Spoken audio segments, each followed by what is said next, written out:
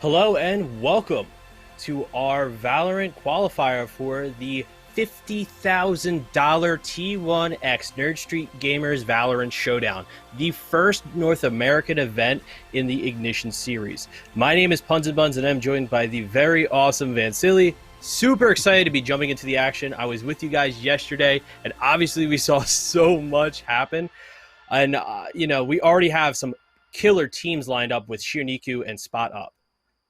Yeah, definitely. First off, thanks for having me here, Puns, and thanks to Nerdstream Gamers. I'm super excited for this. I mean, I was watching you cast yesterday with Darth Mike. You guys did an excellent job. And this is something that I've tweeted about vocally maybe about a week or two ago where G2 was asking, what do you guys like to see in terms of these tournaments? And I'm like, you know what?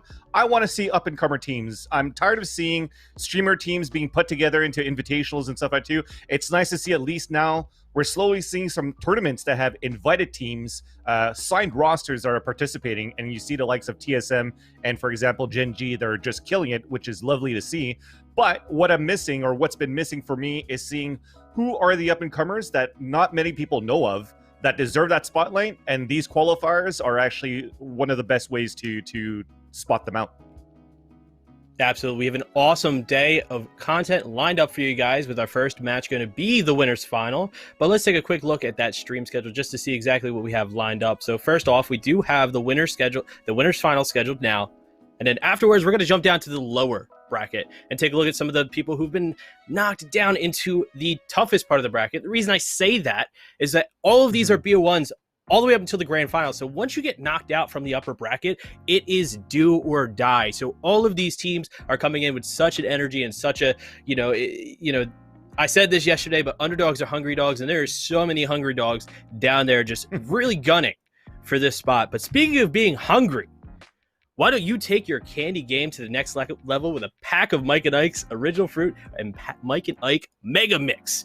The delicious, fruity, chewy flavors will help your game and power you up to keep playing at your best. Power up with Mike and Ike.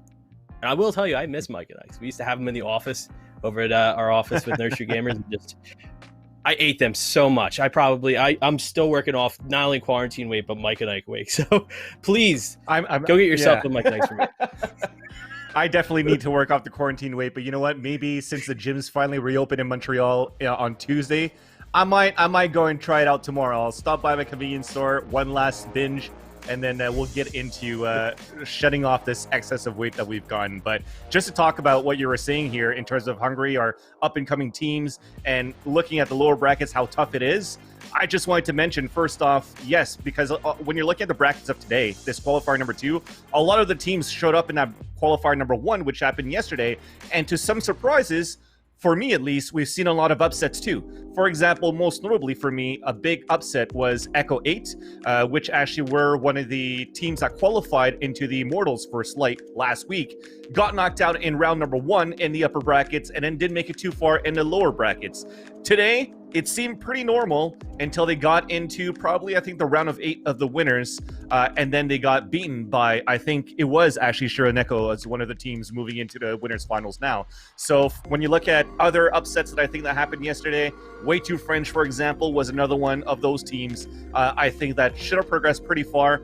I don't know what's going to happen with the roster so far. I've been hearing some rumors here and there, but hopefully they're still working with the same 5, and if it is, then I was expecting them for them to move forward very far as well. But now that you get into the top of 8, and you're seeing that one of these 2 teams that are making it to the invitational spot next week, Shiraneko and Spot Up, none of the teams that I thought about were going to make it there. Yeah, I mean, we were looking at it yesterday, and we were talking about Code 7 being one of the gunners, and I think we asked Mame who he wanted to see there, and the 2 teams he actually mentioned were, I believe it was Spot Up was one of them, but Big Frames is also included. If not Code 7, yeah. It was a very late night when we did jump into it, but, the fact that these other big gunners are just not here just goes to show that, the scene is very volatile. I was looking at Shiraniku's history just with our tournaments. Their team has been anywhere from just the bottom of top 8 to winning second. So with a game that's so new and new strategies are coming out, it's just, I think we're going to see a lot of big teams stumble and trip, and we'll see some little guys come up and just really upset as you know, the new mechanics, the new characters, everything is just being rolled out in this really quick procession. So, you know, I when you talk about the early parts of the scene, you're talking about what, a month ago? So Yeah. this has only been about a month basically. and a half. A month and a half, because the beta was out before it too. And when we're talking about the beta, we could actually even talk about one of the teams. I think Spot Up, if I'm not mistaken, should they have kept the same roster, I remember seeing their name float around in the beta as well when we had Valorant beta tournaments, where they actually won maybe one of the first tournaments in North America that ever existed for Valorant. So it's nice to see that they kind of dropped off for me because I didn't hear that name anymore, and now they're back, and then now they're in the winners finals, and now they have a chance to participate versus the likes of the TSM that's already been invited. I think Immortals and Gen G might have been two other ones, and then they're also joining together with our Terrific and Prospects that actually qualified from yesterday too. And I also saw as well that there's even a community qualifier for this that's happening tomorrow too. So I like how this T1 Invitational partner with Nursery Gamers is actually adding a lot of different types of talents and also giving a chance for, again, these up-and-comers to hopefully shine and maybe even upset, maybe not win versus a team like TSM, but if they could put up a few rounds, if they could upset a map, something like that too, they're definitely going to get the limelight and probably more eyes and an opportunities to get signed by organizations too. Absolutely. With tomorrow's qualifier, you know, there's a couple differences than how we've been running this. Obviously, with an entry fee, you do have a bit of a barrier from, you know, the general teams. Like, you can't just get together with your buddies and be like, yeah, let's go sign up for that. $20, it's not steep, but it is enough to deter, you know, people who aren't really serious about this. And then when you look at tomorrow, I believe it is a free qualifier. So you really get just this huge amount of, you know, just teams that are just really just gunning for that. And it's just, you know, and their format is BO3 all the way through. So it's single elimination. That's one and you're done. That's going to be pretty rough going into that. But I do believe we are going to be heading into the game. Well, already, okay. So this is going to be a good one, actually. So it looks like we will see here the map is going to be Ascend for the first map. We're going to have Ashura Neko starting off on the defender side. As you can see, the Mike and Ike roster rundown. We have Ashura, Birkun, Nitty, B-Dog, and Kagune. While for the attacker side, we will have Spot Up. And that is composed of 10, Figment, Bunny, Tucker, Vegas, and Kai. One of them is going to be the coach. We'll check as soon as we have the scoreboard up on to the next map. But you can see now the attackers are really focusing on trying to take this A control with one guy looking towards mid, and that is the Cypher. Yeah, they're definitely slowly, they're pushing their way through with Cypher. I think he's just trying to scout out, put a little bit of pressure on the other side of A. But as you can see, they're just running right through. And when it's the pistol round, this is really when you just kind of test the other team's nerve, see exactly, you know, what kind of setup they would be using throughout the rest of the match. And as we see now, you know, you have Shuniku kind of backing off and almost putting themselves into a little bit of a pickle here. They walled off the door, and you have B-Dog, who I believe is pretty close to the Cypher, who could make his way around. No, he's going to be meeting up with the rest of his team over there on A, walking up to Heaven. But this is definitely one of the more interesting setups I think I've seen on A, where now it's the defenders who are trying to work their way in, and still quite a few of them left. But as I'm saying it, they're falling left and right. With 3 people left on the attacking side there. B-Dog with a great shot onto the Nova. And this is going to be a pretty solid defense, though. After the chaos, it is a one-on-one with Cypher here, looking to just stall him out for time, and I think he's going to be able to do it. There's only such a little bit of time. No! He was able to finish him off literally in half a second left on the clock. This is already going to be a phenomenal match, just based off the chaos that we saw there on that pistol round. Yeah, definitely. I think from the setup that they have so far for the defender side, so you do have a Silva playing towards the A side. That's Rashura. He's going with the Owl drones to spot it first, but as soon as he spotted somebody, there was already 3 guys running side to side. Very tough for you to try to hold the side, so you're just going to try to anchor for as long as you can and then try to play a retake. But for the retake, you saw that from the attacker side, they didn't really actually use that much ability to get into the site and actually use it after, for example, a Sage Wall to block that catwalk entrance. But aside from that, they had so much to go towards the pulse plant situation to hold that bomb. But it went down towards that 1 versus 1 that was really, really close. I got to give it to Figment, at least on to play that time to be able to win that one. Yeah. This seems to be a really interesting decision to play such an expensive second round here. They did end up winning, but they did use a lot of what they have. So they all rocking Spectres, while on the defending side, you have appear to be a couple Ghosts, a couple Sheriffs, and this is going to be really rough for them once they meet in. But We still have spot up spread out throughout the map, looking for a kink here in the armor that is Shiraniku. Gravitating towards A, though, so I think they're going to make a commitment here, working their way through the tree room, setting themselves up to get as much information as they can so they can push in. The door goes down, and so does Rashura as they push in and begin to take this point. There goes B-Dog and Kagune. That heaven is now clear. Nifty catching Bunny out. Going to be a 2v4 for the defending team to push in and try and retake their point. Yeah, that's it. I mean, you went for an expensive buy as well on the defenders. I saw at least 2 Buckies on their side too.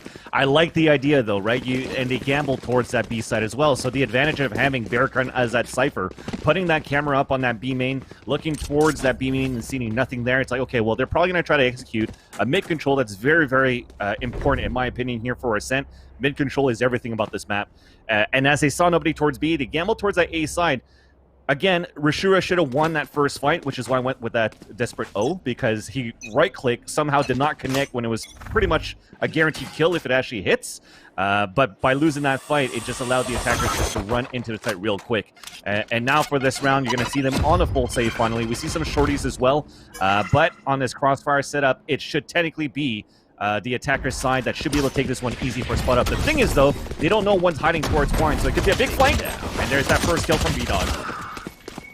Super happy to see that. We were talking about yesterday, we hadn't seen any shorties, and not only did we see the shorties, we saw it get a kill just to kick off. So going in now, defending team, going to be 2, and then you have the attacking team getting the bomb down, spot up, starting off the plant with a great headshot on the Bearcun. Here is Kagune up on heaven, looking for a chance to move in, gonna go and shoot Sova. Right after using the sonar, was able to get his drone off quickly enough. Now Kagune is on the point, looking to see if he can catch him now, but doesn't realize there's someone right behind him. But no, I don't think Cypher could even get him. It doesn't matter, because why worry about your back when you got Bunny in your face with a Ghost cleaning up and winning them this 3rd round. Yeah, I'm not too sure about the Brimstone Molly on that point. I like the idea that it's on the spike and that if you could play that pulse plant, that was actually really great that he did that part.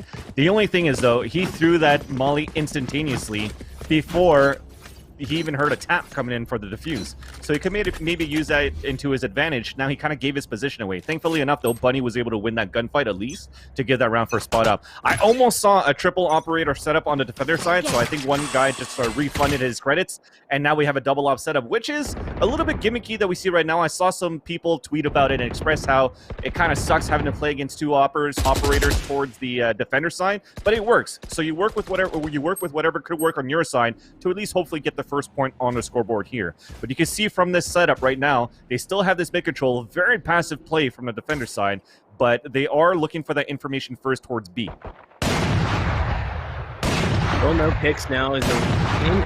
You have Bunny hanging out in mid, looking to see if he can find someone on the defense there, but definitely a little bit more of a solid setup, if I do say so myself. You have a lot of Cypher utility over by B, so that point is pretty much locked down if you're going to try and work your way in there.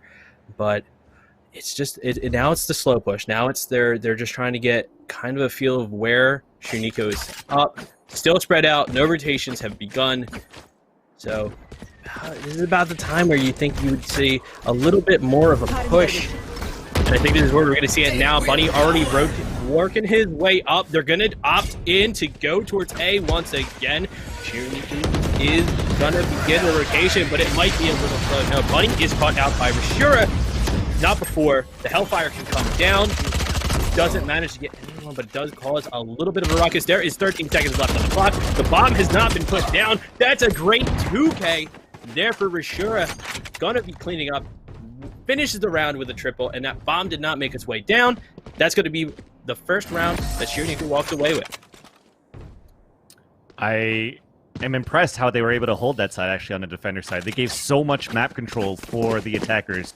You could see it. The crossfire that was set up from the fish market inside that B connector was from Kagune playing as the Reyna, and I even saw B-Dog holding in all the way back towards defender spawn, so that if there was actually a push moving forward, then they could try to deny it. The thing is, though, you gave so much map control where you don't really contest the abilities of the opponents, what they need to do. So that means that Bunny had so many smokes to work towards that mid side. Thankfully, though, they tried to work towards the A side. Their Sova drone was able to actually spot along with the Owl drone, and that gave a chance for them to get, once again, a big rotation and a bloodbath battle, which basically helped them win that round. So the first one to come in, they go for the boost right now, which is something that I've seen since this map came out as some of the things you want to abuse in terms of Sage's walls. So you have that on that cabin, you have it towards the orb, towards the B side. Even on the other end, you can watch on the other side, and even boosts from the defender entrance of B side could actually look towards B main. That could help towards the defender side too. So Sage is starting to be used a little bit more aggressively instead of defensive walls to go for wall boosts actually. Yeah, we see that. I think they're opting once again to push towards A. They did have the bomb in that direction, but once again, they're really starting this push a little too late, in my personal opinion. You had the push late earlier on, and it really cost them pretty much the whole round. Here comes in the ultimate from 10. Firing in, not only trying to clean up, but to get a little information and gets a nice little hit off there. Going to be taking a bit of a chunk, I believe, off of the opposing Sova. Here comes Raisin's rocket. Raisin's rocket hits the hut. It doesn't hit anyone, but a bunch of trade-offs here on B. They're trying to get on that point as best as they can. Bear takes the shot. He's able to finish it off, and the spike is in the hands of Sage, but it's going to fall before she can put it down. 10 seconds left on the clock. Not enough time to be making another timeout here. Oh no, it did get planted, and B-Dog is now the last one alive, and it's going to be a 1v1 here. Over by the stairs, Tucker working his way around, and he does manage to figure out where he was, but B-Dog is the one who lands the headshot and is able to defuse, winning Shiraniku their second round here. Yeah, that's single-handedly a big clutch there from Big Dog, from the B-Dog right there inside that B side. I mean, when you actually went for that Owl drone towards that mid, you're able to tag the Reyna, you're going for the Hunter's Fury, you even tag her. Actually, you tag two people in that sense. So I do like the fact that Spot Up calls it out. We hit two guys, they're going to be at least at 70 HP max. Let's try to rush in before the Sage should come across and get a heal, so they get the advantage for the trade-offs in the site. But B-Dog was playing it so passively inside the back of the site. Yes, he loses players, his defenders that was holding up towards that market side with Kagune, but at least he has that operator towards B, picks him off, gets a triple kill, and even a clutch on a 1 versus 1. That was impressive play by his side.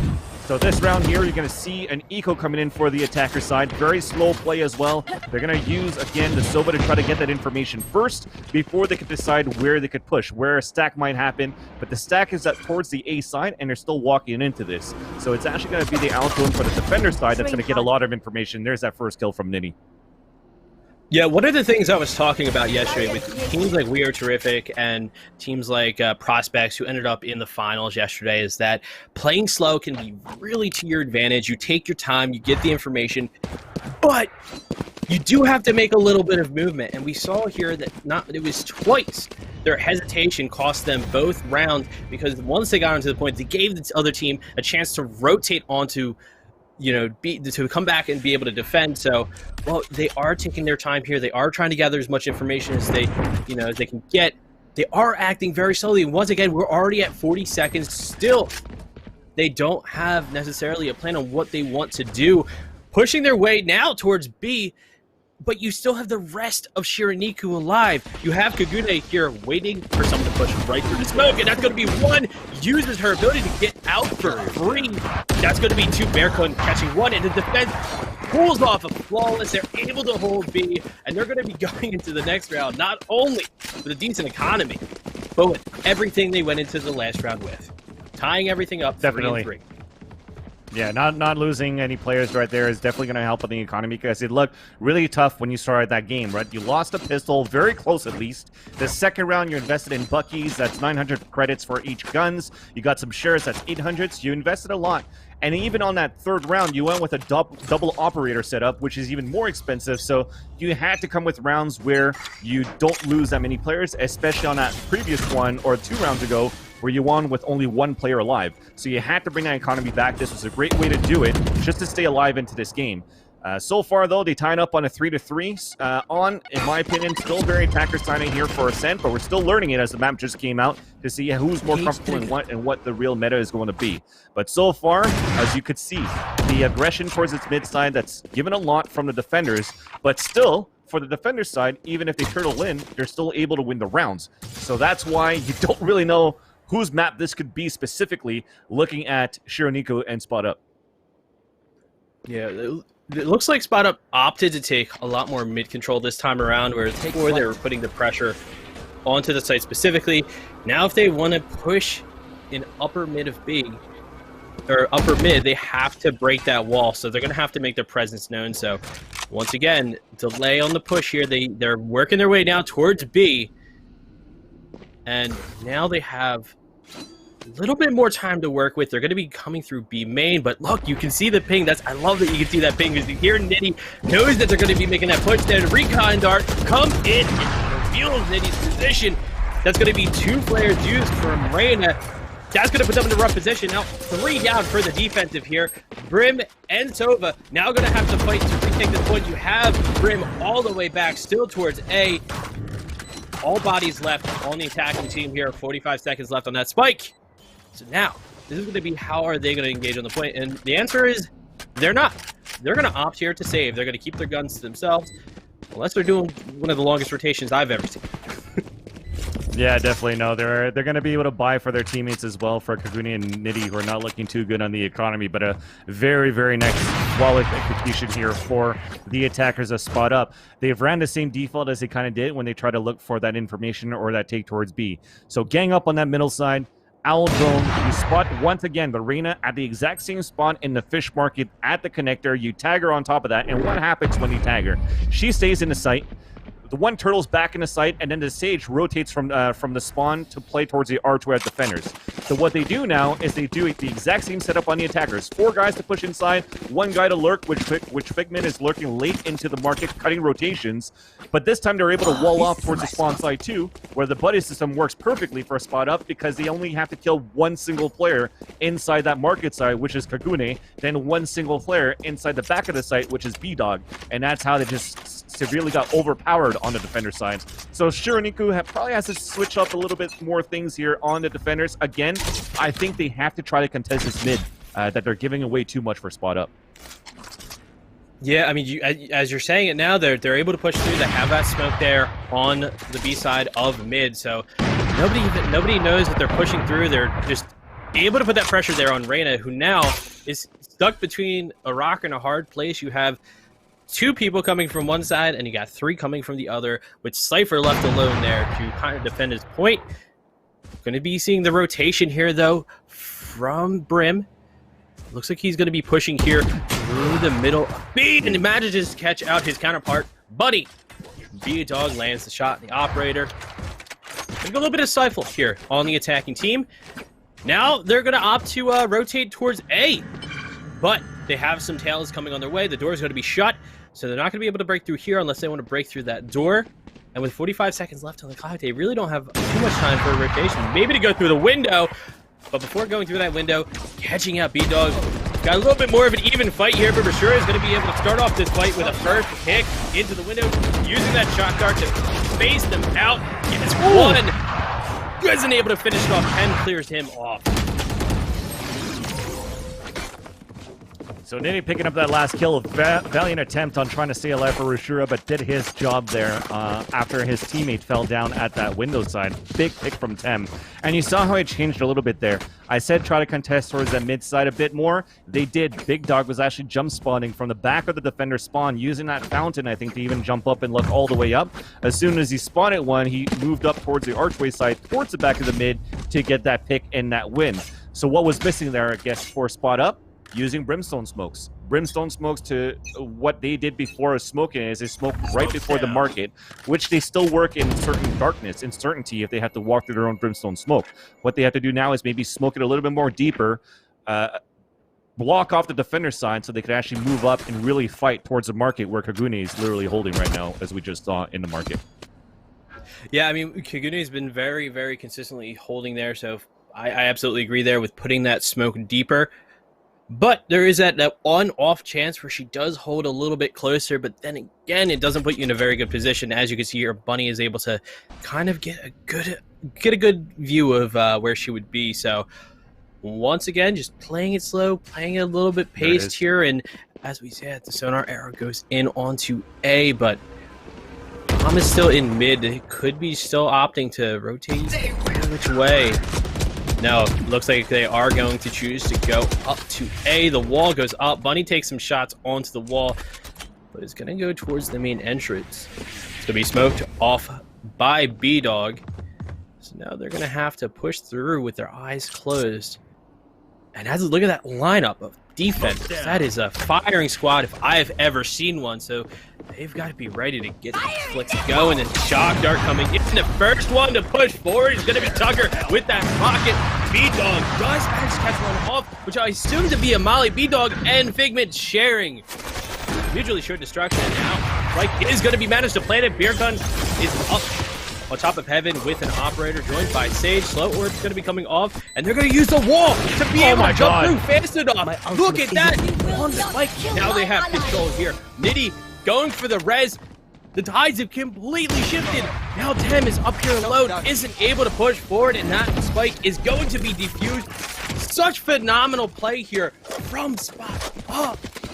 Or rather, from Shirniko. I apologize. Look at it the wrong there, but still, that defense, I can't. That was so well executed. That was such a sick retake. At the same time, though, as I said, what should they do? Smoke a little bit more deeper for Spot Up on that mid side. They did. They pushed actually Figment away from his mid side. They played that a little bit more differently. Instead of having B-Dog opping it towards the back of the site at defender spawn, they switched it over to Bearcun so they can actually focus 3 players towards that A side. Cameras, tripwires is enough to basically solo hold or none hold towards that B side. Meanwhile, though, we do have an early pick towards that connector, so we did try to push early. We'll have a res, so that's going to be back on a 5 versus 5, but a good way to waste that ultimate at the beginning of the round.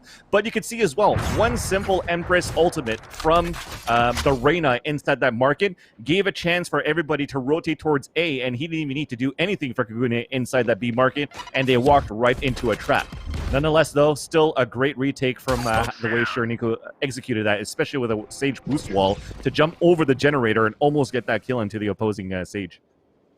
This is one of the reasons why I really love BO3 formats, just because now they're kind of getting a feel for each other. I'm sure that they faced off in other tournaments, but playstyles do change. So as this map is going to progress, we're going to see them slowly but surely adapt to the changes that the other team makes. And that's why this, a lot of these matches we've been seeing have been so back and forth, because, once they kind of get a grasp on it, they readjust, they get it, and pulls off the peak right as they were about to get the shot. Bunny getting one with the Spectre, getting one with the Hellfire Bearcun, getting out. And we have a bit of action here on B, and that's going to be 2. Well played there as they take over B, and now the tides have shifted. They're going to be able to get this bomb down. Still 3 defenders here, though. You do have Sova, who has his ultimate. Great way to kind of spot them out. He might opt not to use this here.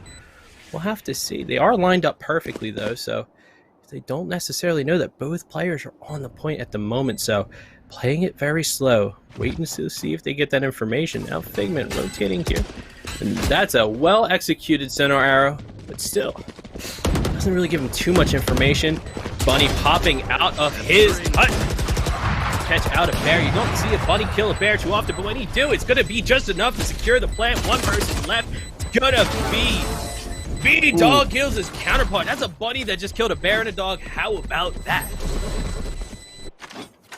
Yeah, I'm not really liking how they tried to retake that on the defender side. On that 3 versus 2, you have a 1-man advantage.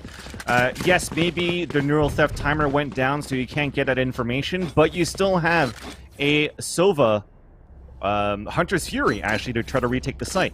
So yes, he threw an arrow, he got shot off, but maybe if he shot that a little bit earlier and even just try to use the Hunter's Fury to flush them out of their positions, have them run around the site and keep it as a 2 versus 2 fight, and let the other guys continue his Hunter's Fury for the 3 shots inside the site. Use those abilities, those ultimates, to your advantage. Don't try to save him into a last round or a crucial round. That was actually a crucial round. That could have been a good 7-5, or possibly would have seen an eco from spot up at that point. But now, because of that, the economy's still back in here. They get the round, and they have a chance to even take the end of the half.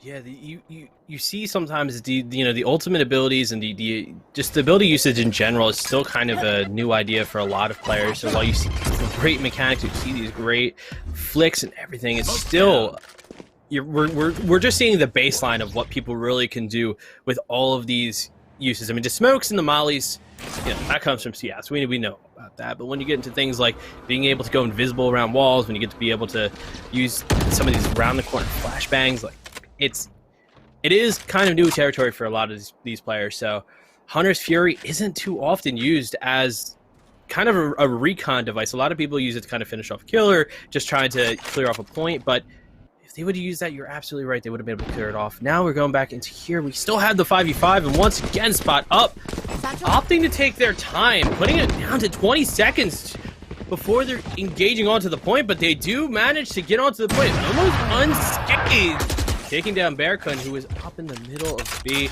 Now, defenders have to retake this point. You have a Cypher, though, who will be on the flank, waiting for them to start this engagement. This is a scary look, and he does get it! And now they're going to have the information. They're going to know exactly where they're coming from.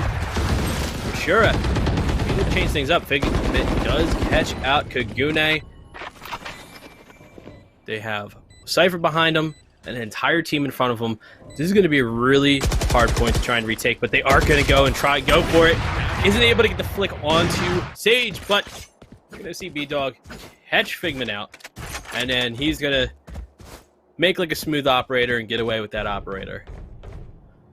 Yeah, you saw it as the scoreboard just came up. He's looking for exits. They're going to try to hunt him down, of course, because moving into the last round of the half, you have enough economy on spot up side and barely anything left right here for Shuriniku. So at least the operators get saved. He's going to be able to maybe drop one rifle here. You're going to have a buy from Kagune, another buy from Bearcun that could buy a Vandal for his teammates, and then probably a low buy for Nitty at this point. So even small shields for Rishura, sorry. So they don't probably not have that many abilities to work here on the defender side, or at least if not the armor to work with here. So a great play, again, from the attacker side from spot up. They're really abusing this mid-control. Even the Neural Theft just gave everything away. Just gave that round easily for the attacker side. Last one to go at this point here. They have to try to add a little bit more aggression instead of mid-side. They're trying to do it towards A. They didn't spawn anybody there, and you can see from that minimap, there's a tripwire all the way back towards spawn. You can see that the focus is not going to be a split towards the A side unless they lose some players on this B main to start, and it's not going to happen because Figment gets the first kill with the Phantom as they're going to try to move forward inside the side. But Bearcun puts up a Starbuck cage just to slow it down a bit to allow them to go for a 1-2-1 split on the defense.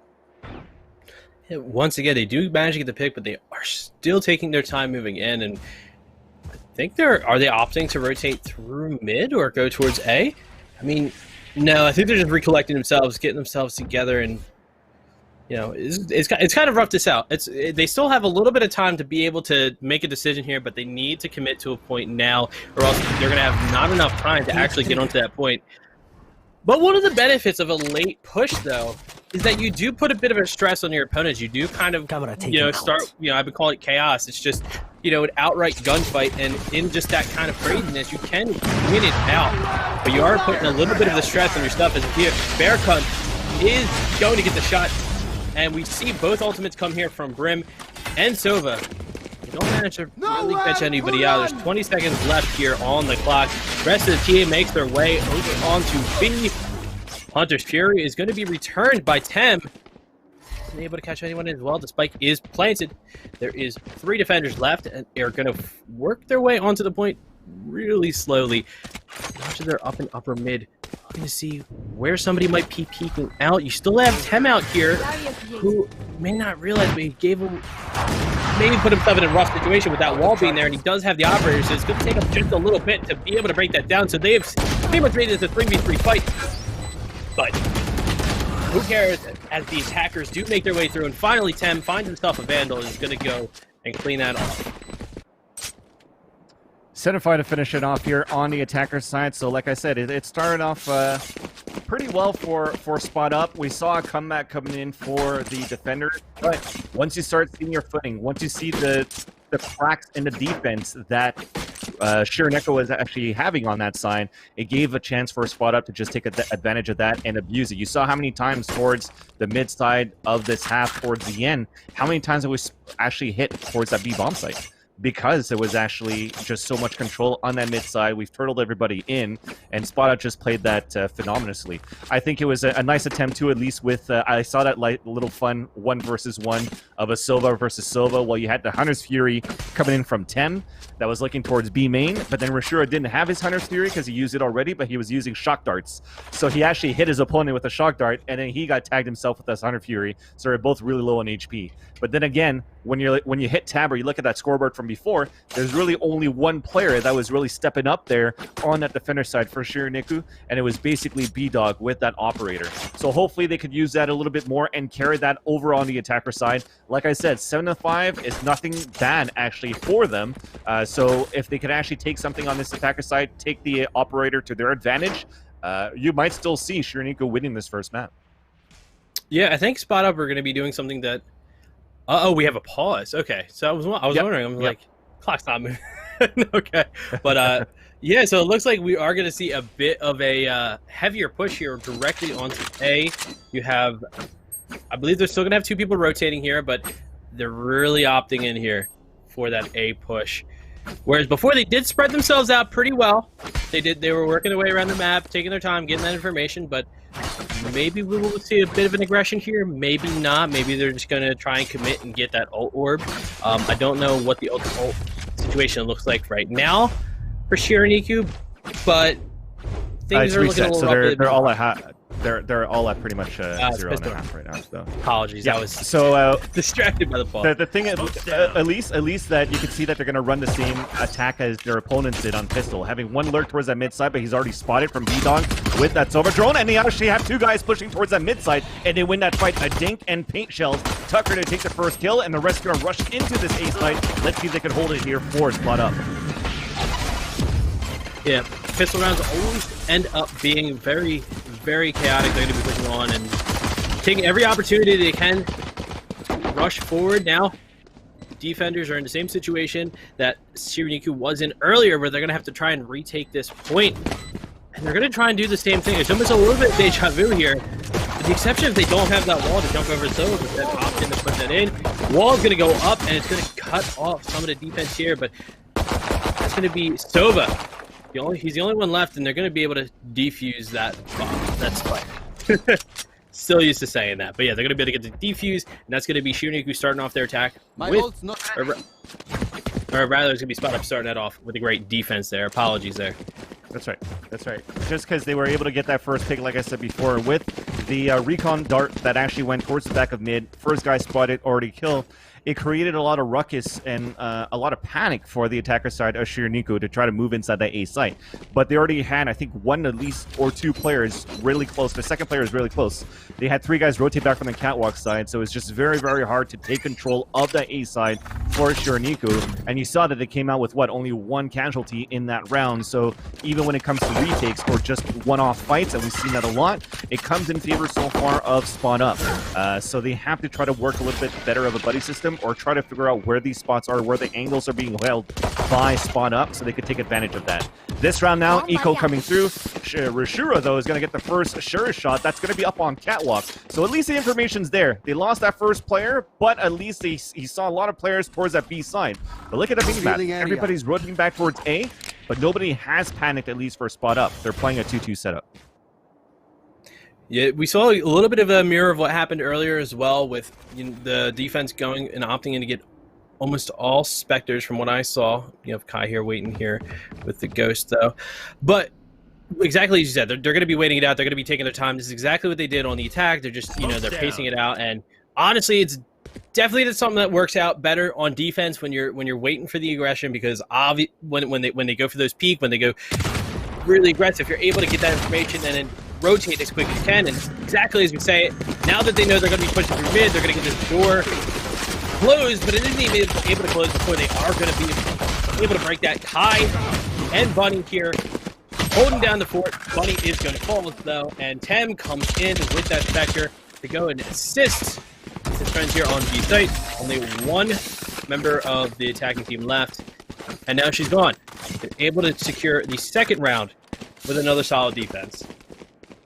I actually love the way that you can take advantage of gimmicks too on maps. Like for example, Riot says they like to have gimmicks on every single map, this one being the sliding doors. And when you actually saw, I think it was the Brimstone, right, that was fighting with that Spectre towards that middle side of the map, and he had to fall back, he actually had his teammate just wait at the lever to actually hit that lever down. And when they actually heard it on the attacker side, oh my god, the doors coming down, then he should be playing towards that shed. They focused on that area, but it wasn't him that actually hit it, so he had a better angle, and I'm pretty sure that was B-Dog in his corner, or sorry, not B-Dog, but at least the Brimstone was in his corner. That was Bunny that was able to get those kills. So a great job there to hold that. I think this round there, because they haven't lost that many players, it's going to be a round where they're not going to upgrade weapons, so you're going to see a lot better advantage when it comes to rifles for the attacker side here of Shironiko. So a bonus round at least for the defenders. They have lost 2 players. What they want to do now at least is do some econ damage here on this round. Yeah, I'm very surprised that Raze didn't fall after that initial jump, but it seems as if she is going to fall now. She did. She jumped up there. She got really aggressive and almost got the pick, but fell off.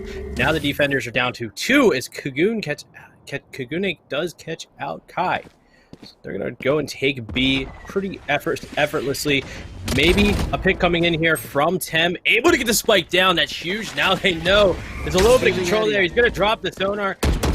Flare comes in, but it's not going to be able to really do much because he's already in that smoke.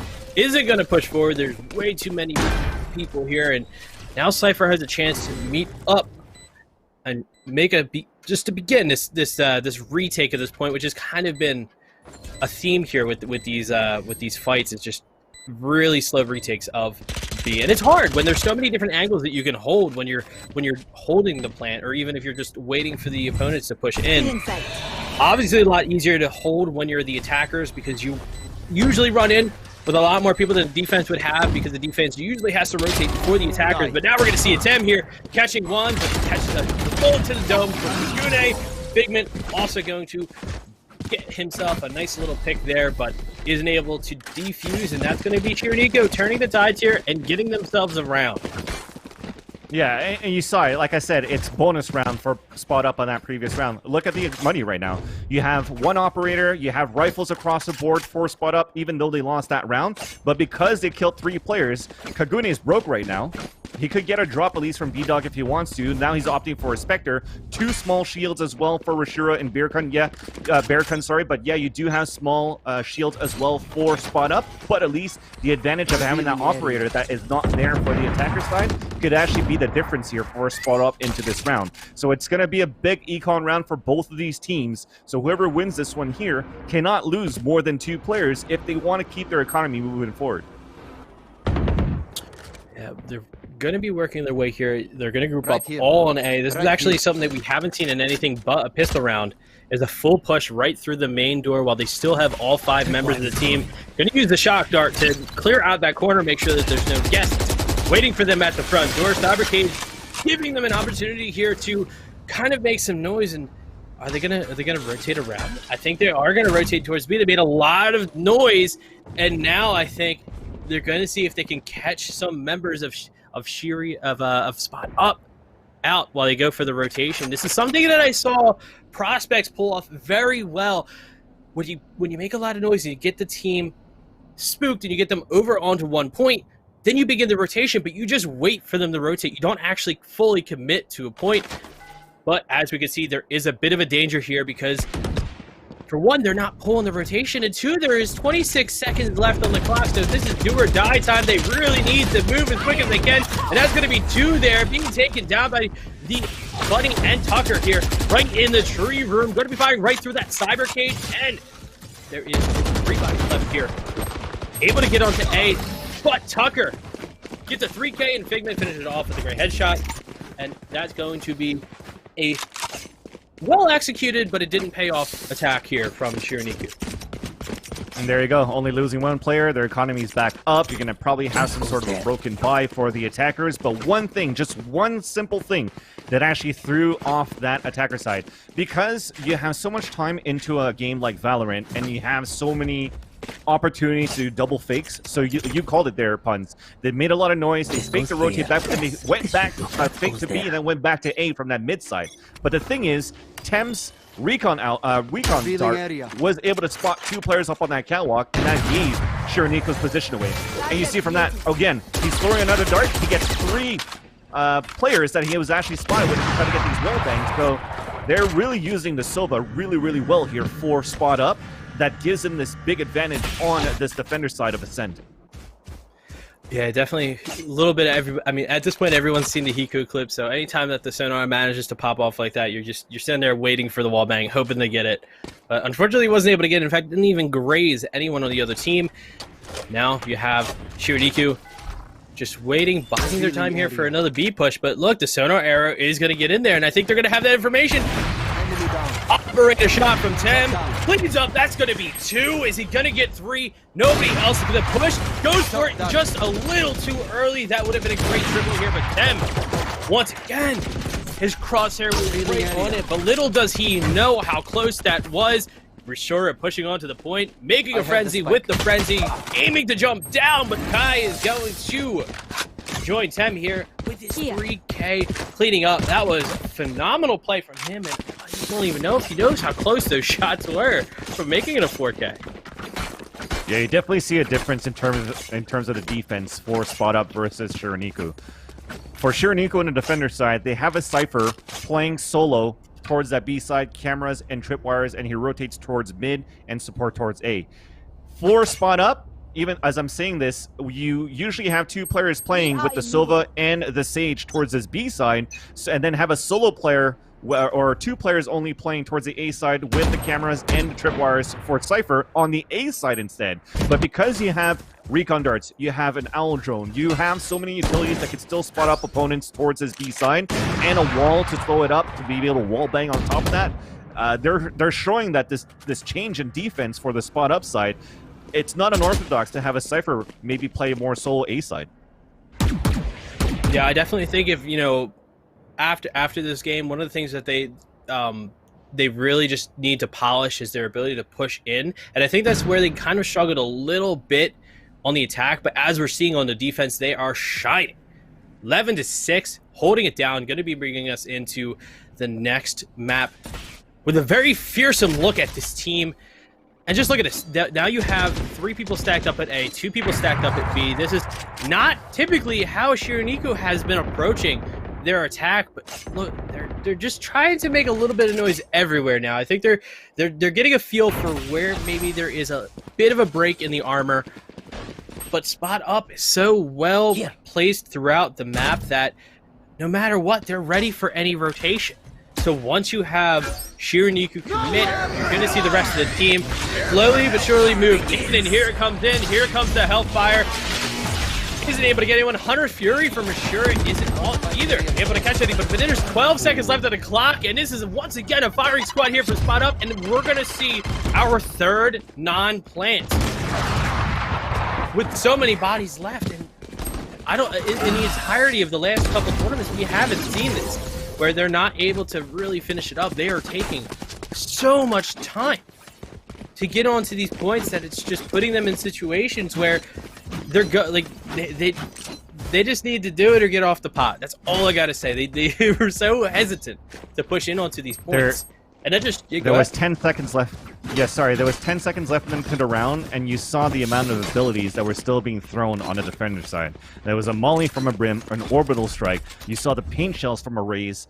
And then I'm not even surprised if you saw a cyber cage from that A player. So they have so much utilities that they've saved on the defender side because they haven't had any need to use them early into the rounds for spot up. So the aggression, the slow play, I like the idea of the orbital strike to try to open up, but because there was 10 seconds left, you saw how they nullified the Empress ability from the Reyna at the same time. Now Tem should be able to get this kill. No, he's going to be able to run away from this one. The first tag, the first hit, 70 HP, and that's going to be at least a Sage's across the map, though. So that attacker is still pretty much damaged towards that cabin side of B main. But again, I think that Shironiku are not aggressing enough to force any of the utilities being utilized by Spud Up on the defender side. Yeah, now they're split up throughout the map. You obviously have that spike over on B, so you're gonna have to really commit here to that B push, because at this point, 48 seconds left on the clock. Yes, they can try and fake it, but we've already seen them really do these late pushes, and they just don't work out for them. So I think we're gonna begin to see a little bit of the push here through B made, with Asova hanging out in the courtyard in upper. Here is Buddy waiting to get that smoke down, and there it is. Gonna have the action starting. 23 seconds left in the round. This is a team that is really looking to be a buzzer beater. NSG gonna be starting it off with a great kill onto stage. Cypher getting the information here, and the enemies are revealed now. Tides are turning here for Shironiku as they have the information, they have the setup, and they have the bomb down. Gonna see Buddy go in and look to get somebody, but he's gonna catch his shock darts. Gonna eat away at armor just a little bit, down to 81 HP. Still in a really good spot. 5 on the attacking team, 4 left on the defending team. They're gonna work their way through and push forward, and they're so spread out. This is almost it's almost a mirroring of how it was across the whole map. But now you have a spot up, but look at that! Exactly. Knew he was there, shot right through the box, and the information now they're going in there with full info. They're going to be cleaning up, but is there going to be enough time for them to defuse? The bomb is ticking down. Very little time. If they're going to make a buzzer beater, it's going to be here, but it's going to be B-Dog who's going to finish it out and bring them back 7-12. They need to win every single round after this if they want to bring it back, and it's going to be a tough one because Spot Up has been playing phenomenal. But Shironiku has shown that they still have the chops to push forward and bring us with them going into this best of 3 with the first point. Gotta love it for B-Dog with the BM teabag after that last kill.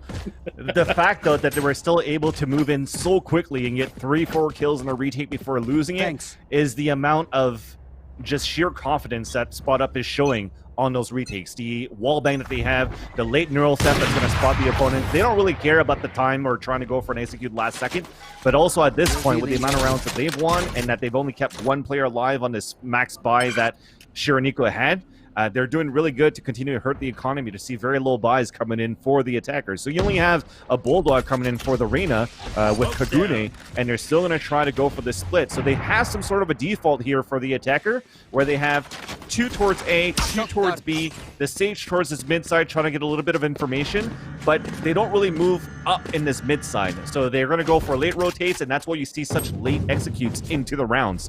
So if you don't have that mid control early, you have to do long rotates with no information, and you run into traps. Now I like to see this. I like to see that now it's double up with the Cypher and the Sage moving forward to take this mid control, to give them a better chance to maybe split into this B site, as that spike intentionally drop outside B seems to be the cue where they might want to go towards that side. No, they're falling back. Okay, so they're going to fall back because of that Sage wall, and then they're slowly walking back towards A again. Slowly being the keyword there. They definitely have very little time to go from, and they're doing the long rotate too. They're taking the scenic route. They know the store is about to close. They've really got to get in there. This is going to be a very angry cashier who's going to have to deal with these Shironiku players pushing through the door, but they have made it in under the clock, but there's 15 seconds left.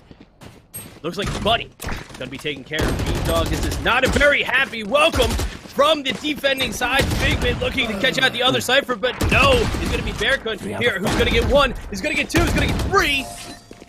And the attackers do manage to finish it out. Wow, that was definitely the definition of a buzzer beater. Okay, there's still a lot of hope right now for Shironiku. I was reading chat, by the way. I see some fans that are some fans of Shironiku, so big shout out to the Shironiku fans, saying that they don't really know how to attack on the attacker side. It does look a little bit lost at the beginning of the rounds, but when it comes down to executions, it's just fighting, or not necessarily executions, but just fighting into a site to gain control of a site. They seem to have some sort of light, right? Now this round, might give a chance for them to breathe a little bit here because they are going against 4 shares, and I think it was the Marshall. Bearcun opting towards the B main spot, the first one, and Bearcun is going to even use Neural Theft. And this is what I'm talking about. Even though it's against an eco, you use a Neural Theft to get an information. You see the last 3 guys towards A. All right, let's book it. Let's rush into B and set up pulse plants right away. So you have players pushing towards spawn. Bearcun wins that right towards the fountain on Defender, and you see them. They can't really push anymore on the Defender side because the Silva's so far behind, but he's going to run easily into the site to get the plant. Yeah, and just something we haven't talked about too is that this is a new map. These teams may have faced off before, but it's relatively new to tournament play for guys. So still trying to figure out exactly how do they want to make these approaches. Still want to figure out what worked, what they can execute on. So I'm not too surprised that they are taking long. I will be interested to see how they're making their rollouts on the other 3 maps, which obviously have seen a heavy rotation. But look at this, Shiraniku. First off, Bearcun really stepping up with those 3 kills, and in the last round too, really cleaning it off. Like, what a champion. Now you have Tucker coming in though with that ghost working his way around, but B-Dog is there to say hello, and he's gonna kill him with that Bulldog. But wow, you have Shiraniku really starting to turn this around. We've been seeing this a lot recently with a lot of these teams where once you get a little bit of momentum, it's really hard to stop that train. I don't know if it's necessarily, your morale gets boosted up. I don't know if it's maybe the other team's morale is boosted down. But, at the end of the day, once you're pulling off, strategies that work, it's kind of hard not to get out of that shift. Maybe the defending team is trying to pick up on what you did last time. Maybe they're going to try and hold what you did before, assuming that you might do something different. It's a chess game. And with chess, someone makes a move, the opponent makes a move, and it doesn't always work out for either way. So we're going to have to see exactly how they're going to execute here, but they're pulling off a very similar execute, with the exception of having 3 on B and 2 on A this time. Yeah, I mean, at the same time, too, what's different, though, for the attacker side is that they don't have Bear that I thought was going to be the one. Oh, yeah, it is Bear that's opting right now. I thought it was going to be B-Dog, sorry, that was opting for the attacker side, but it's Bearcun that's actually doing it. He's doing a great job at it, at least, right? This round, as you said here, a little bit of a split, but they are focusing a lot toward this B-side attack. They're waiting for this wall to just thaw up a bit and maybe try to go for an early peek inside this B-side. The Spike is already making his way there, too, and even the Silva. So you have maybe 1 lurker. No, he's even going. It's probably going to be a 5-man push inside this B-site. Crossfire from Tem. From the shed side, and also the Silva that's playing close to the wall by that back garage door. They're going to have smokes executes from B-Dog here. That's probably going to smoke out the market and towards spawn. And here is going to be that push inside the site. Orbital strike as well to try to flush him out. And can they hold it this time here, Puns? That's a lot of fire there on the point of C. I believe that was both of the Hellfires coming down. Tucker getting one with the grenade. Defense rolling in here. Really rough spot. They did push the defenders this time onto the B site, and usually that can really put you into a rough spot. You want to push them outside of the point, but now it was their game to lose. The defenders are going to be taking us into the next round with a 1-0. Not sure what map we're going to go on, but wow, that was definitely some great play from Spot Up on that first round of this best of 3. Definitely came through in the defense. I think their play style is very passive. They do wait to rotate, and we saw in those last couple rounds that they were able to hold strong even when they were trying to be baited. That one time that we saw, they waited till the last second to push, and it didn't pay off. No, definitely. And the last second pushes, there was a few times where maybe they did win like 2 or 3 rounds when we saw those last second pushes, but there was 2 great examples. I don't want to beat a dead horse because I've analyzed that a lot, but when it came down to 10 seconds left, the amount of utilities are still being thrown. That last round that we saw that they lost, when they actually finally decided to execute into a site with an orbital strike, with the Sova arrow coming through, we saw paint shells once again being thrown by that Raze. We saw boom bots even being thrown into the site, and they even got a paint shell kill out of that one for that Raze that was actually being played here by Tucker on the attacker or defender side, sorry, by Spot Up. So again, abilities on their side, being saved towards the last second was basically the savior there for Spot Up.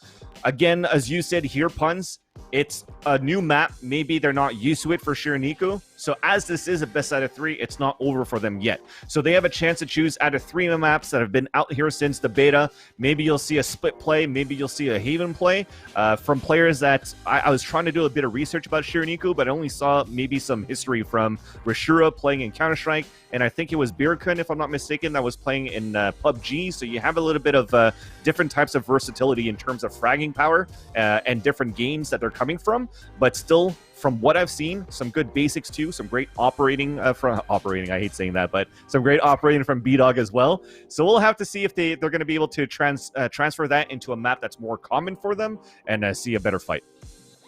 Yeah, absolutely. You know, all we can do is give them the benefit of the doubt that this definitely was not their map to win.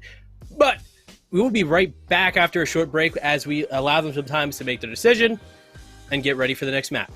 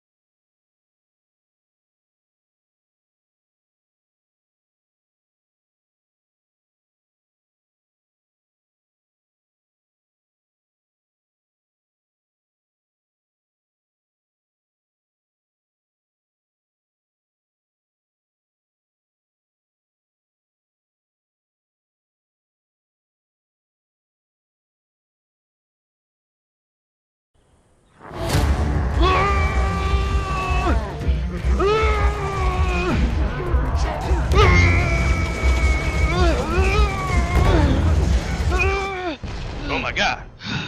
Mike? Oh my god, Ike? Dude, I haven't seen you since Chief destroyed the ring. I thought I lost you. The Covenant's gone for now. Let's head back to base. We've got a lot to catch up on. Alright, let's do this.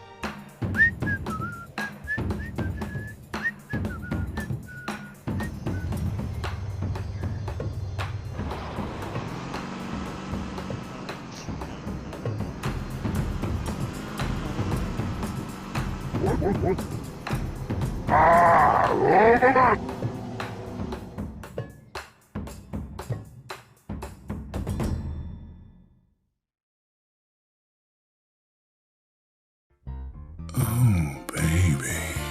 Contrast stitching. Curves that'll hug your body. Adjustable arms. Custom embroidery. Memory foam pillows. Changeable color inserts. Lay flat, recline. Removable logos. Soft, durable material. Yeah. Like what you see, baby? Zip chair.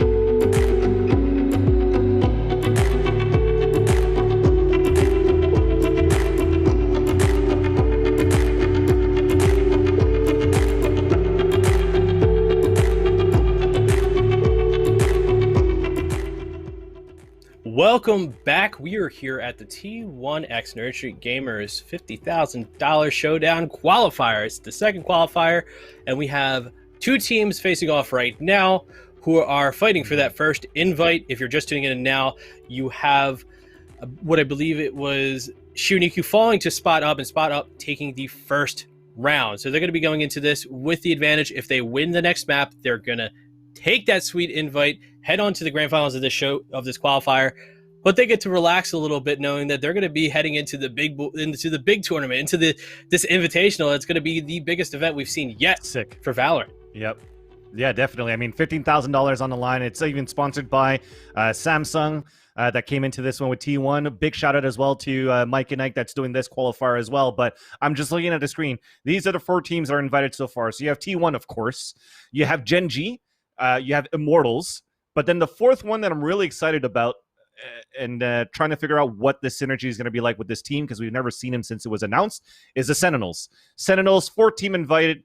And then you have 2 teams that actually qualified from yesterday, which are Together We Are Terrific, which is Finesse's team, Finesse's Pug, and they've been showing like probably a lot of the crowd and the spectators and the fans are probably going to say that TWAT are probably going to be or are currently the best unsigned team so far.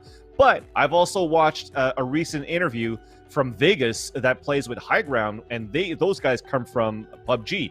And he self-entitled himself as the organization, their team, being the best unsigned team so far in North America as well. So I'd love to see a head-to-head that would happen versus these 2 teams. Unfortunate that I don't see them in any of the past qualifiers since the first Pittsburgh Night ones from like a month and a half ago.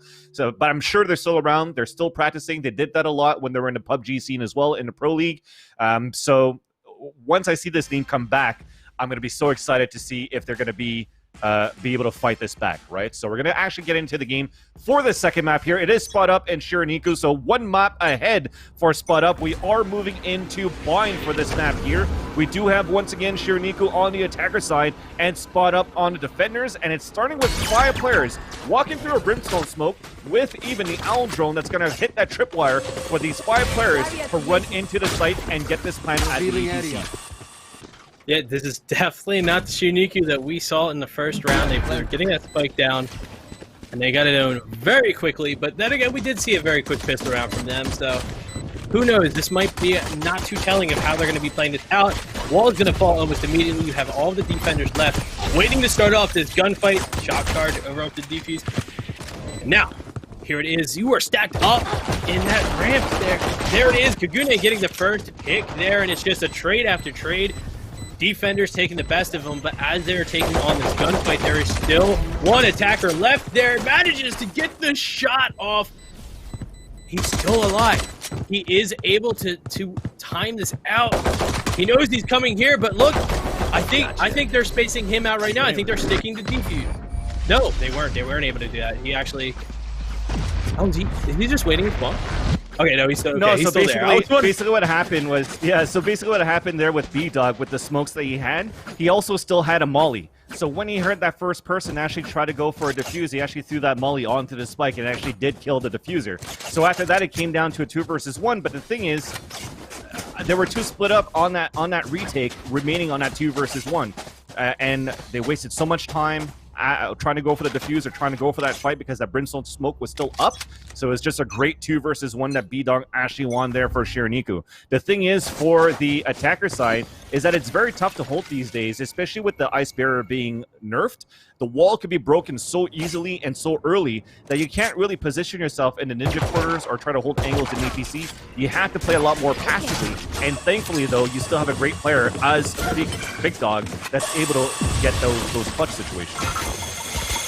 Look at this. This is not the Shiraniku I know. They're pushing in. It's like a aggressive train, just running right through B-Long, taking control here. They have not lost 1 body, but they did take 2 down of the defense. Now the defense has to work their way up. Spot Up. You have 1 coming in from Hookah, and no, it looks like you have the rest of them working their way up slowly but surely through here. Kagune looking to see if anybody's going to choose to rotate around, and Bunny does take a couple pot shots there, but I still got it. Oh, and look, Kagune does catch out Tucker. Not a whole lot of time here for a defuse, so they're going to have to either get some exit frags or just get the heck out of Dodge, and looking to get a couple of frags here, and he does catch Kagune here. It's not too bad of a consolation prize here, but isn't able to finish it off with Bear Gun. And that's going to be Shuniku with a very impressive first 2 rounds. Yep. You can see the night and day in terms of how comfortable they are in playing a map versus Ascent.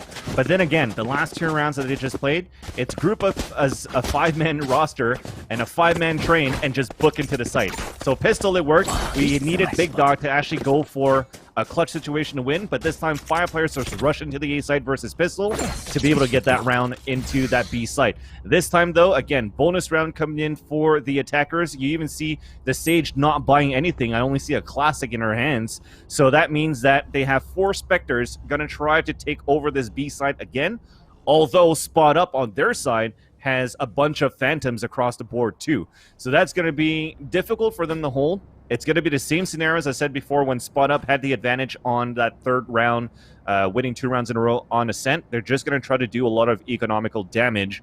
Of course, hopefully win the round. But when it comes down to Spectre long range versus the Phantoms that you see long range, it's a little bit more difficult.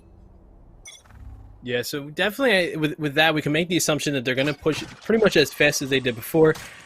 Roomba coming out, doing a little bit of a sweep here. Gives the information that there is a couple of bodies here. But you're going to watch Spot Up start to take a step back. What if you're going to make the assumption that they're going to do this, they're going to full save and try to hold on to what they have. Why be aggressive? Why push in? You have the advantage with the long range gun. And this is exactly what they plan on doing. They're pushing in very quickly. They have these Spectres, so they can take these really quick, chaotic fights. But Tem coming in, getting 2 to start things off. Kai joining in on the fun, catching 1, and that's going to be a flawless here.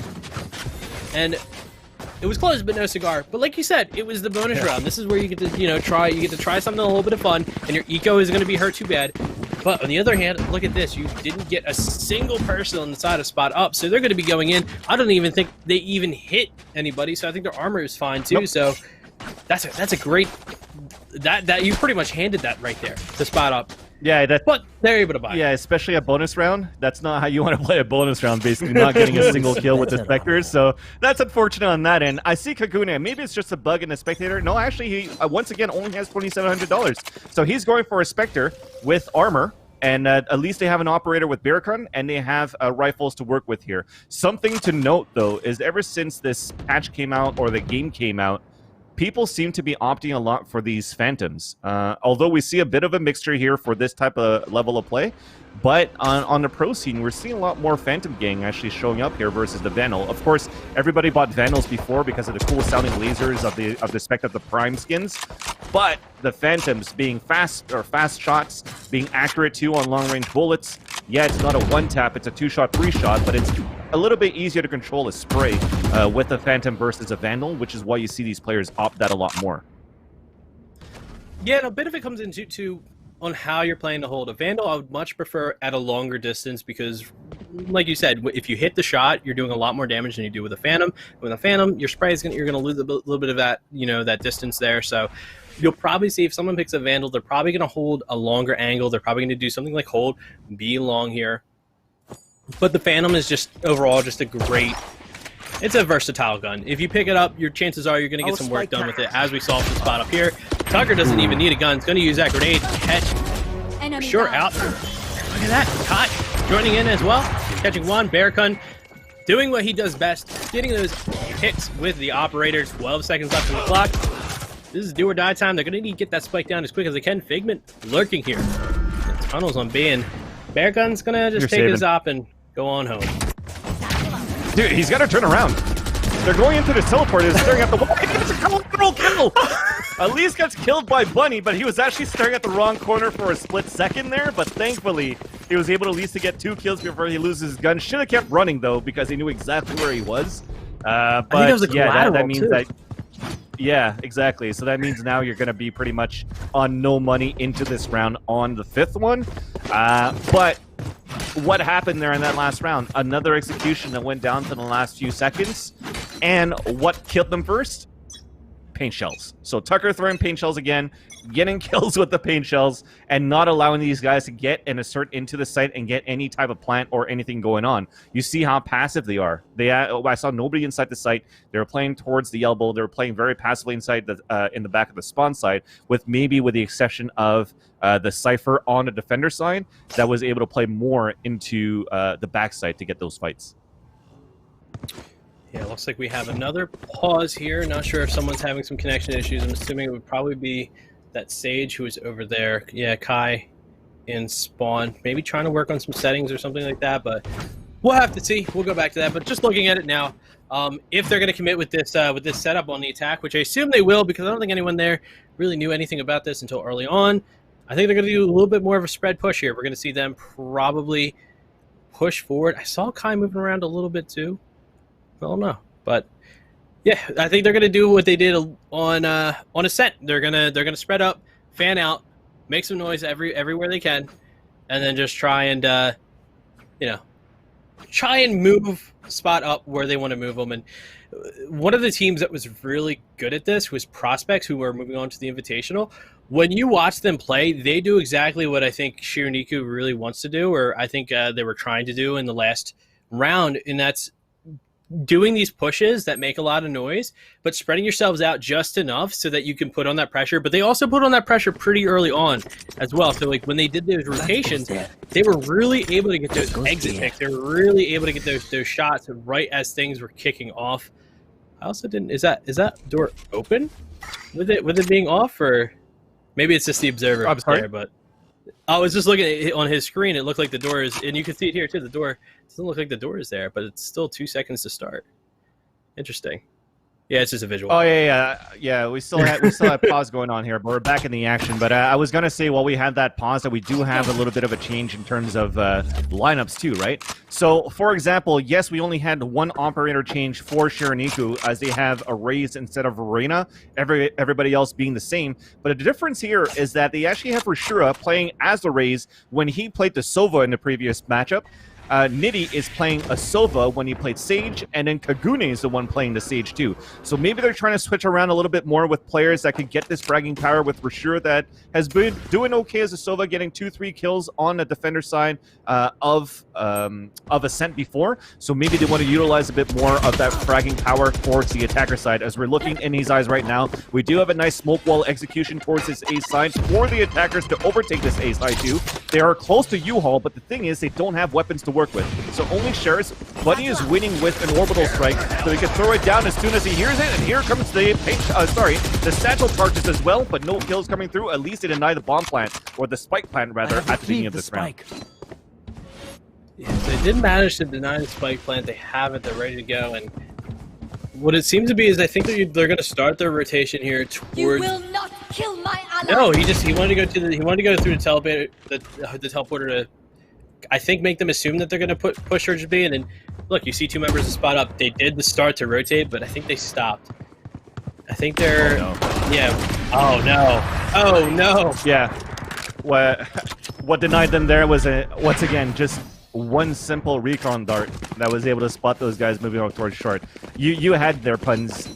They tried to run for a fake because there's just so much time to work with. You fake a teleporter, he runs all the way back, and he had still 20 seconds when he met up with his team to move back inside the A site. So the idea was there with that eco that they had to at least get a spike plan. That's what they wanted. Assure at least 300 credits for every single player so they can get a little bit more in terms of shields or abilities.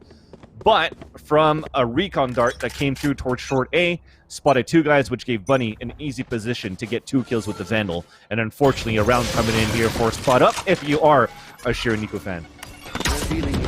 Yeah, I think it's a very rough strategy to use when there's still so many bodies left on the defensive side. When there's only 2 or 3, you have that opportunity of forcing the push. They obviously sent 2 bodies over to B, but they still had people waiting for any sort of activity on A. So, well thought out, but still, probably could have timed it a little bit better. We're going to go 10 using the Hunter's Fury to try to take care of some people who are pushing here towards B long. Different approach than we've seen here from Shironiku on this B push. You have 2-2 and then 1 pushing through A short, maybe looking for a teleporter, or maybe just looking to get a little bit of information to see how many people are over on A.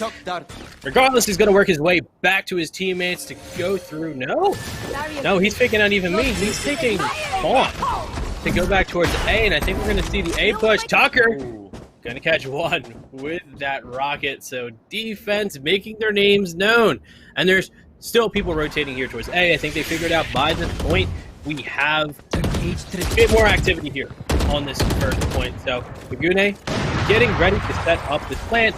Still have your teammate on their way to get it down. They're going to play it in the typical U-Haul spot. They have the smokes down, don't have that wall up, and now Bunny means to push forward as well as the rest of his team to try and get something done, but both him and his teammate are going to fall. Still 3 bodies left here on the defense. You have Bearcun on the operator. Isn't able to get much, but look, Nitty coming in, catching 2, and Kai doing it here with the hop on though, getting Bearcun. Wasn't much the defense could have done there, unfortunately, but they did still take a couple frags with it. So the Hunter's Fury for both of these Sova players, or maybe even 3 Sova players now if you count Nitty, Tem, and Rashura from the first Ascent, is that their Hunter's Fury is actually not too great. They're able to tag 1, tag 2, but never get a kill.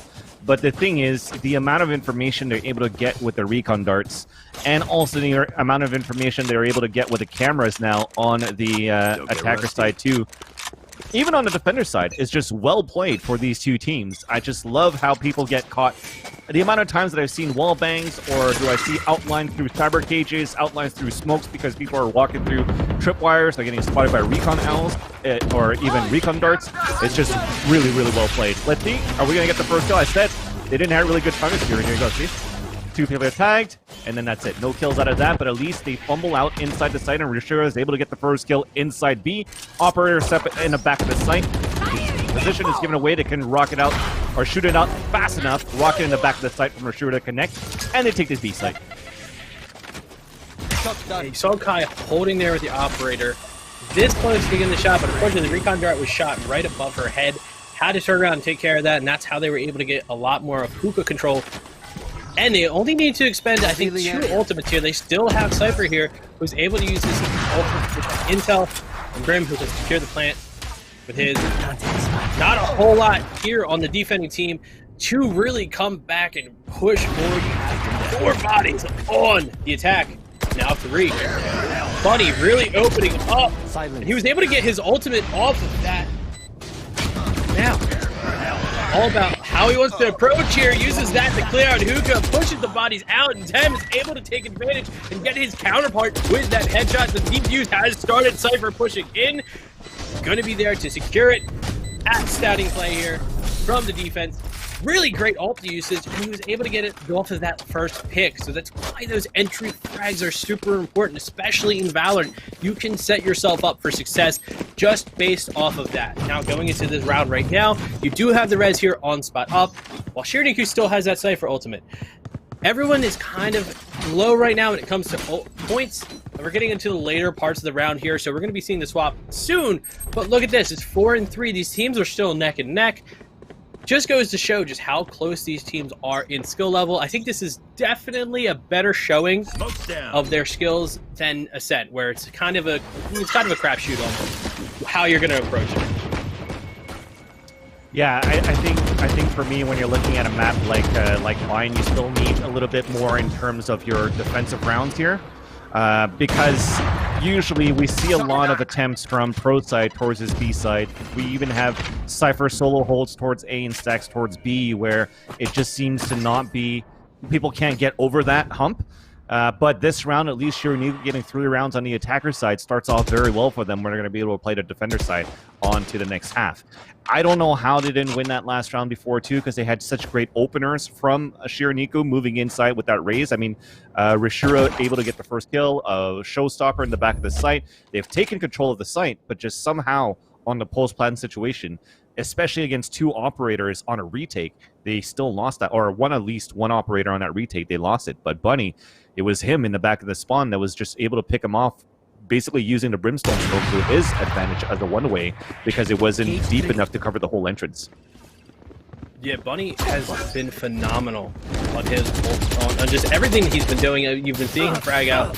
We'll have to check out the scoreboard from the last game, but we've been, he's been consistent with this work. And you hate to see that, getting hot-footed, getting caught up in that molly, and then you having Raze come over to finish it off. But you have a reset button. He hit Control Z and brought on back his teammate. So we're back in a 5v5 here with the bomb down. And everyone just waiting for an opportunity to push forward. Operator shot through the wall. It doesn't matter. Just get the opponent. But that wallbang does. That's a headshot. You can start things off. You have Baron turning the favor here. And look at that B-Dog. Both Brim players have been popping off. He's going to go down. Tem looking to clean up here to get the defuse. Not a whole lot of time left. You still have Raze there who's able to come around. Rashura clinching that plan. Wow. Phenomenal play. That was a sick round, at least in terms of individual play from that player inside the showers with the Bulldog. Because everybody was so focused on trying to take down Kagune at the U-shaped hall that nobody looked towards showers. He came out, bursted through, and just tapped 3 guys, or 2 guys away at least, and pulling away the aggression of the defenders towards the A-side short, and then A-side short peeked out to get those kills. And it was actually a very low buy situation on Shironiko's side on that previous round. They're able to win that one. Still an expensive round to win because they only have or they don't have full weaponry as well into this round. The advantage though at least is that Spot Up also is on a broken buy. So you have a Marshall and a couple of Sheriffs, at least the 4 Shironiko. The weakest weapon is the Bulldog. Everybody else has full rifles, of course. But Rashura so far, the way that he's getting these opening kills into the sites has just been doing very, very well right now to give a chance for Shironiku at least to get spike plants. It's just post-plant situations. It's very tough, and it comes down to clutch situation that works. Yeah, I mean, we're seeing now as they're starting to push in and really kick things off here. Just the attack. The attacking team here is just executing very, very quickly, getting in with their SMGs, cleaning up. Now there's only 1 member left here on the defending side. Is he going to opt in to try and push forward? I mean, he's right there at the teleporter. He can make his name known. What is he going to do? He's going to go with the frenzy. Why not? When you got the frenzy, what do you got to lose except for, well, 400 credits. Well, that's 400 credits down the drain as the attackers once again take the next round, bringing them over and breaking the tie 4-5. Now we're going to have to see exactly what they're going to do next. Yeah, so it was B-Dog actually with that Bulldog, and he was using in our previous round too. Advantage there is that they didn't lose that many players. They're able to go with saving the Spectre that they bought from that previous round, buying a or even the second one I think was a Spectre too, because at this point you should be okay to buy rifles if you want, but they're going to opt to save the Spectres into this round, which is quite questionable. Because you know there's going to be a buy coming in from the defender side. Especially, the thing that they don't know is that it's actually a double op setup now for the defenders. It's going to be very, very tough to try to take against these submachine guns here. So utilities have to come up big, and it has been so far with Rashura with this boom bot. So let's see if they can do it again because they spotted it first. Even the Owl Drone comes out, grabs that tripwire, towards the hookah window. So slight defense coming out here. Yeah, now we're gonna see Rashura once again. That's a always how these start off or with that paint cannon. Now Rashura getting a second. Tries to get the satchel over the wall, or at least trying to break the wall there. Yep. Going to be able to work their way through. It's a great kickoff here to their attack. Still all looks like they're opting here to rotate around. You have the split going through spawn, pushing through A short. Sage is going to stick around on B just a little bit. Make sure that this isn't a fake. She's going to rotate towards.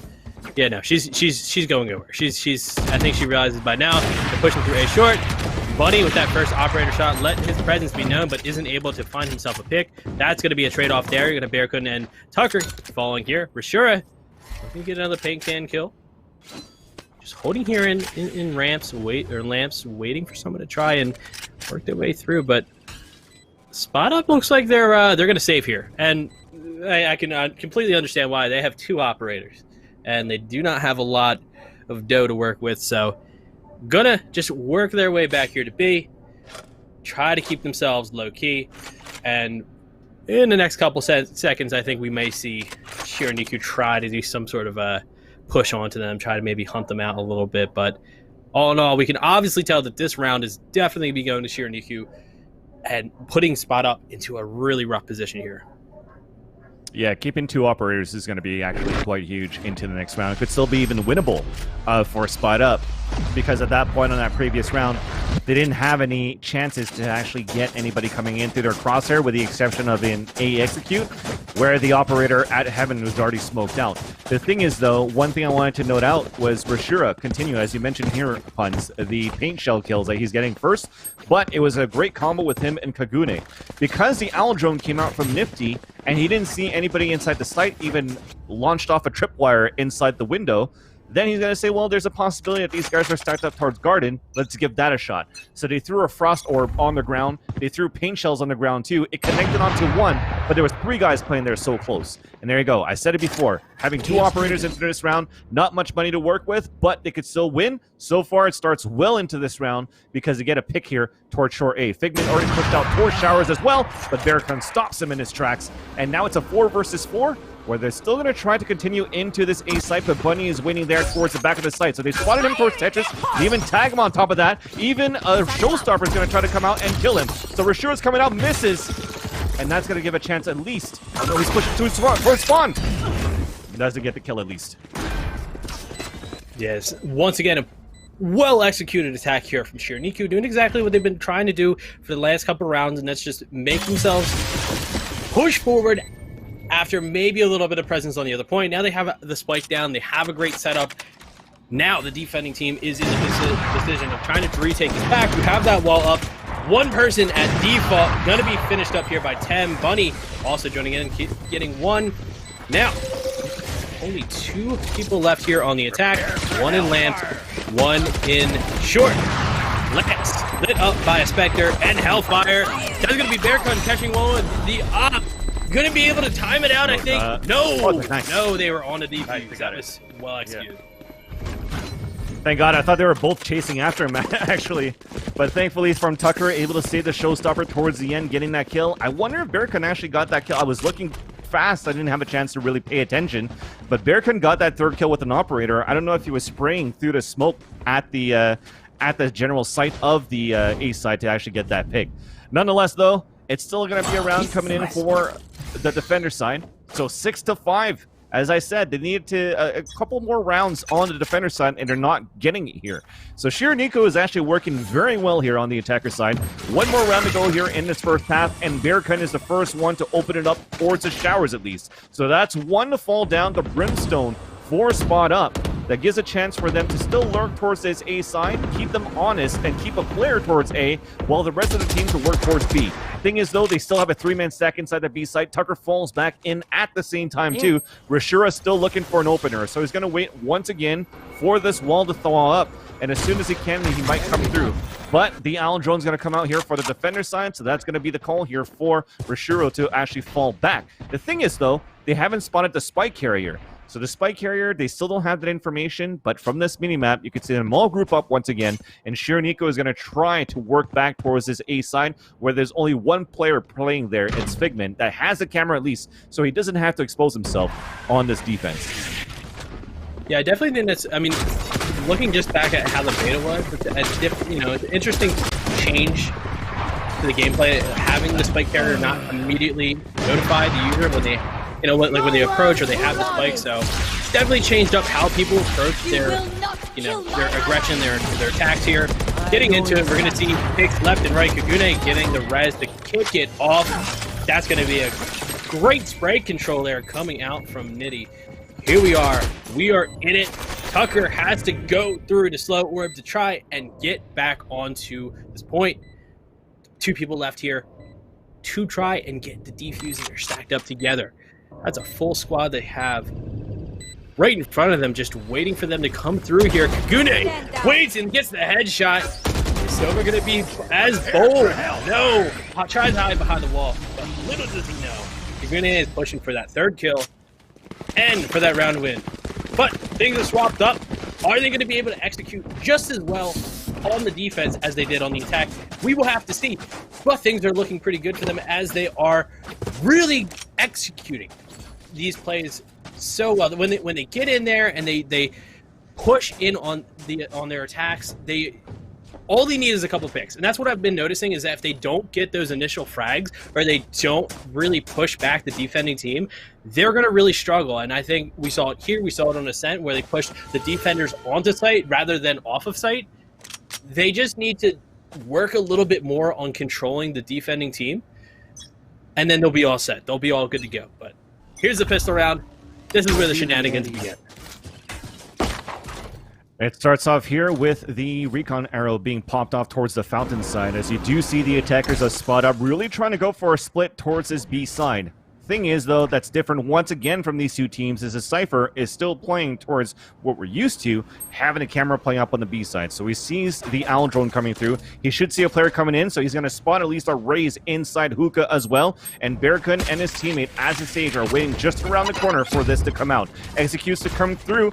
Pink shells are coming out as well. Recon arrow's going to get Needy's position away. They're going to try to spam him across through the wall as well. He stays alive, but 2 players fall, and that is going to be on the defender side. So a 5-on-3 are moving in. Should be an easy plant coming through. A heal as well, and a wall to block off Kagune as his teammate fell. So he's going to pick up a ghost here, but it's going to be a 5-on-3 on a retake. B-Dog on a big flank. Rashura inside the hookah. His teammate fell down, though, on that retake towards long B, so he's going to have to try to come up big. Now gets dinked there from that B Nook right by Bunny as he tries to peek out and jump out, leaving Kagune, the last man standing. He doesn't have any armor, so he's just going to try to maybe save this ghost, look for some entries, try to build up the orbs at the same time, too. But that bomb, or that spike rather, is going to go off. Give a chance here for Spot Up to get a point onto the scoreboard. It's going to be 7-6, but Spot Up had a flawless execution on that attacker pistol. Yeah, I mean, they did exactly what we saw them do last time. Once they kind of take the reins here on defense, they were so firm on that Ascent defense, being so spread out and being that force. But we saw both of these teams really kind of get out of their element from what we saw in that last map of just trying to take it really slow. A lot of these engagements have been a lot quicker. We haven't been seeing the time drop as low as it has. So I think either their confidence is up, or they've been through the ringer on this. They know all the sites. They know all of the corners to check around. They're not so worried that they may be caught out by something cheeky on the other side. So we have Spot Up getting ready for a B push here. They're all stacked up over there with, I think, 2 over at long and 1 with Market. Looks like they're just ready to run down. Yeah. Oh, that is a team after my own heart. I love it. Yeah. So much.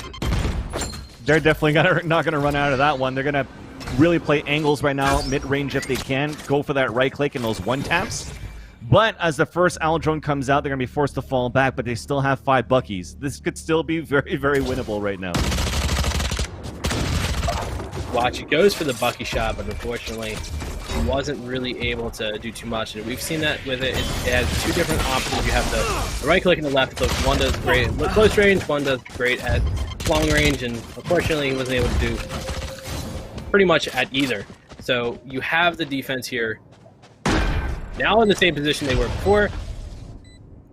Not even between a rock and a hard place. They're between an ice wall and their own spawn. So I think they're going to make the same decision here to just, they're going to save. They're going to leave with their heads up and just be like, all right, we're going to just hold on to these Buckies and try to make something happen in the next round. But once again, Spot Up with a phenomenal execution. Going to be tying this up 7-7 in the second round of this switch here. Yeah, you did spend so much money there on that second round, right? I mean, you could look at Rashura. He bought those satchel charges, if not on this round, on the previous round. That's full armor as well for the 2 players remaining. Buckies, that's 1,900 at least for Buckies and the full armors. So they really want to try to bring this into the next round. Now Nitty, Kagune, and Bearkun maybe could buy down to about the 3,000 mark so that they could have the same amount of economy as their teammates. And then they could maybe try to reset into a regular gun round onto the next. But the gamble didn't pay off, unfortunately, because of the fact that, you know, it's kind of hit or miss in that range. From that first shot that I saw from the Octagon or the Garden, however you guys will like to call it, towards the portal side. That range is so close for me where it's always a debate between a left click or a right click, that which one's going to do more damage. I'm a right clicker, so I need to be a little bit more far back. So if I want to play those tight angles, I would have rather played with a shorty or something like that instead. Oh, me too. All the way. I mean, me, coming from Overwatch, love Roadhog. Love using his little shotgun. It's pretty much the same mechanic. Yeah. You know, you want to have a wider spread and just use that a little bit. There's a lot more satisfaction, you know, when you're getting that long range shot. It's all kind of huddled together. Plus, a lot more risky when you get up and close like that. But there we go. First Bucky kill of the day. Kai rocking it out. And that was actually two. And that was the attack that used the Bucky too. That was a little bit of a taste of their own medicine.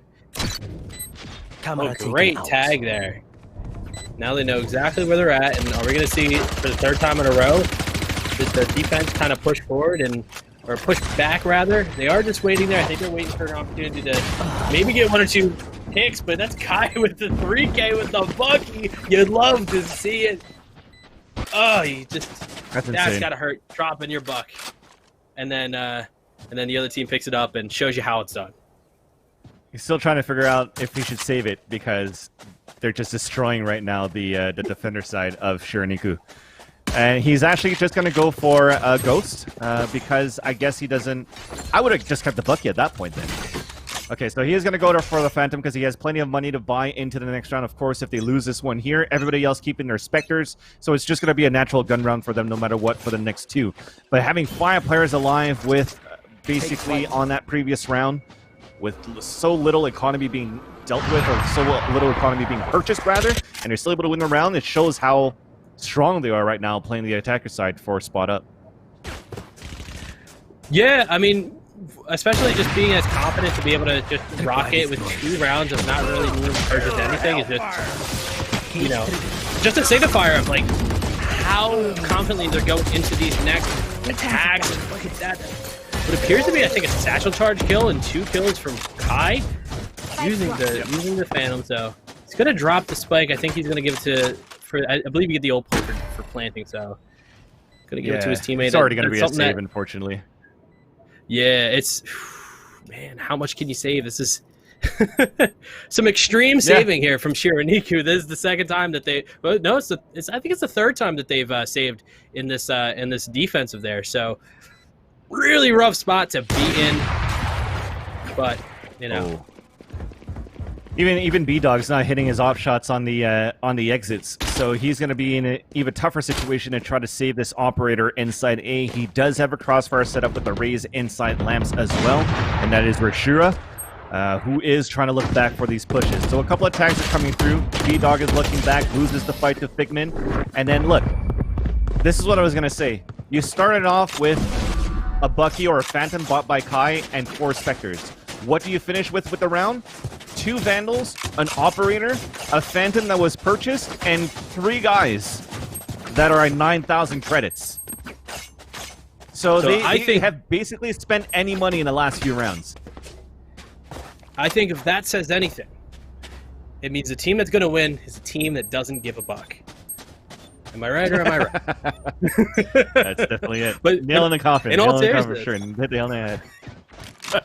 But in all seriousness, for sure, dude, man. I mean, when you make your decisions on your purchases, you also have to take into that element of how you're doing in that round too, because you can pretty much hand over all of your equipment to the entire team and ruin your economy and really give them an opportunity to save there. Ooh, nice.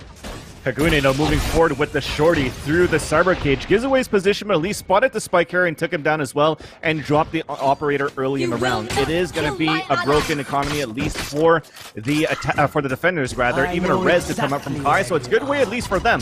They're on an eco, and they're able to waste the resurrection coming in from the attacker side. Now they spot them going through the portal as well. He kills the spike carrier, but the spike made it through the portal at the same time. So they're going to be able to pick it up and rotate towards the A side, and that's where they actually have B-Dog waiting with a Bucky of his own on that side. He hears the footsteps. Here comes the peek. Here's that first hit and the second. The spike is going to fall. Last 3 guys are moving towards short A, but he can cover this spike now. He's also going to smoke himself out to pick up the Vandal, but now through the smoke before it comes down.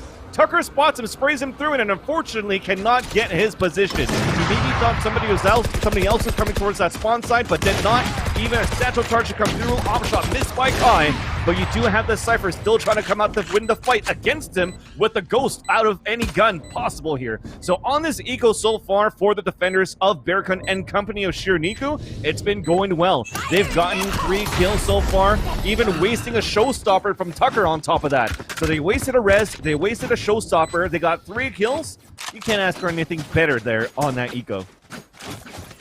Yeah, I mean, they are really starting to step it up here, obviously, from, the last couple rounds where they had to disengage, they had to take the save. So now able to kind of spend up, get themselves back on the board here with a little bit of more money.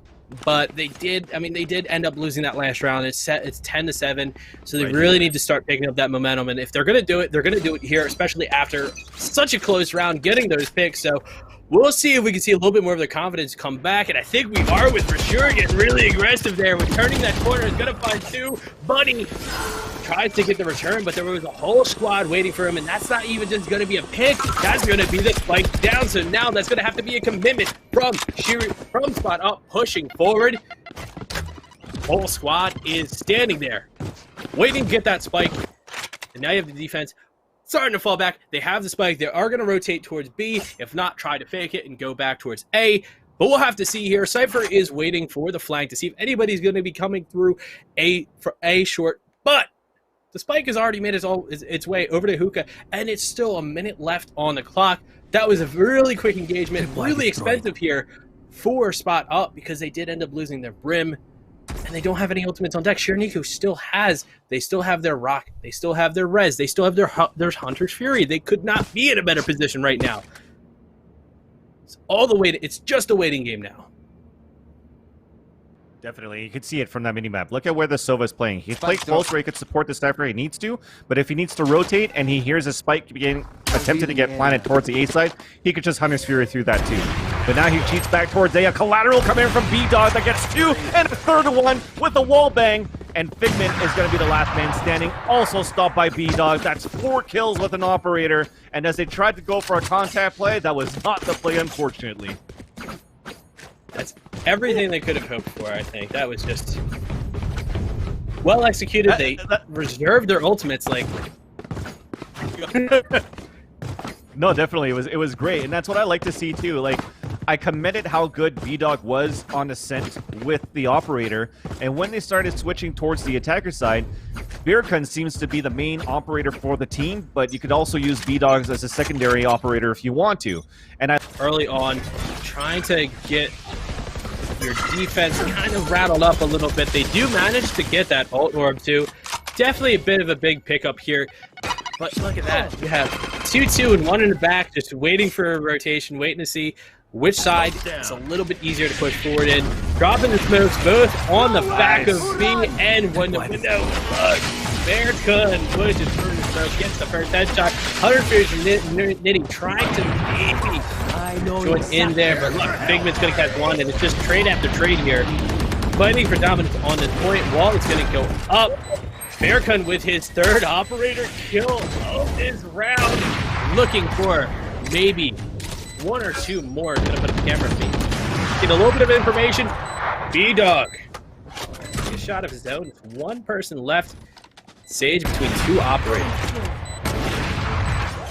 oh, man. That's gonna be the 4th. It was basically an operator battle towards the end because it was an operator from Kai versus 2 operators on a retake. But like I said, having these 2 guys able to use that sniper rifle on the defender side seems to be the formula that they needed to come back and crawl back into this game. Because look at it. Unfortunately, not to knock him down, but Nitty's at 5-14. Playing as Sova, playing as somebody that's trying to get up some information. We haven't seen as much information plays from his Sova as we kind of did on the attacker side, nor has he done it on like he did on Ascent. I commended how much these 2 Sovas were good at trying to find information, right? Oh, actually, then again, right here. Maybe it's an agent that he's not used to, because when Sova was actually working well, it was Rashura actually playing it on Ascent. So Nitty, maybe at this point, maybe not as comfortable using somebody as a Sova. Could be wrong here, but maybe that shows maybe why he's like 6-14. But nonetheless, at least they got the operators to work into their favor as a team in the end to make it a 1-point scoreline. I'm very interested to find out what that ping was about. We saw them ping very early on in the round towards the front of Hookah. Maybe just notifying the team that they're going to be pushing Hookah. You have Birkun looking for a shot. Really well played shock dart. He pushes through, but I think he just crouched just enough so Birkun wasn't able to get the shot. Looking forward, and his crosshair was just in the wrong spot at the wrong time. Hellfire coming in, and he manages to stick it out in that corner.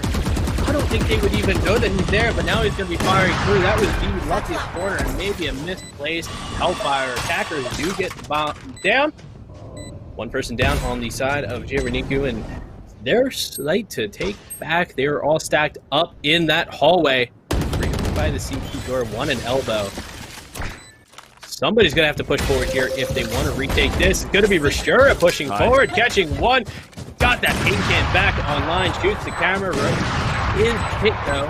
They do know where he's at, but it's going to be someone in hookah, putting in some damage, putting in some noise. But oh! Watch out for Tucker coming in from the back. Yeah, even if the orbital strike doesn't get any kills towards the elbow, he did his job. Flush it out. Nice plays of using the Sage Frost Orbs as well. I mean, Kai opened it up for himself at the beginning of the round. Frost at the right side of the site. Caught Bearkin red-handed on the floor. Easy pickings.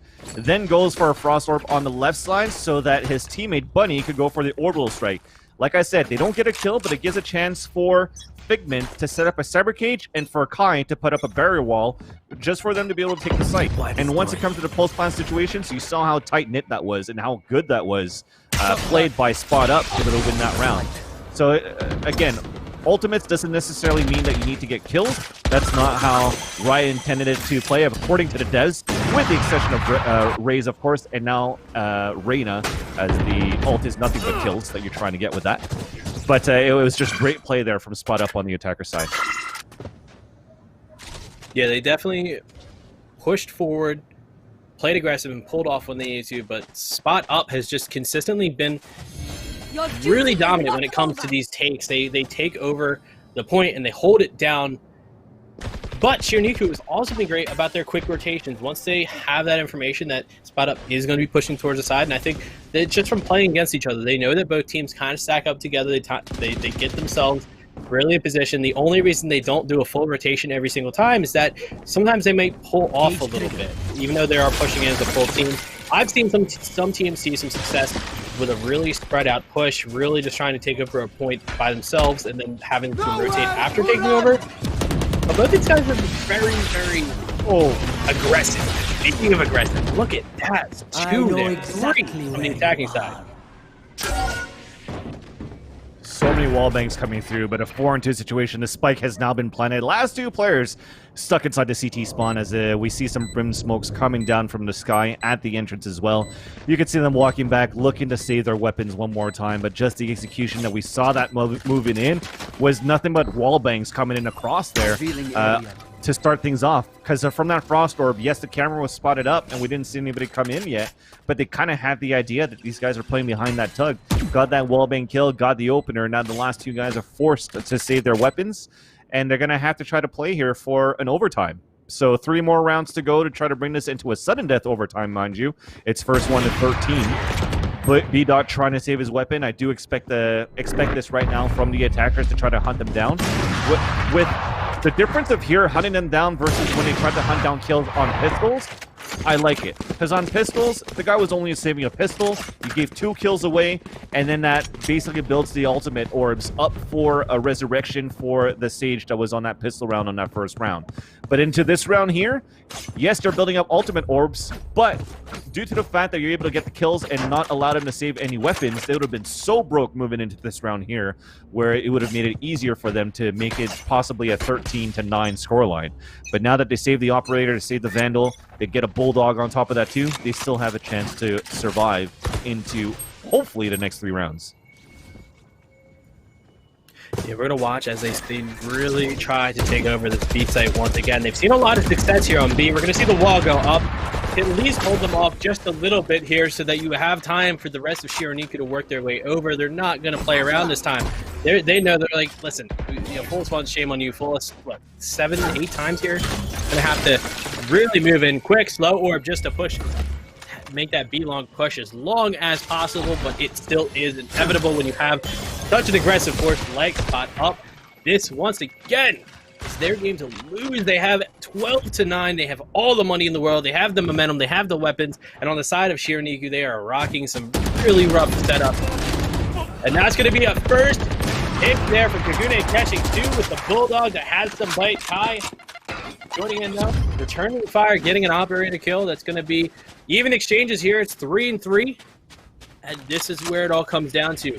Who moves on? Who takes that first invite? And who's going to have to fight their way back through the losers, the lower upper bracket? So now they're able to pick up the spike, go through the portal. There's only 20 seconds left on the clock, so B-Dog once again has to come up huge. He's done it before, and he's about to do it again. There's that first kill, but a showstopper to come out. He at least gets that second kill, but because of that, there's only 10 seconds left. He has to pick it up and spike it down right away. And as he tries to come across, Rashura stops him, and they manage to stay alive into this round. But it's going to be another expensive round for the defenders. They're going to be able to drop a weapon here. And on the attacker side, it could be broken as well. We could maybe buy 1 or 2 weapons. Bulldog coming in for Tem. Oh man, this is looking dire right now for Shiraniko. They have 2 classics left. I mean, Kagune can maybe get a Sheriff unless a gun is dropped somewhere at the barrier side. Buy Spectres if they want to, but this is getting close to the finish line now for Spot Up. Yeah, this is... could not be any more of a nail biter, and that's all I have to say here. Both teams really just trading off and on with this momentum, and it's just, I've been using that word a lot, but it really has been playing true. Once you win a couple rounds, you either keep it going, and I think it's about, I would say like a buffer 2 or 3 that you almost guarantee a win after that first round win. So this is where Shiraniko needs to start to step it up and take this game into overtime. And they have the ultimates to do it. They have that Rocket, Cypher, Rez, and they have that Brim ultimate, so they can delay the plant as long as they can. Still seeing all Spot Up, just pushing through, consistent. They're making a decision, and as that first shot comes out, here it comes. They're looking to return fire. They take a couple pot shots through the smoke. The Hellfire comes in to cover in the default hit. Bunny does manage to get one quick shot. What a reaction there. Now the defense is in the same position as the attack, having a 4-on-4. Bunny here is, oh, he is caught in the molly. Things are definitely getting heated up here on the point. Now, the defenders are really starting to take over here. B-Dog catching 1, catching 2. That's a triple for him. Now, revealing area. All down to this. There's 1 attacker left. Tem looking for an opportunity to get that box. But look, Shiraniko takes it 11-12. It is in the wire. It comes down to this. If they bring it to overtime, then it's an even playing field. They're going to have to hold the other team to bring us to the next map. I was trying to say, how the hell did Kagune not check the corner when he went out from that spawn side? It was such an easy kill. It could have been like over for Shiraniko on that round. But thankfully, again, the person that saved, the people that actually saves a game, that stays around, and that keeps the momentum alive for Shiraniko on this comeback, it's Birkin and B-Dog. Once again, both of them with a double off setup. This might be the chance here for them to tie it up. They were so low on a buy, but it came down to the rifles that, or the operators that helped them win and helped them move into this situation. So this round is going the distance, at least in regulation. Will it go down into the ultimate rounds 2 until the overtime sudden death? It starts off now with Rashura looking for paint shells inside Hookah, as they actually have a 4-man stack inside B. They're already counting some sort of push inside A. Frost Orbs and Orbital Strike to come down as well. Tucker and Bunny get the 2 opening kills. One with an Orbital Strike, one with a Spectre. We're trying to get the self boost coming in from Kagune, who only gets 1 kill, unfortunately. Now down to a 2-on-1 situation. Only the Cypher alive for Shiraniko. Can he save it? Birkin with that operator eats a bit of the paint shells on a 2 versus 1. 50 seconds left on the clock. Spike has now finally been planted, and sorry, it's actually, I saw 3 dots. He gets the first kill at least. No, he's going for the shot. Yeah, 3 people alive. 2 towards the B-side garden and elbow, and 1 still towards Hookah. So it's going to be a very hard round for Birkin to try to take this over on this 3-on-1. You see, someone is rotating their way. It's the other Cypher. He's rotating his way around. Looking to see if he can get him to spike him on top. Look at that. That's rough. Oh, no, he didn't see the rotation around, and that is going to be his demise. Spot Up.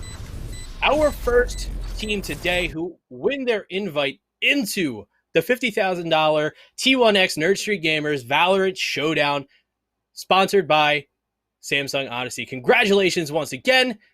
You will be moving on to the grand finals and to the tournament next week.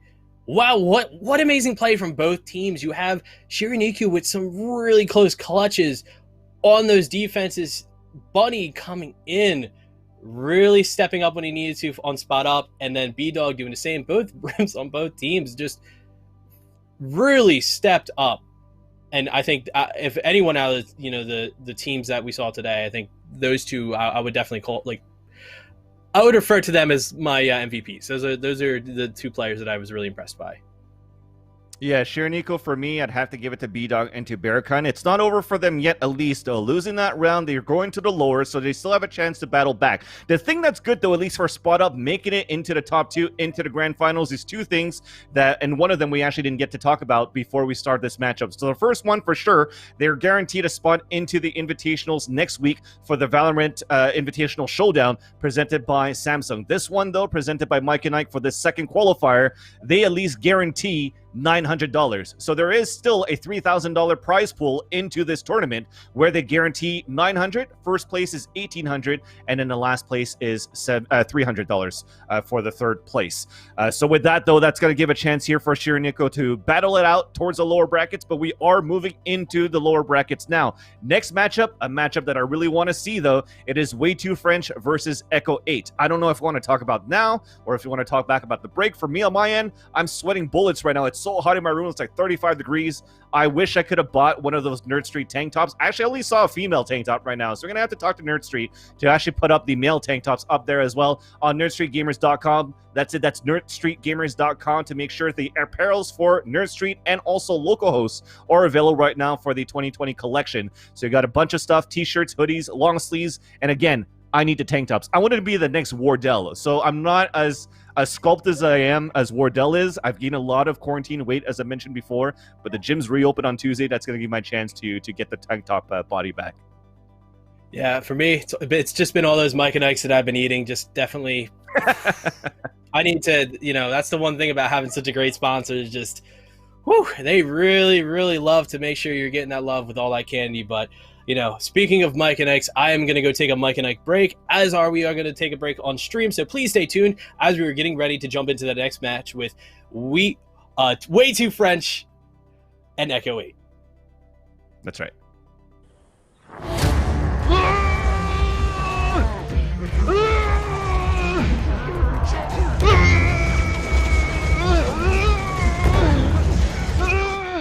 Oh my god. Mike? Oh my god, Ike? dude, I haven't seen you since Chief destroyed the ring. I thought I lost you. The Covenant's gone for now. Let's head back to base. We've got a lot to catch up on. Alright, let's do this.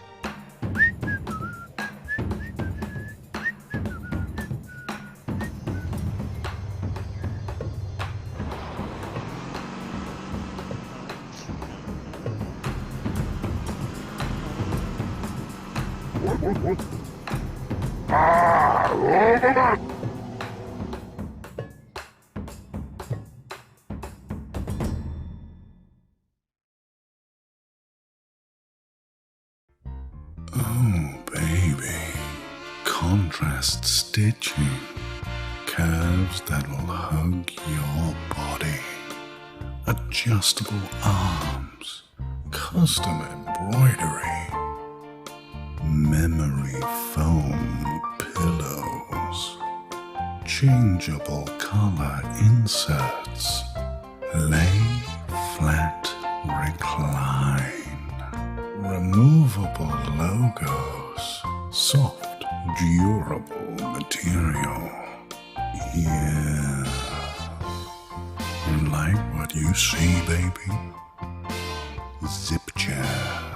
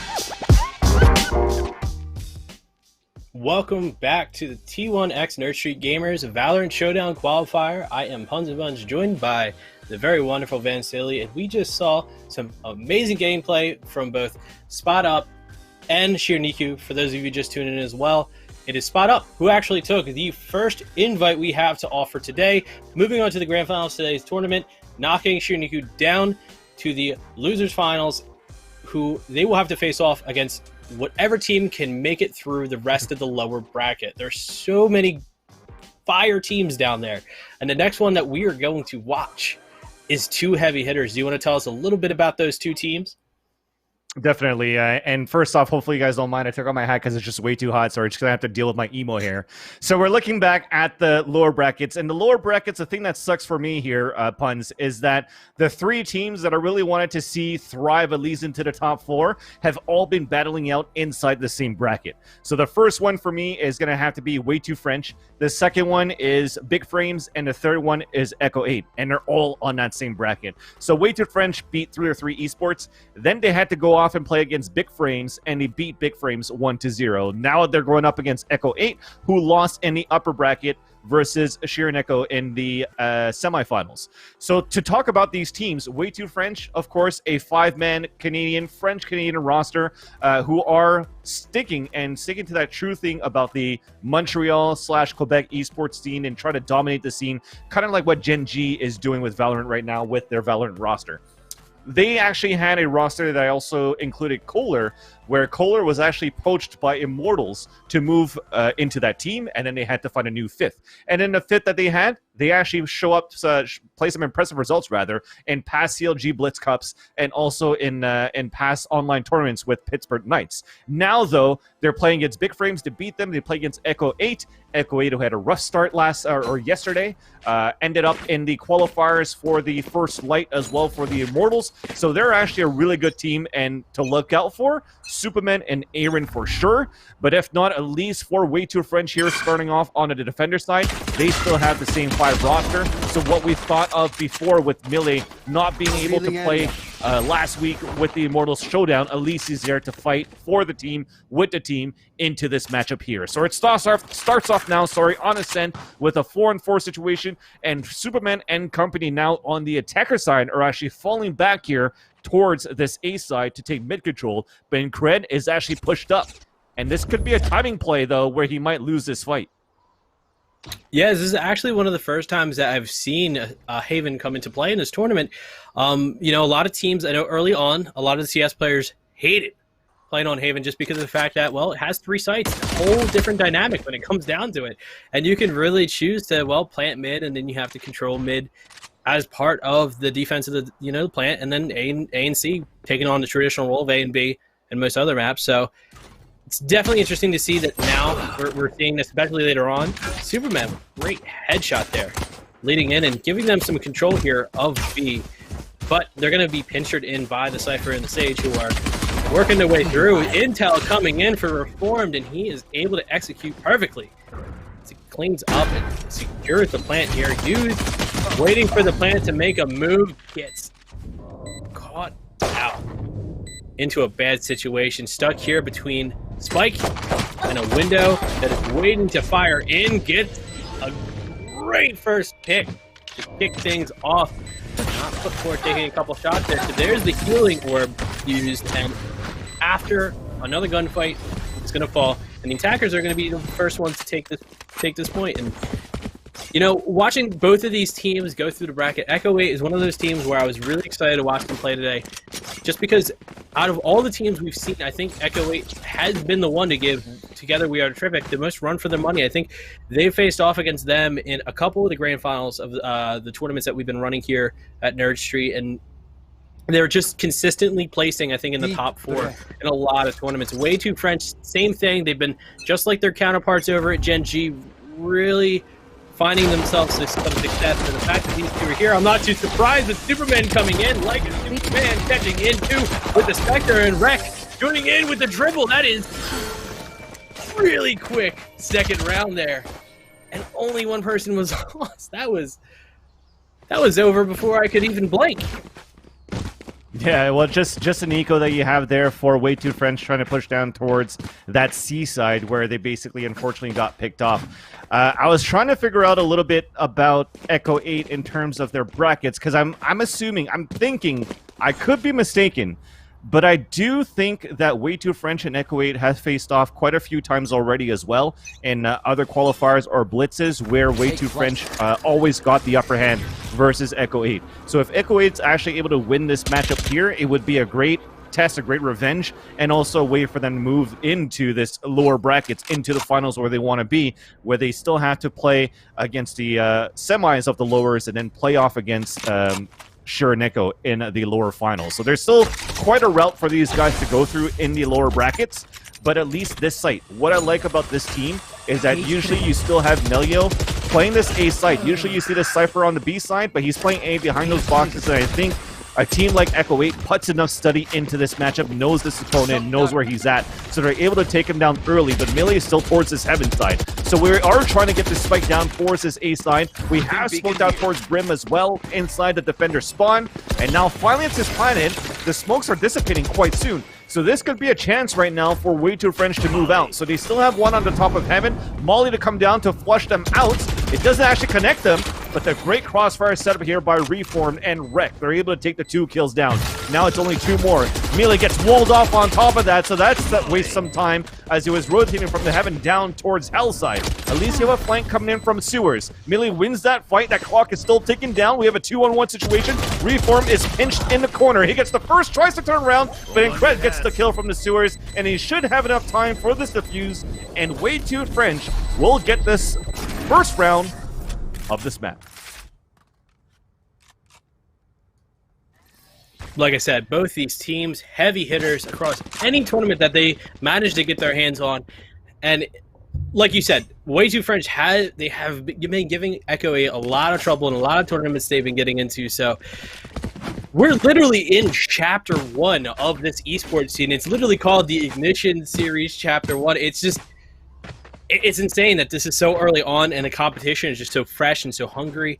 But I think that just is a big note about esports in general and just how far it's progressed that you can do something like this early on in the development of a game. So, you know, really happy to see players of all different backgrounds coming in and just giving us such a phenomenal show. Going to be watching here as the defense is pretty spread out, you know, throughout A, B. Got one person on B, but it looks like your A players are going to start to rotate slowly towards C, which may not be the wave because you have almost a full stack here over by A. They're just hanging out, waiting. They took some shots. They made their presence known. So now it's going to be up to the rest of Way Too French to figure out how quickly do they want to rotate. Cypher's cam gets caught out by Raze. Going to be a little bit of a slow push here. It's a little bit more of what we're used to is just slow engagements, waiting for the information.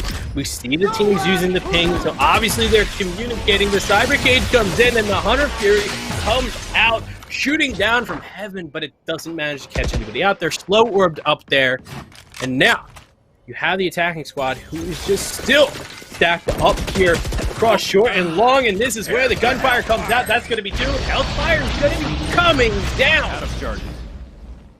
But it wasn't the Hellfire that did much. It was Nano Spectre that caught out 2. Now the attackers are at a deficit of 1 spike. Now you have... Actually, it was the defenders who are at a deficit of 1. It's going to be a 2-on-1 now with Sage working her way through A short. Just stomping around, moving as quick as she can. There's one in Heaven, there's one in Hell. And she's going to look around the corner. There wasn't anybody there. So it's going to be another round here for Echo 8. Going into the 5th round with a decent spread. That goes there. Tough on a retake on a 2 versus 1 when you don't have that much information. You're trying to clear as much as you can, and the timing, unfortunately, was off there for use. Picking up that Phantom and get immediately picked up by Reformed, who actually pushed down towards the spawn site to move up towards Heaven. And I was just actually doing a quick alt tab to look out when the last time these guys faced. So they've only faced off against each other once, based on the research that I've done, and it was a 13-10 scoreline in the Blitz Cup number 2. in the round of 8, if I'm not mistaken, or at least the round of 16, and it was 13-10 on split for Way Too French. So it's a chance here for Echo 8 to come back into this game and get that revenge, as we were talking about before. Into this round here, they don't have that much to work with, so they're trying to go with pushes with the pistol, the reform. They know it. He's waiting all the way towards spawn, and as soon as it comes with the neural theft, he's going to spot all 3 players tracing after him. They manage to salvage a Spectre or Phantom on top of that, but Superman is watching that flank. So Tripwire is broken. He looks back. He has support from 2 of his players as well. They're just going to try to save this Phantom right now and try to set up at least an exit from Melee at the garage entrance. But Nano is in a tough spot, able to fall back towards the defender spawn, and Aaron is looking for this kill. Jumping inside the window, will miss the Sova of Mill inside the garage, but at least moves in towards spawn to get that frag towards Nano. That means they won't be able to save any weapons here, but it's a ninja coming through! Are you kidding me? Okay, thankfully, Superman was still down towards that long C. Of course, they really did push that far out, actually, inside the spawn side. All 3 of them were still down towards that orb. I thought it was going to be a ninja defuse, but I've yet to see that in Valorant. I'd love to see it, though. I've seen it done in Valorant. I've seen it on the on Reddit. A lot of times, it's usually it's people who don't check their play. Give me comp play at least. Yeah, like let's see it in tournament play. Exactly. But I mean, that's the thing. It's so hard, and the only way I've seen it done is if you start to defuse immediately after it's planted. But once again, it just comes down to not being seen. You have to hide in the smoke or just really rotate, pull some Bugs Bunny shenanigans here. But speaking of shenanigans, we have all of Echo 8 hanging out here in window, just waiting to see who's going to be the first one to play a little too aggressive. You have some people falling back here, I think, waiting to see if anyone is going to go towards A. Here's Erin. I think she has a little bit of information. Someone's shooting through. Little does she know there's someone just behind that box, and it's Bill catching 2. That's going to be 3 picks to start off this round as defenders putting themselves in a great spot. And that's going to be another great shot here from Incred with the headshot leading into it. But Brando now needs to get to the spike and needs to get it planted. 47 seconds left, and there's a whole team in front of him, and he's walking right into them. But he's also walking into a wall. So what is he going to do here? If he wants that spike, he has to break the wall. I think he might just wait it out and see if maybe he can just clean out the rest of the team that's going to be sitting here waiting for him. But I can't see how he walks away, not only with the spike, but with the round. So Way Too French with a great setup here. Just waiting to see how he's going to approach. Maybe for a save. I don't know.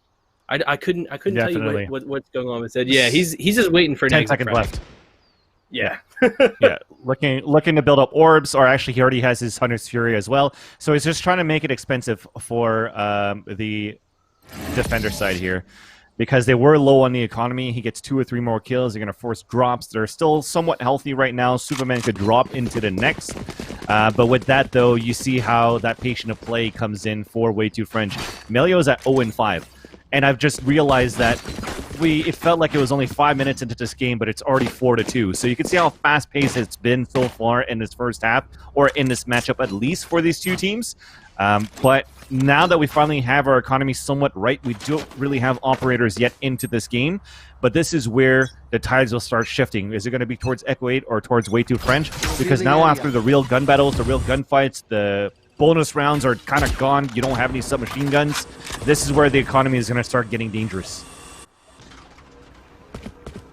Yeah, I mean, now they just have to really hold it down in this next round. And I think you hit it spot on with just how patient they play. They easily could have, decided, hey, you know what? We have a little bit of time here. Why don't we see if we can hunt them out? But, why would you put yourself in a situation where you've already won the round and you have all of your weapons ready?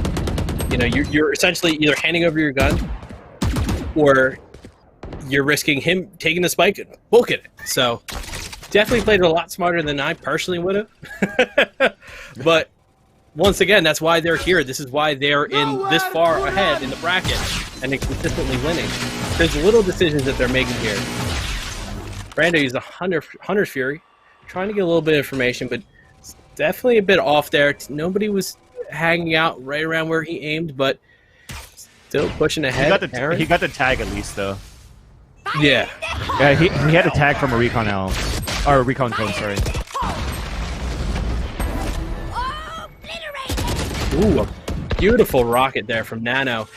And then you have what appears to be... Oh, no, they did end up cleaning up and getting the pick in Hell, but that was a great dodge there from the Hellfire. It didn't hit all of Hell, but it doesn't always need to. It's more important, I think, to clear out that Heaven, because once you take site control, they're stuck in a corner. You can clear that out pretty easy. Now it comes down to what is Cypher going to do? Assuming Cypher is just going to make a little bit of noise and see if maybe he can get some exit frags here. Make them think, like, okay, he's in Heaven, he's going to be going that way. We'll push forward. You will not kill my ally. He's just going to book it all the way back. He's not even going to mess with it. He's just going to kick it back on stage. Get his camera back. Get his equipment back. Get ready for the next round.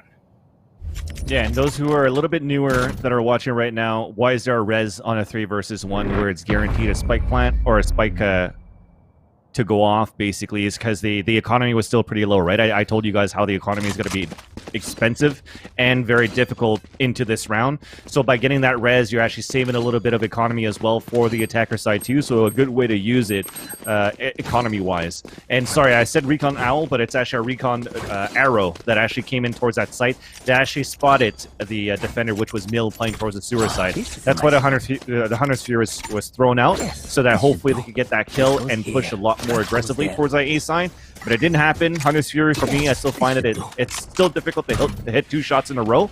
I think it should go off a little bit faster if they really want to try to get kills with the Hunter's Fury, but that's a personal opinion.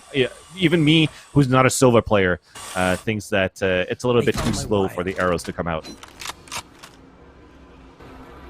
We're going to watch as they once again take a very slow walk here throughout the back of their spawn, not really committing anywhere too much, just I think really trying to burn out that utility first, which is what we talked about before, about burning out the utility before making an approach, because if you don't, you're putting yourself in a situation where they can use all that utility on you, and as an attacker, that is the last thing you would have to deal with. So take these engages, make them burn through things like their paint cans or their shock arrows. So for on that side, you want to destroy the cameras, you want to get Sova to use his charges, and sometimes you just want to drop the Hellfire down. Use getting the first pick here onto Reform, and that's going to be attackers pushing through. I think they're going to make the choice here to go back to B. There's a tripwire there, so their push would have been announced to the rest of the defense. So going into a 4v5. Never a good look, but it's been done before and it's been done consistently. It's all about how you decide with that approach. They're almost covered from all angles as well. They're going into B, and they need to get that down now, though. Superman starting it off. Now we got smokes coming through. The spike has now been planted. Retake attempt coming in for way too French. Aaron on the top, though, of the box is going to get a tap into the face of you. Superman getting a second kill for him into this round. Gets the wallbang onto Mill. Now the rotation from Incred at least gets that first kill, but position given away. He's now the last man standing inside the window room, and Superman goes for a 3rd K. Even if he actually got that frag from Incred and jumped out that window, we just saw from that point of view that Rek was just waiting there under, so it was an easy round to take. I loved how it was played, though. They had a great first kill on the defender side, and even on top of that, they had Incred push all the way down in a nook of C. So they had great positioning to know that the attack was going to come towards the B side or towards Garage. But they played it a little bit more passively. They left Garage open, which kind of left actually the Raze player of Nano a little bit out in the open on a solo hold in B. And because of that, the only weakness that they had in that site was actually exploited and gave that round for Echo 8. A great round for them, despite coming into a 5 versus 4 into that round. That's going to put right now Use and company once again on an eco. And you can see how they're walking, rotating, stacking, trying to gamble to try to get some wins here. As it started off slow, but as they walked in, they heard the tripwire being placed down towards that sewers. They're going to fall back here for Echo 8 and work up towards mid.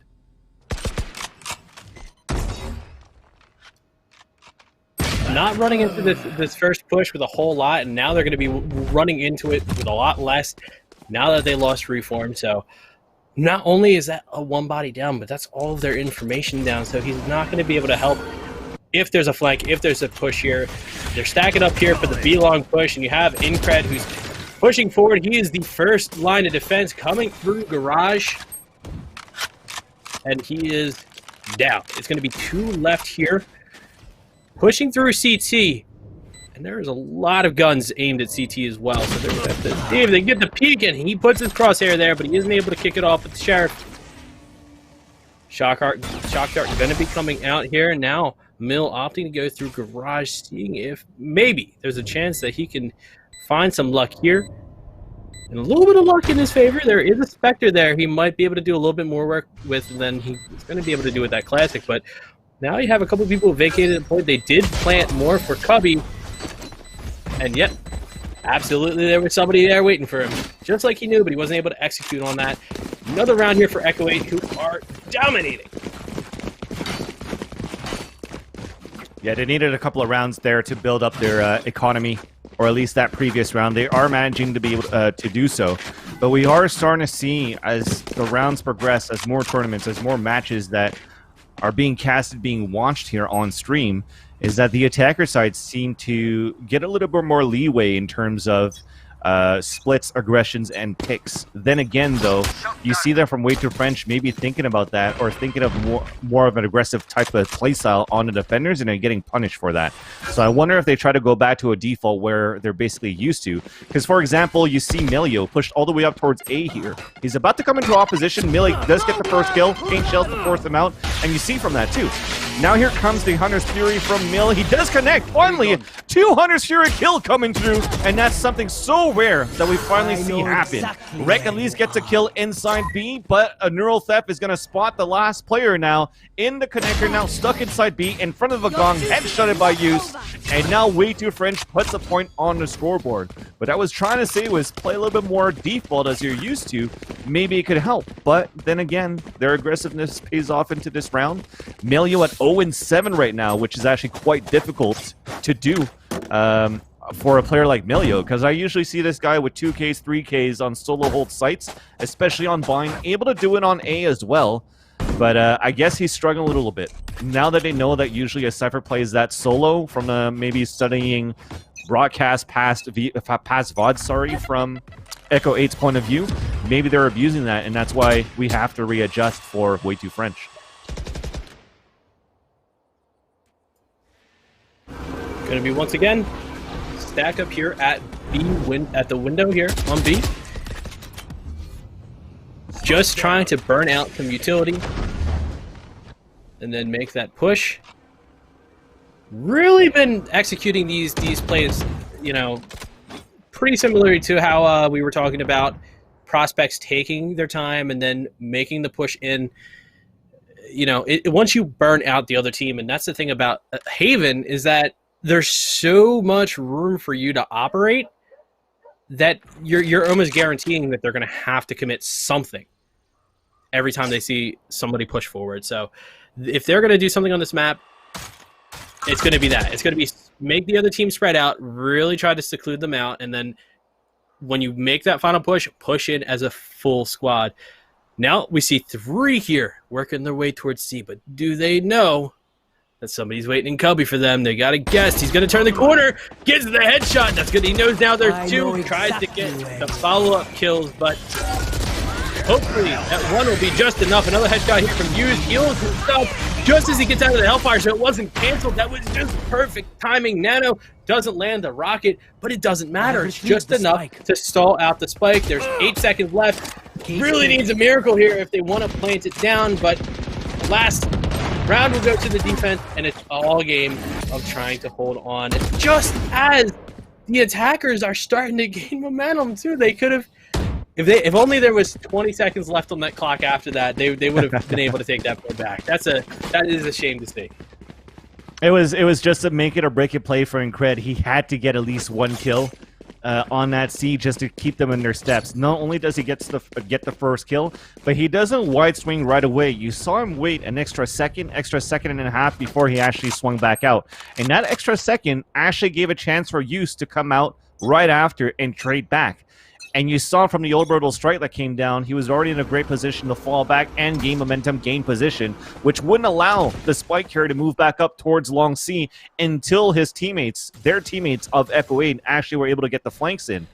But it was a little bit too little too late. they didn't use the time to their advantage. They used it against themselves for Echo 8, and that's the reason why here we see 7-4 on the last round moving through.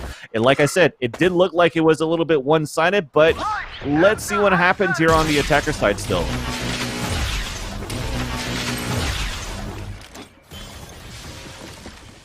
Hunter Mill getting Fury the first kill. in. Sorry. No, you go ahead. After you. Thank you, good sir. So we did see Mill getting the first op kill actually from this B-side connector to take down that Brimstone. Aaron's going to try to trade it out, but they already have a great crossfire setup as well. So it's Mill and Nano trying to hold this right now. But we do have a showstopper trying to come in that should connect, and it does work in favor of Aaron. But an orbital strike in the front of the site to prevent them from getting a spike plant at least yet for Incred to rotate across. He does get that kill, but before that, Aaron is able to frag one down, so it's a trade-off.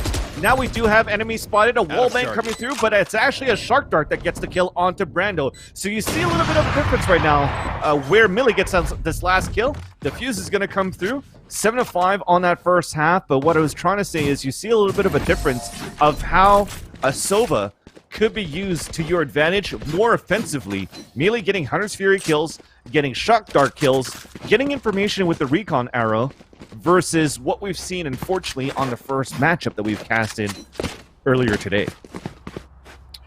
Yeah, and it's one of those things where you really, like, that's when you really start to break into just gameplay in general when it comes down to using your equipment that's typically defensive in an offensive way. So using a recon dart, which is usually, you're trying to scope out where somebody is, but also you can use that to move the opponent. Once you get that information, you have to make that decision. Are you going to stay in the same spot and hope that they're going to watch for the rotate, or are you going to move and put yourself in another position where they don't have any idea where you are, where you were? So it becomes a mind game. It becomes kind of like this a little bit more of a 4D chess game than I'm used to when I play, which is just trying to land the shots, like the basic sort of, competitive play. And that's why these guys are here. They've run through pretty much all these different situations. They played against all these different teams, and they've practiced all these, these sort of setups, these pushes. And it's just a mix of who can execute better when it comes to these setups, these, working against these utilities. The paint can coming in to start off the frag. If I had $1 for every time the paint can started off these fights, I would probably have, I think, about $8 or $9. So not a bad for tonight alone.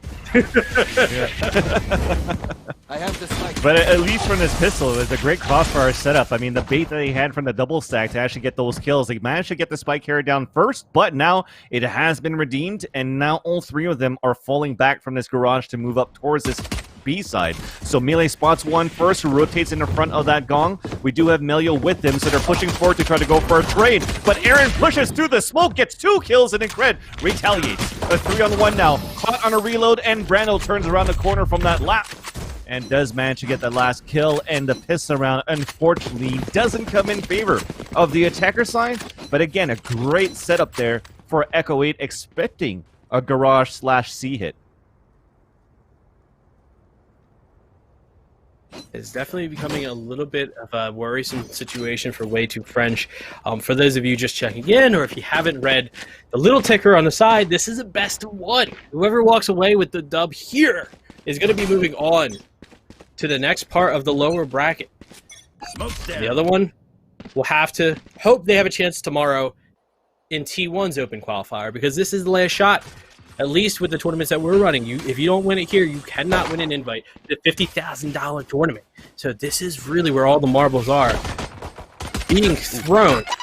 Speaking of marbles, the GOAT firing out some marbles of its own, not connecting very much, but you do have Raze, who is pretty lit here, and oh, there's going to be 2 headshots in from Superman Brando, cleaning up. 3-4, Incred getting one on the way out of his life. Going to be one for Echo 8, moving up to a 9-5 lead. It's taken me a few events and a few matches to finally start seeing more shock arrows being connected by a Sova, and Brando just showed that as well. The nice shot that he had, prediction shot in the front of B that actually took down Used to about half HP from that first shot. prevents actually the eco coming in from way too French to get anything done on the attacker side. And with that, though, with they try to move in with the ghosts or with the pistols, you can't do anything further than that when they just know where you're set up, how things are working. But things are starting quite early towards this A side, actually. We had a trade of 2 kills for 1, and it's way too French moving forward. So Operator is down, Nano is moving forward, and has been a key component in terms of opening kills on the attacker side. Aaron is holding that back by himself behind that site, waiting for rotations from the Brimstone as well. But this could still be a late call for them to rotate back towards B if they wanted to, because they still have 105 left on the clock here, Puns. Yeah, they definitely need to start pushing forward and winning these fights earlier on, because once Echo 8 gets a little bit of time to work with, you see some issues, and Nano gets not only the Pain-Can kill, but manages to catch 2 more immediately after, so wow. Well, the paint shells was a TK, but yeah, oh, it was. Oh my goodness gracious! I listen. I'm not gonna. I can't give you any excuses. I just didn't read that quite right. So we'll count it though. I think the ticker counted it. It said it was a 3K. So yeah. I guess if you kill your teammate, you get to that. Wow. Okay, that's an easy way to get yourself an ace. You know.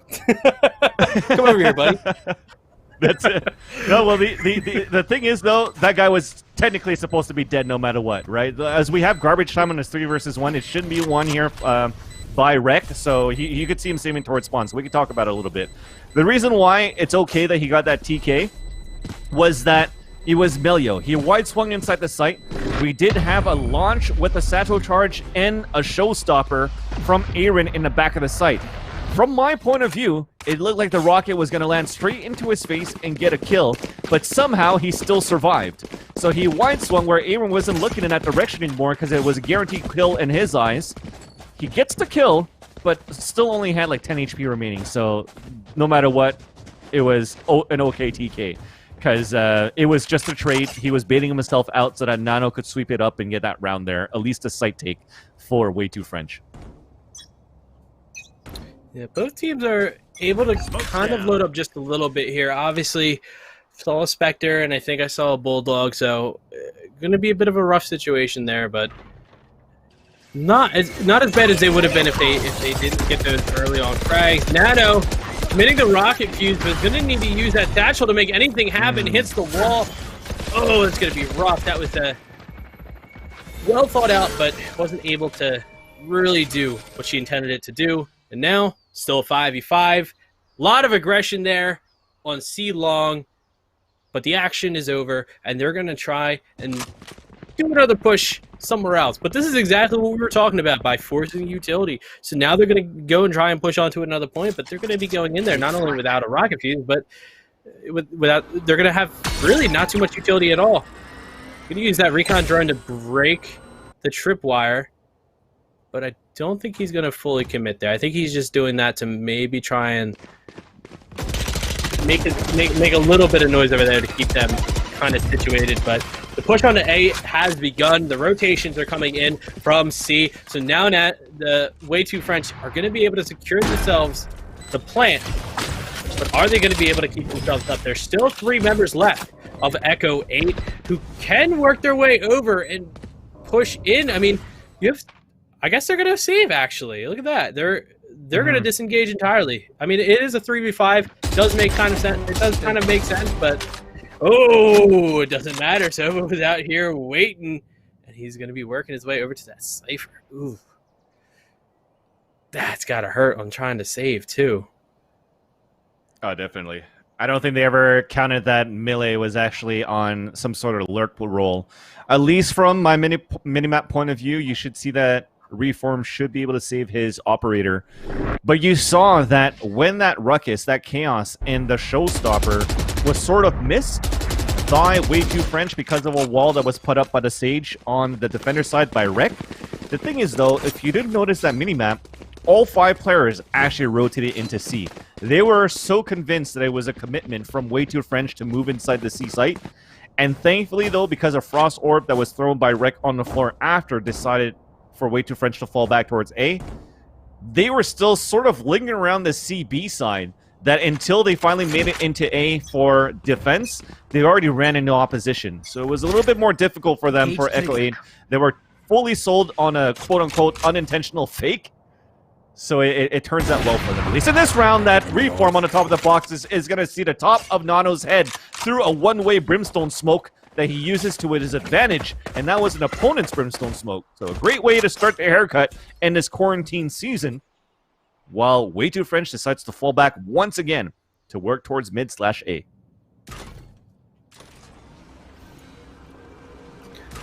Definitely going to be interesting to see how they execute. I mean, once again, they find themselves in that sort of middle spot, trying to make a determination on how they want to approach. The Hunter's Fury comes in and manages to get a pick. That's the first pick I think we've seen today with that Hunter's Fury. Look at that. That's a great way to kick this off. Dude, and thankfully that Sage had a heal for herself, because technically that was 2 kills and opening up C once again.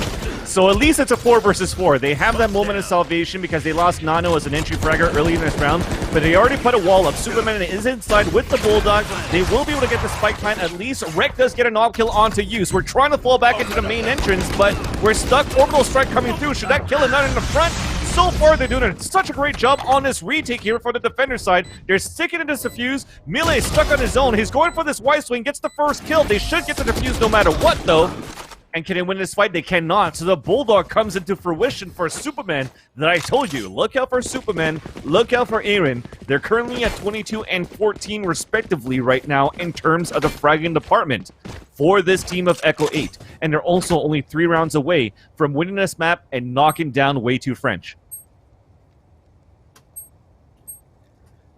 This is just such a rough spot to be in. I just feel for these teams. This is being in the lower bracket, and it's all coming down to this in a BO1. Just the stress of working your way through this bracket in general, because your feet are to the fire every step of the lower bracket. You have to win every single map in a row. That's a whole lot of consistency like that. And I mean, that's what pro teams are looking for, is consistency and being able to work your way through. So being that these two are such heavy hitters, this just really makes this kind of a stressful situation. You watch as they're starting to stack up here for that A push. It's an operator, though, waiting for them, just waiting for the first person to peek. Nano is itching to get around that corner. You can see them. They're just looking to see if someone wants to peek it. Is he going to commit? Here, a smoke comes down, but the shot comes from Rek, but it doesn't manage to connect. Now the Cyber Cage is out, able to get a little bit more movement here. They're stacked up. A, they're stacked up. A long, A short. Nano does end up being caught out. That was a redemption shot. Able to get that operator shot after missing it the first time. Now they're down 1.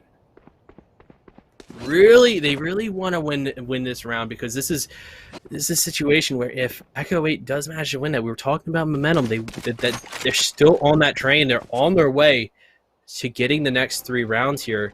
You're gonna see Melly, I apologize. Get the first shot, but he's gonna fall immediately to Aaron. Hellfire coming in onto B. There's gonna be no plant there today.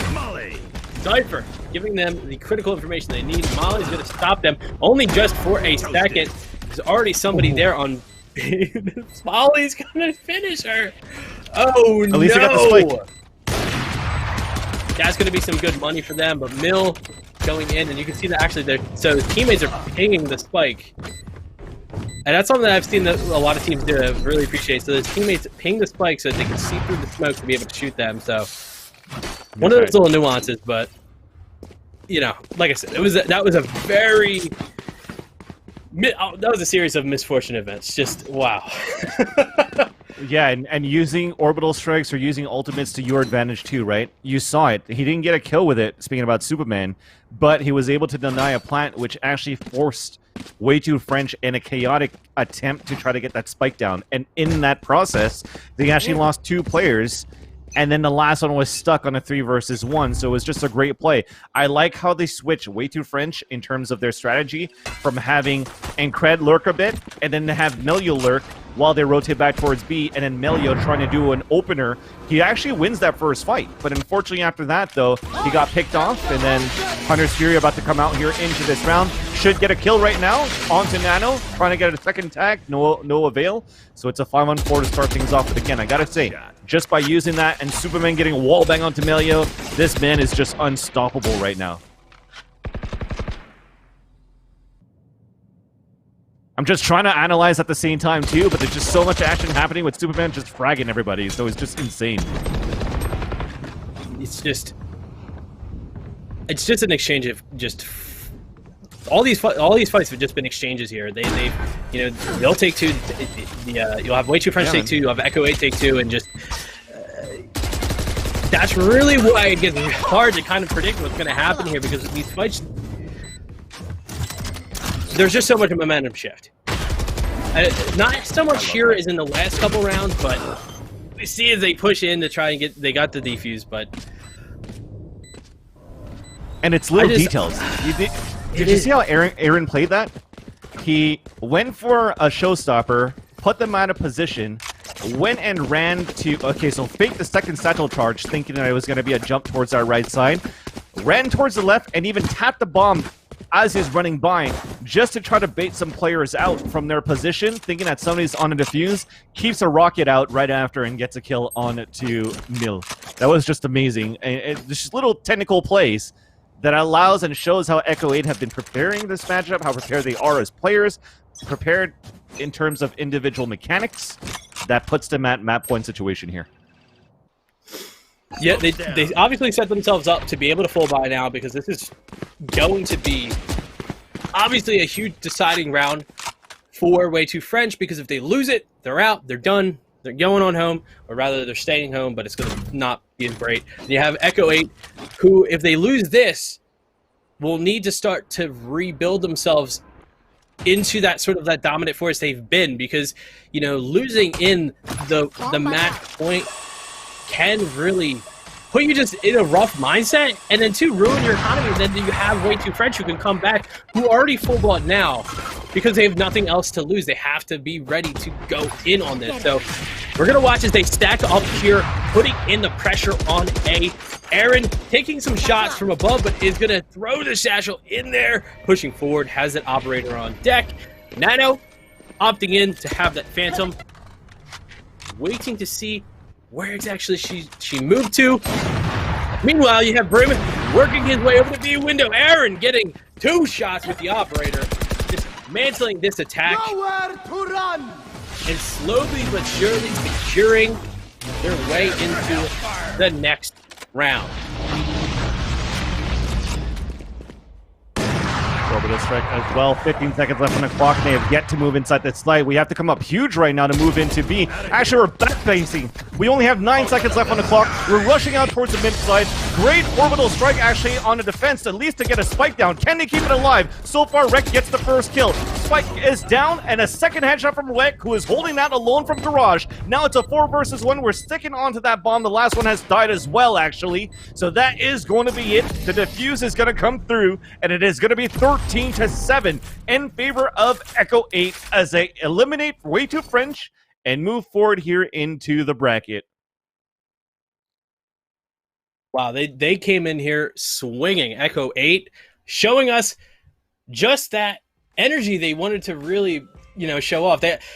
Having watched them play in a lot of the early tournaments, I knew that this team was just really destined to make it pretty far in the scene. It's just really a matter of just where do they measure up against the rest of the teams kind of in this sort of grassroots area. Like, we have the tier 1, obviously, which is your pro teams, but then it's just all kind of fuddled. There isn't really a semi-pro scene yet, but if I had to say, they're definitely on the upper tier of the semi-pro scene. What were some of the things that you saw there, saw in that last match that really stood out to you? I gotta say again, I've repeated maybe about 2-3 times of how good Superman is. Just him alone, able to get 2 or 3 kills per round, relieves so much stress for his players to actually go for clutch situation or roaming and stuff like that as well. They could count him as a type of person that's going to be able to help the team do retakes, hold sites on his own as well, as he has demonstrated that towards that B-side hold, and even B-side retakes. Him playing as a Brimstone as well, the amount of times that he's denied plants from mollies or from orbital strikes. B-side was no business right there for Incred and company of Way Too French, where every time that they actually had a spike down towards B, they lost it. I don't think they've won a single round where they've actually planted a spike inside B. Where focusing on C on A seemed to have much more success for them, but they just seemed too stubborn on their side to continue to push and work towards B. Yes, if they took down Superman first, it would have been a different story, but Superman just, Way Too French wasn't his kryptonite. Yeah, and as I had said before, both these teams have faced off. They've exchanged. They've beaten each other. They've this is so new. We're gonna see kind of a volatile sort of matchmaking here. We may see in future tournaments that Way Too French is going to be the one to move on, or Way Too French is still going to struggle against Echo 8. But one of the things that is sure is that if you are watching this and you want to figure out how do you get to that point, it starts here. It starts with our tournaments. This was an open qualifier, but we also host tournaments that are open across the board. You can join in our weekly open Valorant tournaments, but we also do Smash, Hearthstone, Overwatch, Call of Duty, CSGO. It just keeps on going on, and really the only way to become a pro player is to start. If you're afraid of losing, if you're afraid of getting in on it, just I'll be blunt, get over it. You can't really run before you walk, and you can't really walk before you start tripping, before you start stumbling. So get it started. Start it here, because this is where a lot of these teams in this scene really kicked it off. You're looking at Gen G, you're looking at TSM. Those are the teams that were gunning through our rosters, and that's really where you saw those teams move up for them. So if you're looking for your chance in the spotlight, it starts with nerdstreetgamers.com. But as we get into that, we are going to throw to a break as we get ready for our next match in the lower bracket. So please stay tuned.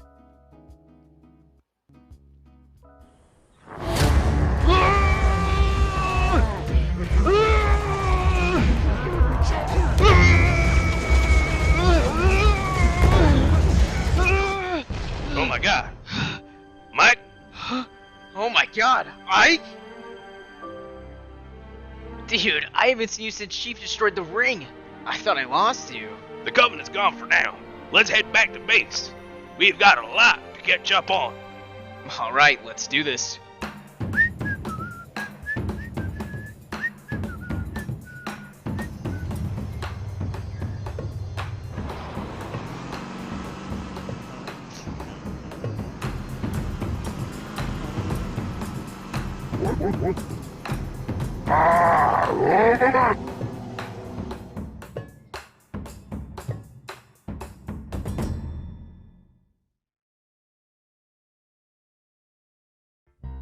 Oh, baby. Contrast stitching. Curves that'll hug your body. Adjustable arms. Custom embroidery. Memory foam pillows. Changeable color inserts. Lay flat, recline. Removable logos. Soft, durable material. Yeah. Like what you see, baby? Zip chair.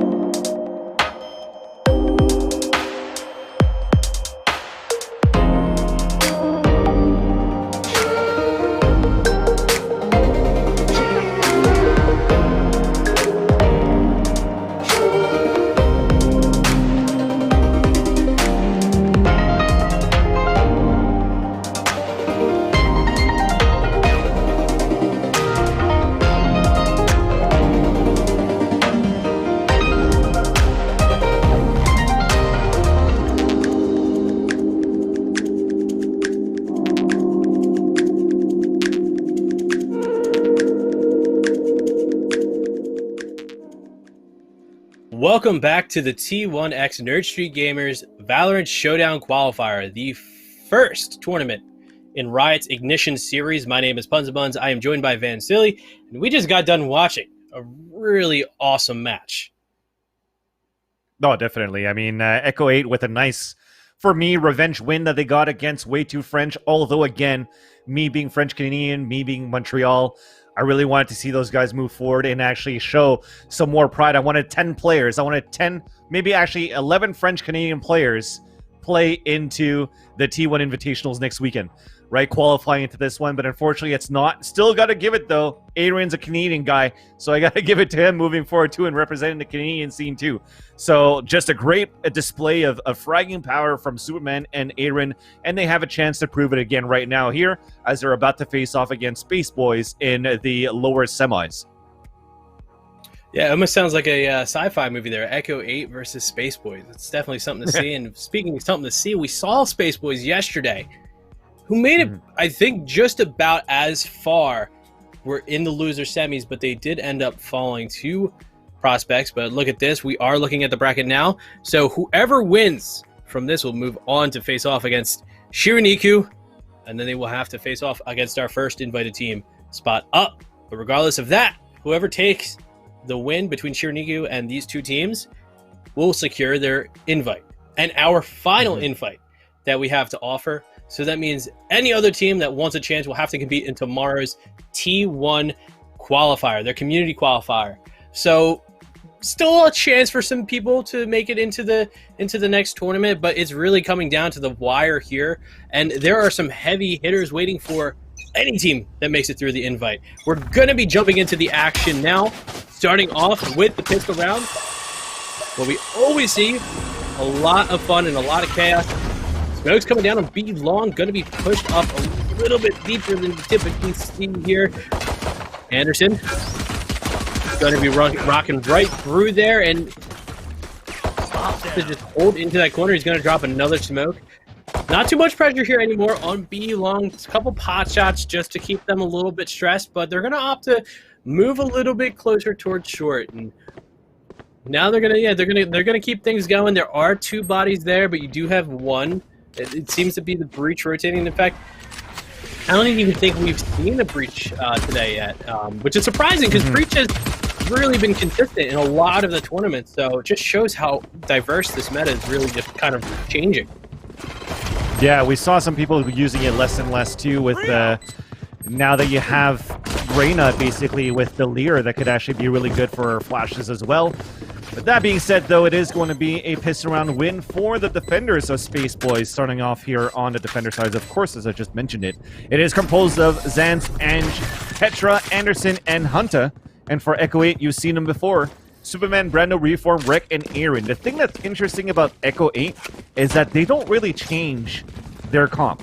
It's always pretty much the same 5 agents. They're like not technically one-trick ponies. It's because they're just so comfortable with these type of agents that it's okay for them to continue this same type of composition as they keep winning and moving into the tournaments. They fall short from time to time, but we've seen great progress, at least in my eyes, from Echo 8, from when I first watched him into the Pittsburgh Knights qualifiers into where we are today, a month and a half later. So I got to commend him for that.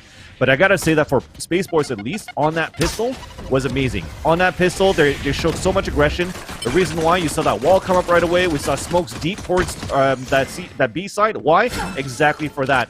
They are contesting for that orb. That's the second time that they're able to take it, but this time, though, they've wasted 2 smokes and also a Sage Wall. So less utilities being used right now, or that's going to be available, rather, for Space Boys, should Echo side again. Yeah, I mean, when you're Space Boys, you're going to be really hungry for it. I mean, you were almost there. Yesterday, you had it in your grasp, and unfortunately, it was taken from you. So I think we're going to definitely see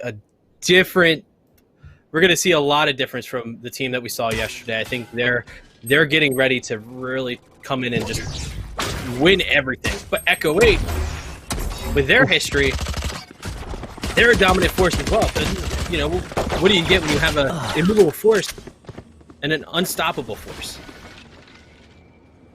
You get this game. I know. It'll be 2 picks here on Echo 8. 3. Really great defense coming in here from Space Boys. Clean. Neutralize. Brando looking for a third kill right now as he was able to pop 2 with the Ghost. The fuse is going to come across by Zans, but they've done their job. Spike plant, 2 kills, almost a third. But now they're going to have plenty of money to work with. They're going to have to force a couple of buys for 2 players, so it's going to be pretty much a broken buy right now for Space Boys. They're going to decide to see, for the guys that have a lot of money, should we try to invest into Phantoms and Vandals as well? Or are we going to try to go Spectres across the board to keep the economy the same? And we're going to go for the previous statement. So Hunter already going in here with a Vandal.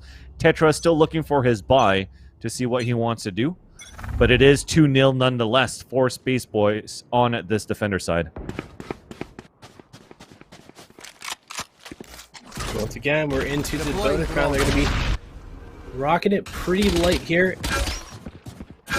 Anderson knows that there's a couple people over here, but I think they're going to pull off before he can really do too much damage. So he's going to put it out down the smoke and back up just a little bit to see maybe someone is feeling a little bit bold here, but Echo 8 opts to just watch for the flank and move back towards what appears to be B long, but that's going to be the first pick on Superman here. Almighty Hunter catching down in bats, so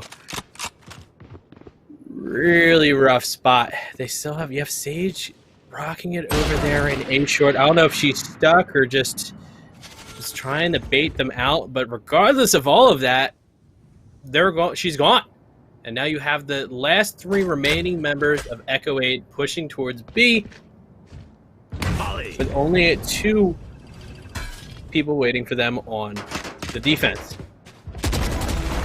Gonna see the first one. Aaron does get the first pick into the gunfight. It's gonna be 2. It's gonna be huge. It's gonna set them up for a lot of success here, but they're gonna be hindered in by their defense. They got 1 coming in from Hookah, and they have 1 coming in from CT, and then 2 coming in from Hookah.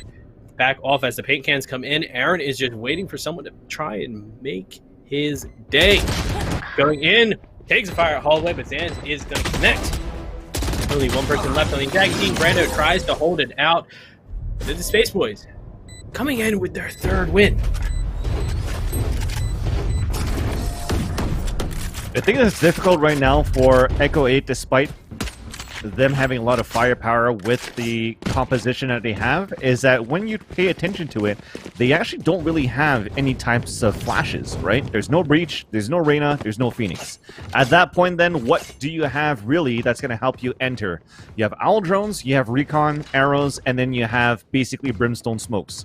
So you're really relying on those 2 types of players to try to find information, as much information as you can as you're trying to execute.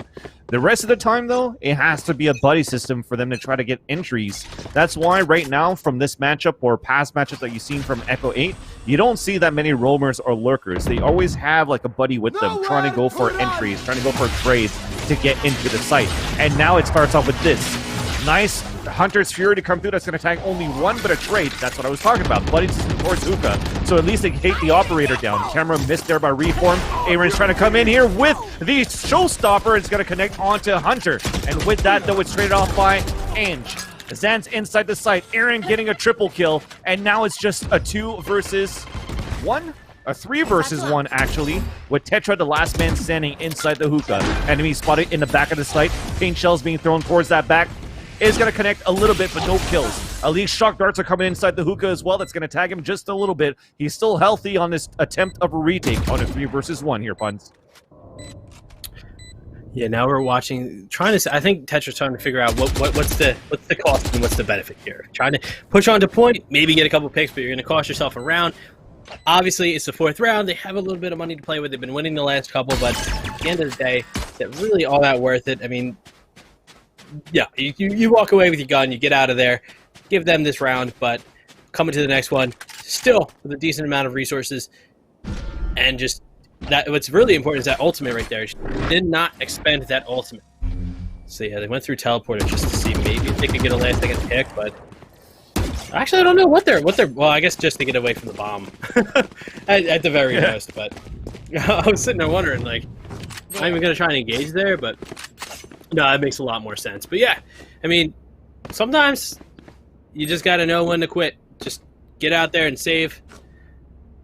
See, that's when you don't quit right there. Just trying to see. I believe in it. There you go.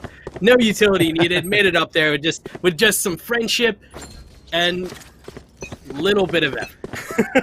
It makes me think about my my Quake 2 capture a flag days when I had to literally put my FPS down to about 7 so that I could be able to grapple outside of certain areas that you usually aren't able to when you have better FPS. So just trying to use those pixels, those glitches, to be able to get that the physics to actually get your boost up there. It's actually quite fun to see. I don't want these things to be fixed. Oh yeah, no. There's so many fun mechanics that they've buffed out that it makes me a little bit sad. I mean, my favorite one being the jet boost, especially those rollouts that you could do with the smoke and raise. Oh man, There. Makes sense. I think it's that hasn't even been fixed yet. There. Yeah. Oh, that should be fixed though. I think that's crazy. Oh, I know. I know. They fixed the Viper. They fixed Viper and Jet, but I don't think they fixed the Jet with the raise yet. How that plays. Oh, look at that. Oh my God. He was ready with that.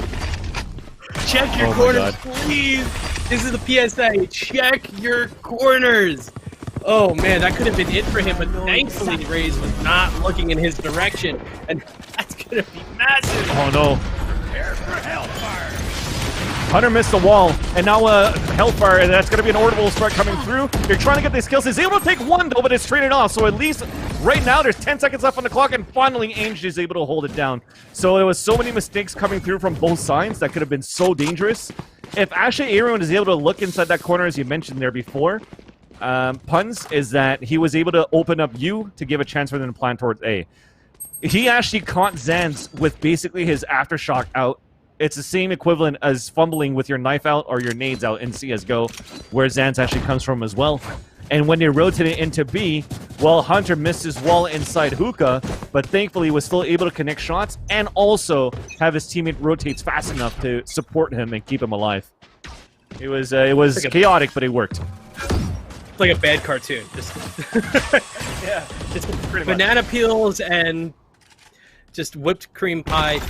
Just right into the face, you know? Classic slapstick. Speaking of slapstick, Anderson comes in with the triple, cleaning up and B long. That is the great. But a lot of people in this tournament today is just a straight hailfire of bullets right through B long, and I think most of our triples have been seen right over there. Quick round again. Gonna be Space Boys taking us to 5-1. Once again, like I said, I think they're just. Once you get a feel for it, once you're that close to success and it's taken from you, it does things to you. It makes you just so much more hungry for the next time you go into it. When you have a second chance like this, like today for this qualifier, Space Boys is really just. I think they probably went and just they grinded out some customs and just really got their gameplay finessed. Echo 8, I don't think they were out pretty early on. As I'm talking, Almighty Hunter takes down Scoop. Call him Lex Luthor. Well, Doomsday, rather, for being active. Yeah, that was impressive how aggressive that was. Wide swings and checking tight corners out in the open of B ramp, or Hookah ramp, rather, is quite interesting to see. And valiant attempt, he got it, but the res came back up. They're trying to push into B right now as they clear out the B bomb site, though, for the attacking side of Echo 8. So we should be able to get an easy plant coming through. Reform in a great position in the back of the side as well. Fault light coming across, but does not connect to him. Paint shells coming through, and Reform's trying to push forward, but he ate those paint shells, so they know he's close here. Even shooting out that bomb bot is gonna have Tetra look around that corner, but sees him wide swing back towards that left. Finally, the spike has gone down because we were waiting for that rotate to come through. Reform still manages to get the kill onto Tetra and goes for the neural theft, and with that gets the wallbang onto Ange. And just like that, it's Zanz on his own on a 4 versus 1 in a position right now where he's just looking for exit kills. Unless he gets 2 early kills right now to make it hopefully a 2 versus 1 inside the site. But in the next 10 seconds, if he doesn't get a kill, you'll see him fall back, or unless they have enough money, he just wants to damage as much economy as he can. Yeah, I mean, at this point, the clock is ticking down unless he just wants to try and get in before it. I mean, yeah, no, I was going to say, if he went for it right now, I mean, he would have been able to get it. Yeah, I was gonna say not now, but like if he just would have powered through it. I honestly think that there were so many people that were walking away. I mean, the stage did wait a second, so she probably would have rotated back. But you know, it's those little what ifs. I mean, their money, they had the economy for it. He was just trying to be cheeky. He was trying to get those exit frags, but you know, walked away pretty confidently. But I need I'm still waiting for that ninja defuse in a tournament. You know, it's got to happen eventually. You know. Yeah, it's just so difficult. I think the best scenario for a ninja defuse is if they were able to get anybody is able to get a defuse like at least halfway, so that the second person that could come through from a secret angle only needs 2.5 seconds or whatever time it takes to defuse it on that second half. As an analyst or a caller in this matchup or for this game today, and I don't know how long it takes to defuse, that's noob on my part. I'm going to learn for next time, chat. Oh, how long it takes to defuse? I think it's like... Yeah, I couldn't tell you. I think it's 2.5 on each half and 5 total, if I'm not mistaken. I could be wrong, but I'll research that later. Nonetheless, though, we're moving into a round here where it's should be a gun round, I think, when I was looking at the scoreboard. So you do have Eng, yes, definitely. So Eng paused it up here towards the mid of the site. Here comes Aaron with the showstopper, who's trying to get his opponent through the smoke, who then comes in with a double peek and takes him down. Trade's coming across, but with the 4 versus 4, Boombot from a satchel, trying to get a kill onto Reform. There's so much CC happening inside this site right now as Reform is trying to stay alive. Aftershock does not connect into anybody, but still plenty of time on the clock so far, but we have committed into this A site. Waiting for it to calm a little bit before we go for an attempt for a spike plant, but still a 4 versus 4 here, friends. Yeah, I mean, the name of that game right there was utility. We saw so much utility being used. All the smokes were dropped. The paint cans were coming out. Everything in everyone's kit was just laid out there. And now, it is the defense here, who is in a very rough spot. You have Zans here pushing forward for the spike plant. He does manage to stall it out. No. Oh my god, no way. Easy. Oh, no, he didn't get it. That was this close to being one of the best clutches I've ever seen, but unfortunately, he's not in a position to finish it out. Someone came up from below and finished him off. Still, good on him for just pushing forward and actually delaying that plant for as long as he did. So, you'll love to see. Even then, I thought, yeah, exactly. It's a good thing that he delayed it, because I think if he stuck it and he actually got that kill, then he could have just hit inside the tug and tried to survive for 4 seconds, but probably would have had it. That's why I was like I was like, no, not like this. Especially when they actually had a recon arrow come out and did not spot anybody. So that's why I was like, oh my god, this could be it. But thankfully it didn't. Some great opening kills and some fragging power from Echo 8 to win this round for the attacker side. I think we might see the Hellfire onto Garden as they get that information. It's going to drop down. They're going to use that to zone them out, push through B. Very well played, but they didn't manage to even touch anybody. They were able to pull back just in time. Lots of gunfire. Not a whole lot of connections here. Still, a whole lot of presence from the Echo 8 over on B long. And now it's just a matter of holding back, waiting for that push. You're going to have one person teleport. It's an interesting decision here. You have, I believe it was the Raze. Raze decided to jump on in. She's going to go through spawn. I think it was just to maybe try and bait out whoever is on A, but they're not biting. This isn't Bass Pro Fish and Hunting, whatever the name of that game is. They're not going to take the bait. They're going to stay exactly where they are. Going to work their way through it, and now she's back with her teammate.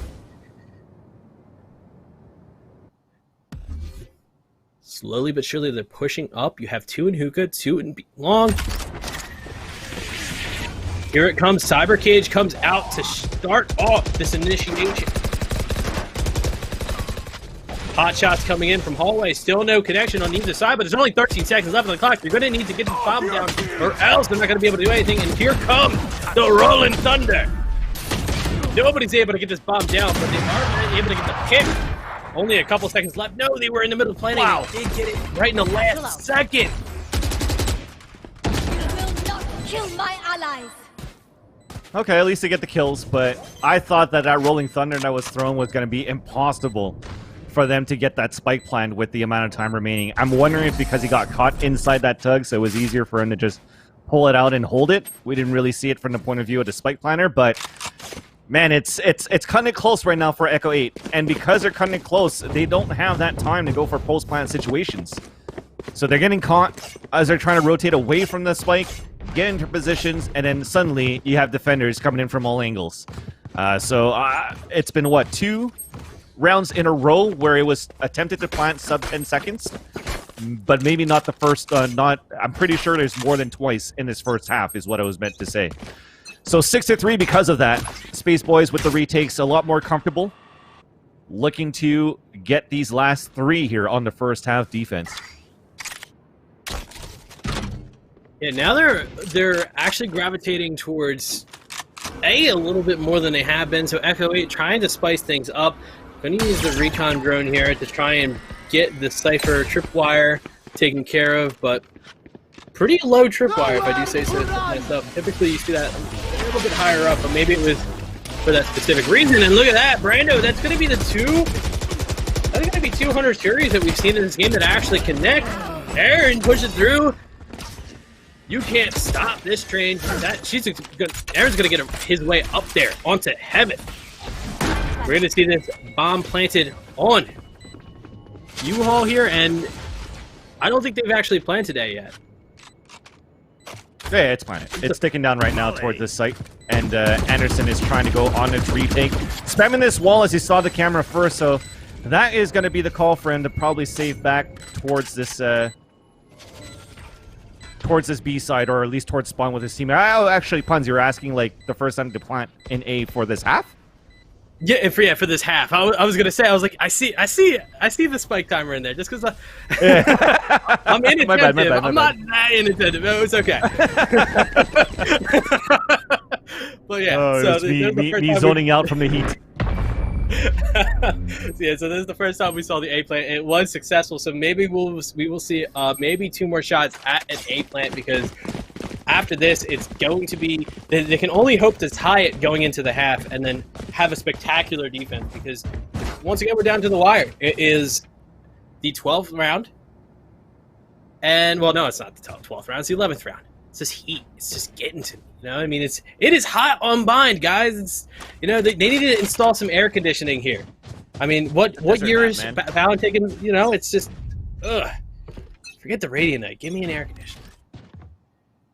So the thing, at least right now, that I would like to restudy later on, actually, about Echo 8 is because they have this type of composition that doesn't allow any flashes on takes. They're playing the buddy system, or in these situations, I've seen a lot of showstopper for Aaron to open up sites, and a Hunter's Fury from the Sova being utilized here by Brando to open up sites, because they're able to get 1-2 kills as they do that, and as soon as they get kills, they explode into the site. If not, you have to be on point when you're trying to get your openers to be able to win the round. So does this mean that Echo 8, with the composition that they have and the fragging power that they have, are just more comfortable as a defender-sided map?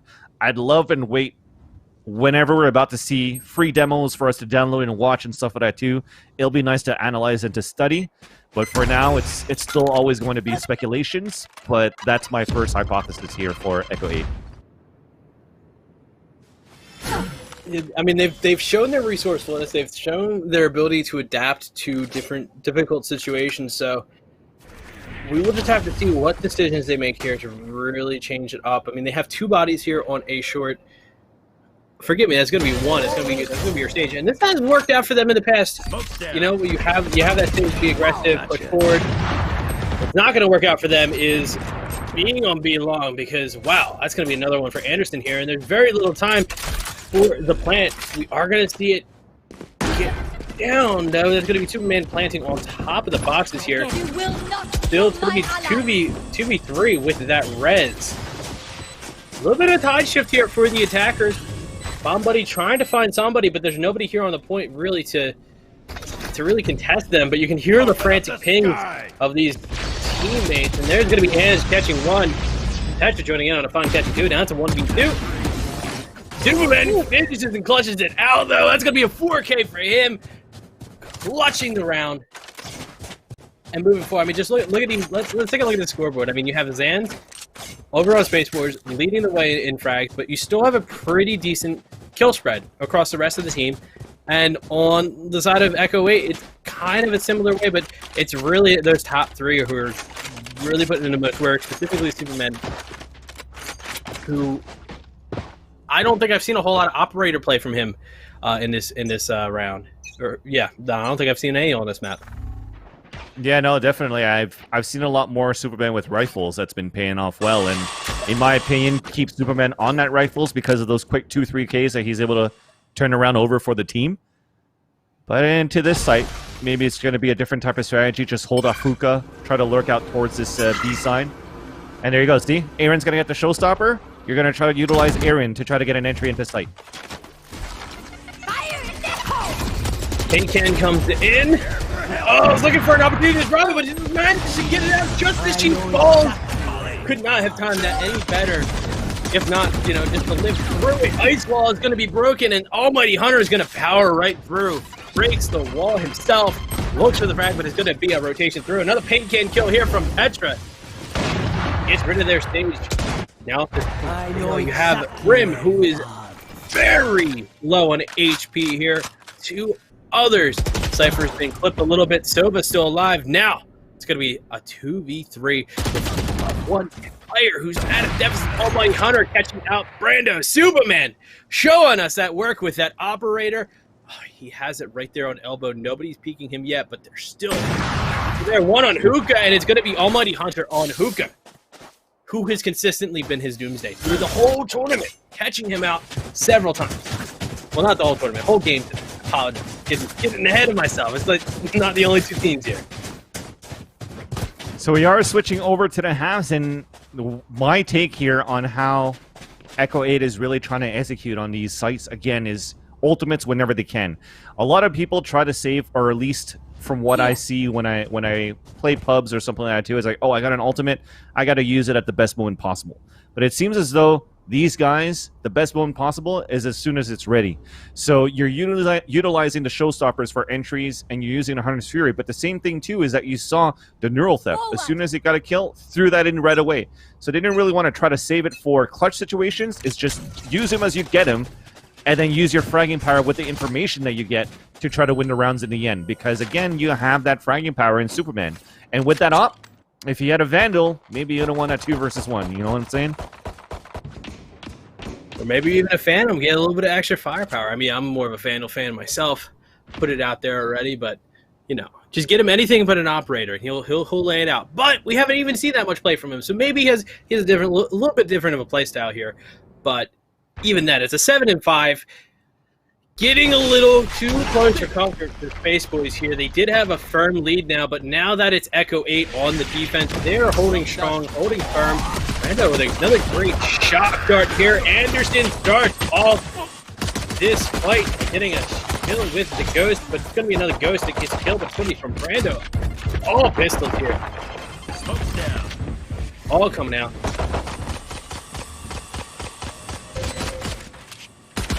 Just a lot of chaotic action here. I mean, it's just, it's the second half. This is what happens. This is just one of those points where you just see that both teams kind of just really run at each other. I mean, now they're going to try and secure the plant. Wow, that was a great flick there, but it was actually Zans who picked that up. I thought that was Anderson. It looked like he did, but it was the pistol round. That was well played by Space Boys. They did secure it, 8-5. Starting off the momentum great, and that's almost secured them 9, essentially, if Echo 8 can't win it here in their eco round. Yeah, with the amount of kills that they unfortunately did not get for Echo 8, I think you are going to go for a full save no matter what and try to bring that into your favor. Because you're already falling behind by 3. Technically, if you go for a full buy, you don't have utilities to work with. You have a chance to fall behind by 4, even 5, going into a low buy gun round. So keep the money on your side, trying to get as much as you can here, and then you'll be able to go for like Vandals, Phantoms, and maybe small armors for a couple of the players, depending how their economy is moving into this round or moving into the next round. But right now, you saw the execution from the attacker side of Space Boys. How Breach makes such a big difference right now for the team to execute into a site. The big difference right now is that you have somebody as an initiator, and they're pulling them out. But at least Reform gets the first kill. Anderson trades it back. You still have the Cypher alive, though, who's trying to fall back inside the showers. At that corner, Anderson's going on the hunt, and they're all falling like flies because they had a big flank coming through as well. So at the showers, everybody falls. Brandos is going to be the last man standing right here. Trying to go with a recon arrow to get some information. A couple of dings coming through, but with the classic, very hard to get or to finalize the kill here on this mid-range, especially with 4 other players shooting at you. And these guys are just toying with them, toying with their food, and she gets a 3rd K. And that's it. 9-5 on the scoreboard. And like I said, they needed that money. They will get it, and they'll even get full utilities on top of that because they're all at least at $4,300 or credits. Sorry. I have to imagine that's got to be one of the most frustrating things is when you're in a situation like that and you only have the classic. I mean, we saw how many of those headshots did he land, but it's you're shooting peas at that point. You don't have anything that can really do too much damage, so.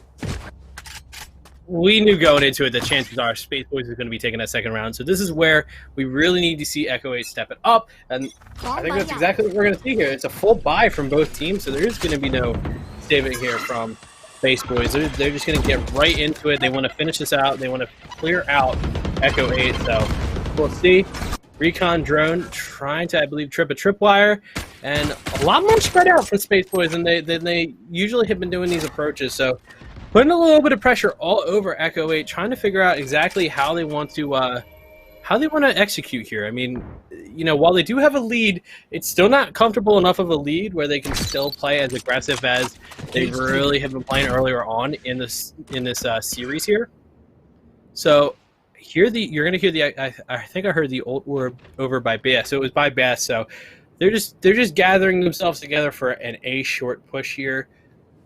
2 bodies still over by B. So you're going in about, I think, 5-on-3. Just got to check the numbers here, but it seems like a pretty favored fight for Space Boys here. But it's all about this first initiation. So let's see exactly how they're going to go in. The charge comes in from Breach, but he's going to find himself to be stunned too. And there's going to be 2 great shots in there from defense. You have Brando catching too, and that's going to be solid. Now Breach is the only one left, but he does have the spike. I think he's just going to try and make his way over towards B to get a quick plant and hopefully try and defend it, but oh no, we'll see. There's no chance. There's no choice. No, the 100 Fury comes in. Oh, what great execution there. They used that to secure the round. And they stopped the plant too, which is a huge deficit to Space Boys. My question was, how are they going to counter initiations from Zanz, who is very good playing as a breach utility initiator guy? And again, it goes down to just simple buddy system for Echo 8. Do you allow right now the flashpoint to come through, and then Brimstone was the one that was pushing forward to get the entries as Anderson, but then you already had 2 players in U-Haul to go for immediate trades. So you gamble on stacks, you gamble on sites, and you win them from your sheer firepower, and it's paying off. It's paying dividends from their playstyle, and maybe that's how it works very well for Echo 8. Now it's time to focus on Space Boys. Knowing that you have so much ground, so much map control that you could do with Breach, how do you take advantage of that? How do you punish them when they have no utilities really to counter? Down.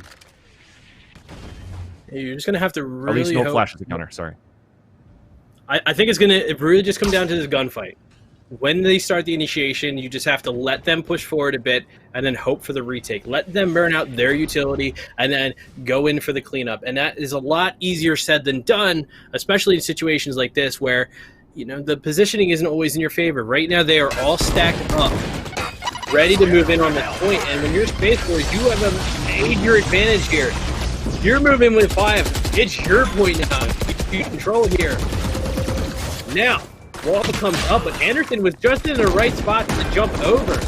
But all it did was elevate him for Brando to come in and finish him out. It's going to be the defense now pushing their way in. Satchel breaks the rest of the wall. But Ange is waiting there for anyone to break through. Wrecks his world, and it's going to be the defense winning this round and still staying alive with 3 fans. Starting to see a shift in momentum here. And I love it too. Farming as much as you can in terms of the orbitals, the orbs, the defuses. You get a point on a defuse as well. So you're setting up for Superman. These guys are just counting on their ultimate so far, and just a bloodbath on how they replay and retook the trade. It seems so chaotic from our point of view, but I'm pretty sure from the comms that they have for Echo 8, it's probably smooth butter and communication on the way that they retake sites or execute as a team. That breach is asking for Economy is definitely looking not too good for Space Boys right now. They have the lead, but they do not have the equipment. Zan's gonna get really quick here. His utility doesn't actually fire it off. I think he was waiting to see if maybe there was somebody there that he could do a quick push on, but opts not to use it, obviously. I think, yeah, he's still waiting. Still waiting to see when they start this engagement here. Ice wall is broken. Anderson scary on both sides of B-Long as he's pushing up with that ghost. So we'll see if he can get any work done. Aaron starting off the initiation here with the paint can. Does not find anyone. Just going to be waiting here in this corner. Hope Anderson is bold enough to push up. He's just going to be taking his time, taking a little peek here. Nobody is. Yeah, they're gonna take the teleporter. They're gonna meet up with their friends over at A Short here. And there's still so much time, too, though. They could still fall back towards the B side despite them taking a teleporter. 35 seconds left. You saw the spike being dropped intentionally towards that market. So they could try to get some sort of entry if they can towards this B side again. Force a rotation, and everybody else is going to rush towards A. But as time is ticking down further and further, and you haven't seen them take more map control here, they're going to have to try to work quick and very soon. And it starts off very well with Superman denying everything from that molly on the ground. But he eats the boombot from Tetris, so that just opens it up. Neurotheft, and somehow this eco is turning in their favor. There's only 10 seconds left. They're running into the site. They have a Rolling Thunder, and the only ultimate that they had to try to deny this from the defender's side was the first one to die. Aaron gets 2 kills. The spike has been planted, but it's now 3 guys alive versus 2, and they still have that Rolling Thunder. Rek at least takes down that Rolling Thunder out of the equation. Now at 2 versus 1. It looked dangerous, but it now looks salvageable for the defenders. Only last person standing is going to be Ange with the Sheriff. Tapping on that bomb is going to be that 2 versus 1 as they peek out, gets the kill. Easy defuse coming in right after. 9-8 on the scoreboard for Space Boys, sorry. But then again, it wasn't supposed to end that way. He got denied, got owned by that boombot. Yeah, that was definitely not something you see every day. You're going to have to look up the return policy on that. I don't think it's full. That one specifically probably designed to kill people, but if your Roomba jumps up and tries to explode, please call the manufacturer and let them know. Might make more of a mess than it does cleaning, but wow, speaking of a mess, Space Boys, the lead is getting so small here. It's now 9-8. That's only a 1-round deficit. The guns are out, though. Full buys all around. This is the make or break point. Whoever wins this round is going to set the stage for the next couple rounds. So we'll have to see exactly how Space Boys wants to push forward. They're stacked up over at B. Looks like a couple bodies over in B long, just waiting for an opportunity to push in. They now know that Anderson's hanging out in B long. Now they know there's 2 people. What they're going to do about that will be seen. They throw out the slow orb to stop them from pushing up any further. But now they're stacking up over towards B. So we haven't really seen Echo 8 really full stack like this on any site. So if Space Boys tries to engage here, this could be a really rough site for them.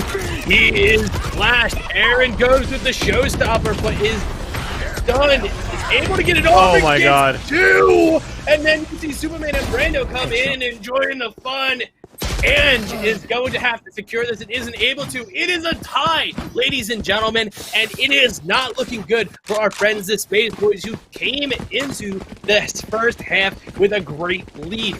Now that lead is gone. It is tied. It is anyone's chance here to walk away into the next part of the bracket. That was sick. Despite him being fully stunned, able to get off. Like, I mean, you don't really need to aim at faces or bodies even at this point. You have a rocket. It's a one-shot kill. You use it patiently as well. despite being fully stunned, to get that double K, to give a chance here to come back in this game. Tied right now for the team. Putting your opponents also at a save situation, where it's been dangerous last time, but I think they've learned their lesson. Aaron's finding the first one here with the operator. It seems a little bit more fast-paced now for Space Boys as they're trying to move inside this A side short. We have cyber cages coming up. Operator still missing here. We have satchel charges being thrown and even paint shells, but not yet a casualty in this round. I spoke too soon. Ange finally falls here from the hands of Superman with the Vandal. At least to get more control into the site, but no Spike. I think there was miscommunication here because the Spike died by you instead of running towards that site. Or they were trying to clear it, but there was too many hero plays happening solo versus rifles with pistols. Nothing you could do there. So Echo 8, just like that, they take the lead, and that's what I told you. Like, they have their fragging power. Maybe the composition that they have doesn't look too good for attacker side because they don't have flashes, but at least they have what it takes to defend on with rifles, I guess, because you let the enemies come towards you. If you're able to run away from the flashes that are being thrown by Zans to start things off, nothing else really that they have on the attacker side. It comes down to a gun battle where these Crossfire players from Echo 8 could still hang it with the Counter-Strike boys. Yeah, I think a lot of it, too, is if your opponent isn't really rocking the operators as much as you are, then you kind of put yourself at a deficit if you're really going to stack heavy with those. We've seen yesterday, there was so much talent jumping at the operators. We were seeing, I think, 2 to 3 at a time on the usual. Brando is just getting nuts with these Hunter's Furies. That was his third one of this round, and it's the third one of the entire broadcast that we've seen. Definitely have to give props there. Now the defense is looking pretty strong. I mean, even though it is 4v4, there's still that there's res on both sides. We could see this come back to a 5-5. And we're already going to see Space Boys opt in. Are we going to see the defensive Sage make the save decision? Yes! Oh, gets the res, have to spot them out. I have the spike. Wow. That's a beautiful chaotic K right there. That is so crazy that these guys are just good at getting multiple kills. Single-handedly, actually. Like you said here, Puns, Brendo did a great job with the Hunter's Fury to get entry kills. But then when it comes down to Reform getting a kill, Neurotheft, and then getting their teammates ready for these 2-3 Ks. I saw the chat, Rek getting wrecked, but Rek is doing his job as that Sage. Getting those heals, getting the reses as well, making it a 5-on-4 situation when it was technically a 4-on-5 on their end after they got that first kill inside the showers and putting it back at a one-man advantage for Echo 8. But again, 2-3 kills often coming from Superman. And we see other people like Reformed step up and Aaron as well, just to be able to take this 2-point lead for the team. Too late. Zans catching his footing here, getting the 2 kills, using his utility. Now we're going to see the plant on U-Haul. I've read this book before. This is where we've seen the tides turn. But we'll have to find out if it's the same author, because anything can happen here when you have still 3 people on the defense alive, and one of them being a Raze. I don't know if she still has her utility, but still a chance for her to come around and really set them up here. Yep. Yeah, she still has that charges, paint shells. Yep. Time is ticking down. They need to do something. Maybe they're going to save.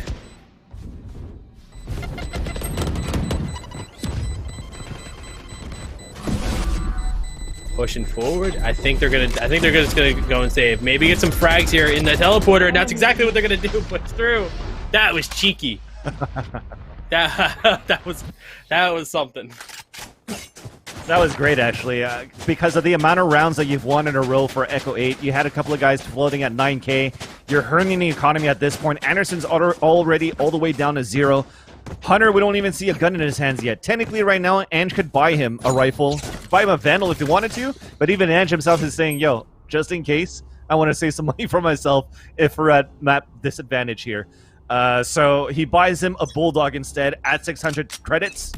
but things are looking good here for Echo 8. They win this one here, it's going to be such a broken buy for Space Boys facing elimination that things are looking grandiose for Echo 8 to move into the lower finals. But not as grandiose as Anderson gets the wall bang first kill onto Aaron. It was an intentional wall with a gap for him to get that pick, but it worked out well on the attacker side, who continues to stomp up towards his B ramp. So now it's trading off on a 4-on-4 situation, but they don't have reses yet from either side. So it's going to remain 4-on-4 into this round, but still looking good here for the defender side. Yeah, I mean, Anderson really likes to take this this garden control, and getting that early pick was definitely good, but losing Reyes was not so good. I mean, that's your entry right there. We've seen that entry with the paint can really pay off with all these plants. Now they're going to have to figure out what they're going to want to do, and I think what we figured it out is going to be a rolling thunder through, but I don't think it found anybody. They're going to return with the Hellfire onto Gardens. Can't push forward any faster. Slow orb through is going to force them to take the teleporter, and they're all going to run through 2 paths. So I think you're going to be able to find the point pretty quickly, but Reformed is waiting here, hoping he can catch some 2. He gets, oh my God. He does catch 2, 3. And yours. Where is everyone hiding? That's insane. I have retrieved the spike. There's no time left. He's going to get the spike plant at least. Okay, was the defender spike Cypher that was running away? He only has 7 HP, so it's a 2 versus 1. Ange could still win this one here. So that spike is planted right now, and they're so spread out across the map. At least their location is revealed, so that's going to give a chance here for Short A to move forward, and they spot him at U. That gives a chance right now for the Silva to move forward as well inside the site where Brando is holding it at Tetris area, but the spike is planted perfectly right now for Ange to hold it inside this U. Both players right now on the defender side at least have met up, and they tag him. This is going to be huge. They could stick this right now. 3 out of 5. Oh my God, what a play. Here comes the wide swing. He's going to hear the footsteps, playing the time, running away inside the site, but Brando has to stomp it as well. And just going to clutch a 2 versus 1.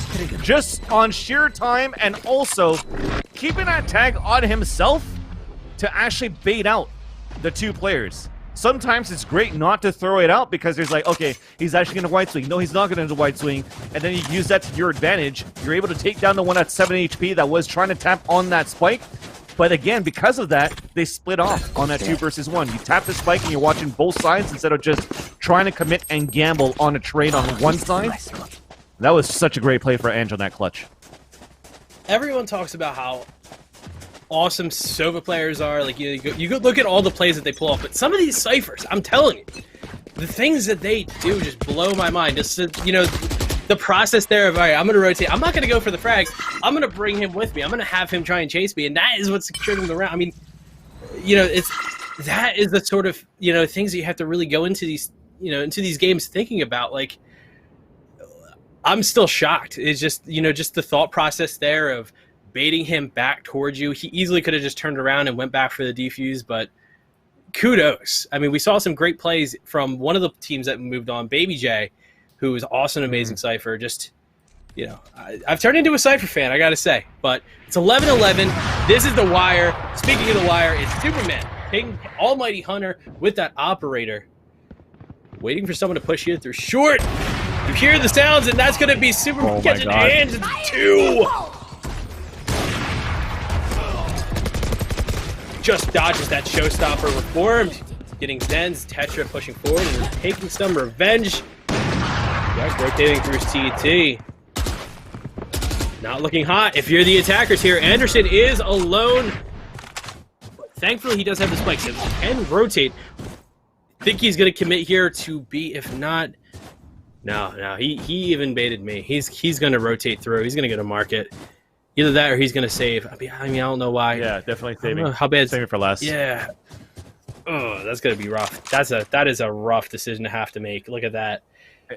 Yeah, you got 7 HP. It's very tough in the 4 versus 1 to try to get something done. So you're going to play for tie despite such an attempt by Ange on that 2 versus 1. And overall, I just totally forgot, despite him winning that 2 versus 1, it was still a 4 versus 1 clutch by Ange on that previous round. And the thing that made it in that situation was another thing that I didn't point out. Reformed, when he was actually holding that angle, that flash point went way behind him, but still fully blinded him. but they didn't check that corner running out. So he got a 3K from that corner, and it was basically almost guaranteed victory going into Echo it into this round. But thanks to the individual play from Ange in a 4 versus 1, puts it at 11-11. But because of this situation, hectic again, Echo 8 wins that last round. It's now series point, map point, elimination point right now for Echo 8 to move forward into the lower finals. So Echo 8 right now on his 5 versus 5. On top of that, has 3 ultimates, and we know how good they are with the ultimates, with the Hunter's Fury, with the showstopper on top of that of Aaron. Those guys have to get eliminated quick. Yeah, Space Boys, this is they don't want to lose this one. This is like I said, they've been here before. This is the same story from yesterday. They had it just within reach. But it wasn't this close. It wasn't 11-12. They're hoping here for an overtime, which would be, even then, a super stressful situation. And they don't even have any ultimates online. You have Echo 8, who has that showstopper. They have that Cypher ultimate. They have the Hunter's Fury. This is not looking good. But what they do have is an amazing aggressive playstyle that when they do commit to those fights, when they run in, they have seen success. So we'll see how it worked out now as they're committing now. Aaron goes into the showstopper, only catches 1. That looked like it was going to get 3, but it may have been just enough to start off what could be the win here for Echo 8. The play is going to be down. The Hunter Fury did catch stage just a little bit. Molly coming in on Zanz. Little by little, this defense is chipping away at this attack. You have Ange catching 1. Rek able to heal himself. Coming down to this is going to be another pick here for the defense. You only have 1 left on the attacking side, and it's Sage! That's going to be it! Not able to res, not able to stop the defuse. That's going to be it here for Space Boys, who have fought so hard, but unfortunately it's going to be Echo 8 who comes out on top. Well played. That was by such a valiant teams. attempt. Oh, that is an understatement. That was so close. We saw the back and forth. It was back and forth that entire game. We saw the momentum happen for Space Boys. We saw Space Boys come in. They were looking strong. They were looking confident. And then Echo 8 would just take them down. And then you'd see Space Boys come back, and they had that energy and you really felt as if they were going to push forward. But Echo 8 with their solid defense really won it out for them. Who were some players that stood out for you in that last round? The last round, it was gonna have to be the attempt of that, or the game. We can do a little bit of both. Definitely, when I thought that Superman should have kept the rifle, he totally shut me up. Right? Him utilizing that operator did his point as well on the short A side on defenders, because having to only focus on such a tight corridor, holding a site like Bind on short A, he proved his point that he'd actually do as much damage as he can on that part. Especially, so now I'm going to look at Space Boys. I'm going to have to look at Ange at that point. I got to give it to Zanz too. Zanz did a very good job in terms of an initiator supporter to be able to let his team move into the site. He wasn't the type of person that was there to actually get the entry frags or be a top fragger. It was going to set the tone, set the pace for players like Ange to come in, get entries, get clutches, and Ange was that player for me on that sense for Space Boys. But overall, as a team, Space Boys just couldn't break down the defense of the ultimates. Whether it's ultimates on attacker side or defender side of Echo 8, I saw players getting caught left and right that every time I saw an ultimate come out, it was bad news bears written all across the board. Just nothing was able to be... they weren't able to look for cover, basically, against the ultimates. They were getting picked off every single time.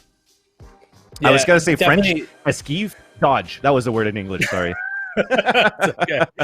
Yeah, old rotation is definitely something I've seen a lot of teams, struggle with, because if you're coming from CS, it's not something you're used to. Like when you're playing CS, you're fighting for utility and you're fighting for money, and you really want to just keep your eco up, but like your ult doesn't really you don't have one in CS, obviously. So abilities and all that fun stuff is just a foreign concept. But for those of you who are kind of new to Valorant or just kind of new to the first-person shooters in general, one of the awesome things that we do at Nerd Street Gamers is we host online clinics, or as we like to call it, camp localhost. So if you're looking to get into Valorant and maybe don't think you have what it takes to compete just yet, don't worry, we are hosting our Valorant online clinics where you can learn from CS. I believe our coaches are from CS who can teach you those core mechanics as well as just those, those basic strategies that you'll need to come in. And even if you're used to a first-person shooter, but you're new to CS-style gameplay, it'll definitely benefit you. I mean, for me, it took learning, from CS players how to approach this game, coming from Overwatch. I played with Bach just a bit, and I think, Bach can tell you it's one of the most frustrating things in the world to play with me because I play so aggressive. I really want to get in there. So if you want a chance to really learn from some awesome players, sign up for the online clinics that we have. Go to localhost.gg/camps. Sign up for the Valorant camp. Get started. Start there, and maybe we will see you in our next qualifier. If not, the following one. But yeah, wow. It is just so phenomenal to have opportunities like that. For sure. And that means now, if I'm looking at the bracket here, updated here, as we will have into the lower bracket finals, Echo 8 versus Space Boys. And sorry, that just happened. It's going to be Echo 8 versus Shironiku. So it's going to be actually a chance for Echo 8 to come back and get another revenge matchup. They had one versus Way Too French 2 rounds ago as they won on Haven. Now they have a chance as they got knocked down by Shironiku in the upper brackets. They have a chance to win again and move into the grand finals. Whoever wins this matchup here is secured a spot into the T1 Valorant Showdown next week, presented by Samsung. This one, though, presented by Mike and Ike in this qualifier. They went against Sharon-Echo. They could move into top 2, where they guarantee at least $900 for that second place, and also $1,800 for the first place, because this is a $3,000 qualifier brought to you by Mike and Ike and also Nerd Street Gamers. Yep, absolutely. I'm really excited to see what we have coming up next with Shironiku versus Echo 8, but we are going to cut to a quick break before we do.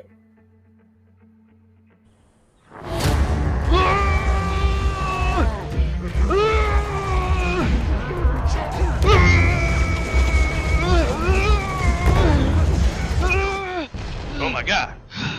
Mike? Oh my god. Ike?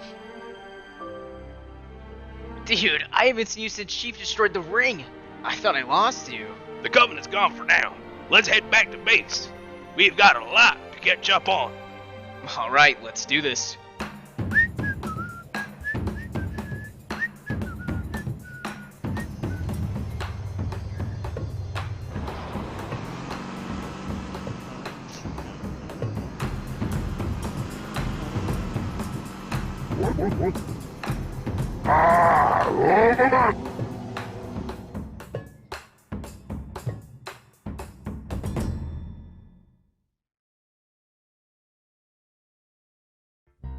Oh, baby. Contrast stitching. Curves that'll hug your body. Adjustable arms. Custom embroidery. Memory foam pillows. Changeable color inserts. Lay flat, recline. Removable logos. Soft, durable material. Yeah. Like what you see, baby? Zip chair.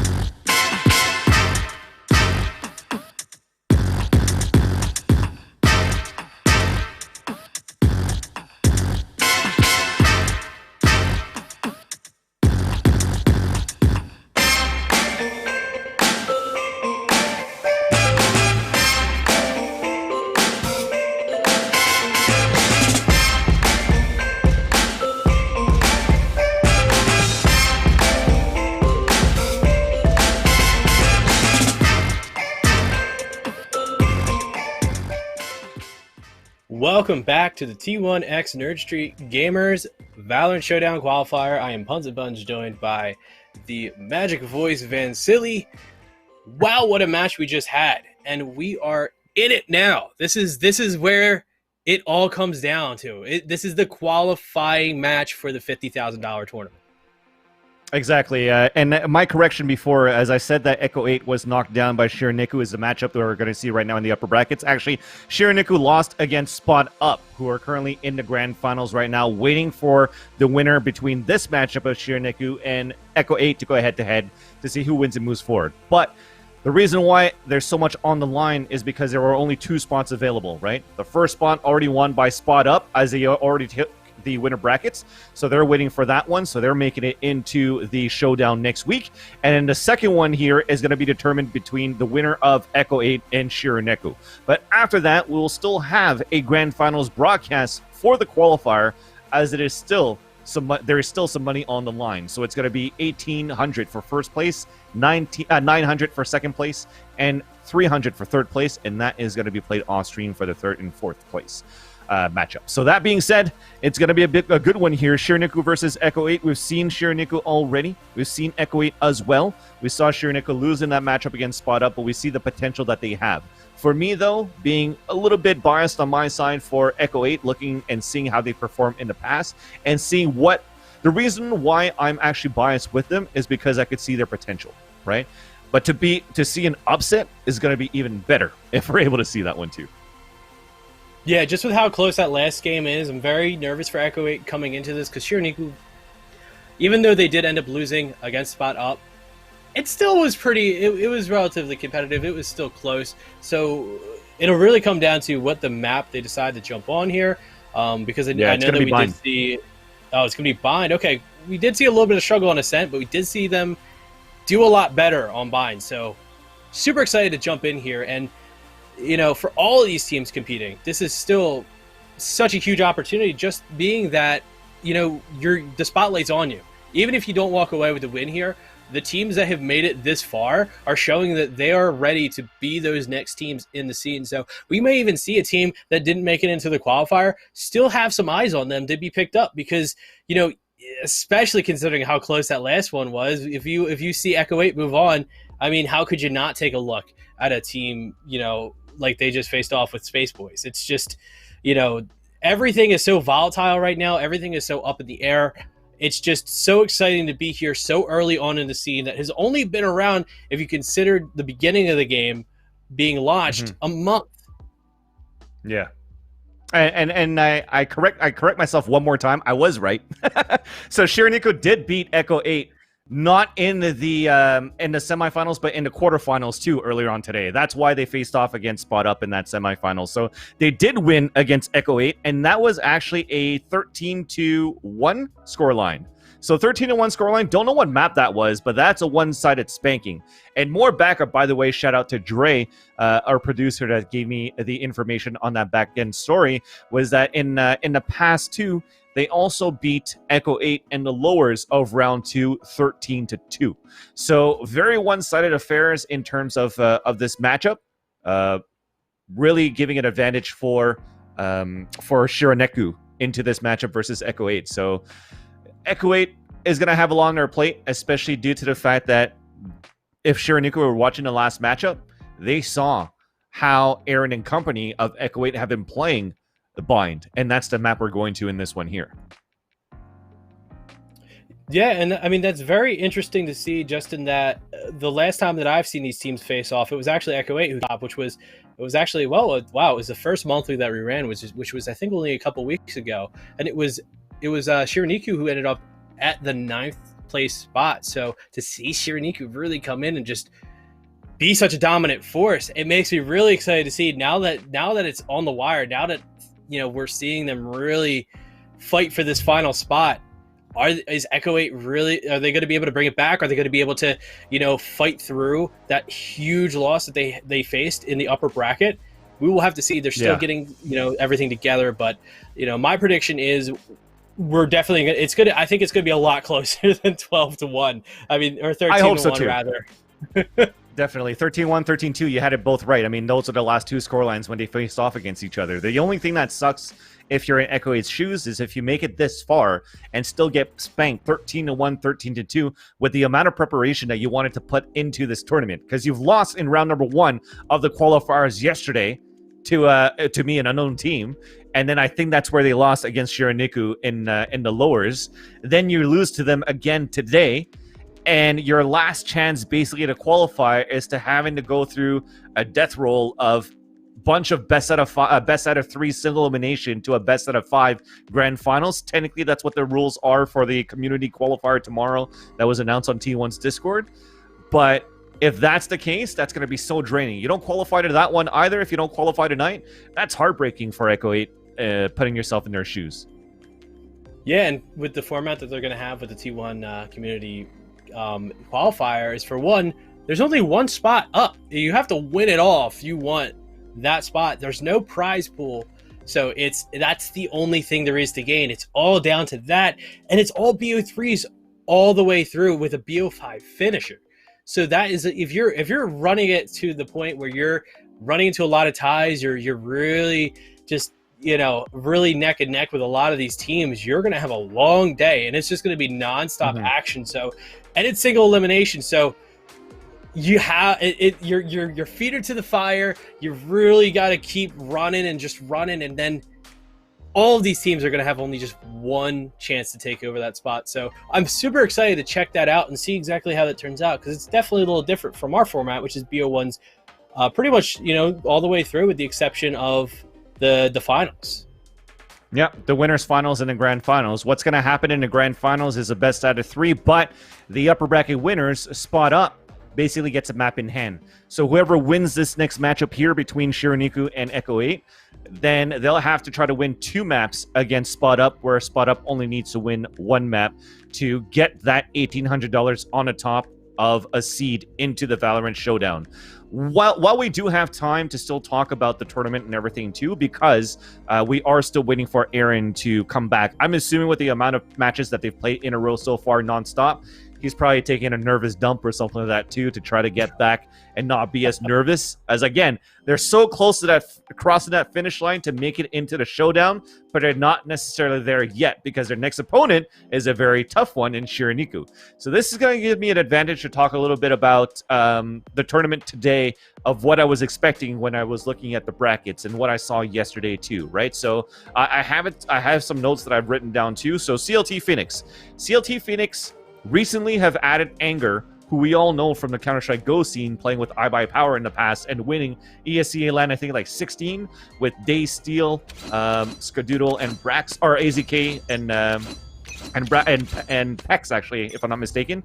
But he's actually very known into the scene, got picked up by CLT Phoenix, and unfortunately, though, could not move forward and far with CLT Phoenix. But give him a little bit of time. Hopefully, we'll see some action very soon. But without further ado, let's move into the action already on Vine, as I hear the game sounds coming through. So we have B-Dog and company right now. Shironiku starting off on the attacker side, while we do have Echo 8 on the defenders. And it starts off already with a bloodbath towards this U-shaped hall, also towards short A, leaving it a 3-on-1 situation for B-Dog with a ghost trying to take over this site. He at least has the spike in his hands, and there's still a minute left on the clock. So he could still run forward and jump into the teleporter. That recon arrow actually misses behind him, so they might think that A-short is clear. So this might be a cue or an advantage for B-Dog to catch one player off guard, win that 1 versus 1 fight, make it a 2 versus 1, and maybe even clutch it at this point.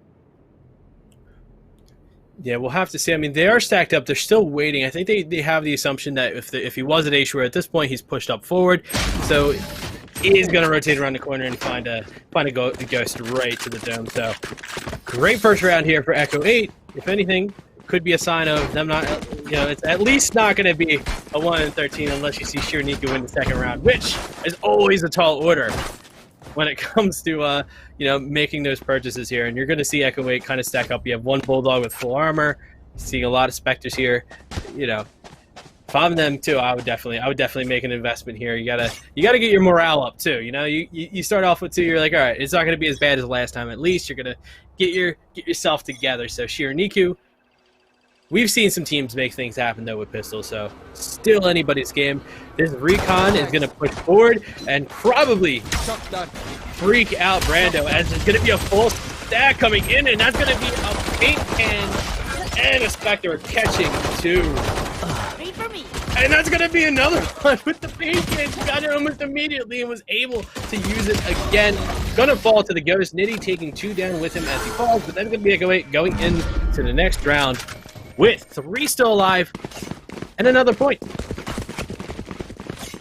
Yeah, decent there on that save for Shiraniku, but not enough to hurt the economy of Echo 8 into this round. They are going to purchase Vandals, though, so that means they're going to go with small shields. It's still going to give some sort of an advantage for them, though, because we don't see that much of an upgrade coming in for Echo 8. So they have a Spectre, they have a Bulldog, they have a Spectre as well. Good thing, though, at least, is that they won Pistol and they won second round for Echo 8. So when we thought about a 13-1 scoreline, at least we could cancel that out. 32 scoreline, still possible. We'll see what happens in this round here for the defenders. When we're actually looking at the attacker setup, at least though, for Shiraniku, is that they have the same comp as they did when they played up against Spot Up, where they lost 13-9. So instead of having Rashura playing as a Sova, you have Rashura playing as a Rage, as an entry fragger, and the Sage is going to be played by Kagune instead of playing an entry as a Sage. We're going to see what we've seen a lot on Bind, which is a push through B long. Once you get control of B-Long and get control of Garden, it's kind of easy to start pushing forward, and Bear, not even anywhere near B-Long, just going to be running right through A, getting the pick to start things off. Aaron going to be rotating right through that Cyber Cage, though. Took some shots in there just to make sure nobody's going to surprise him.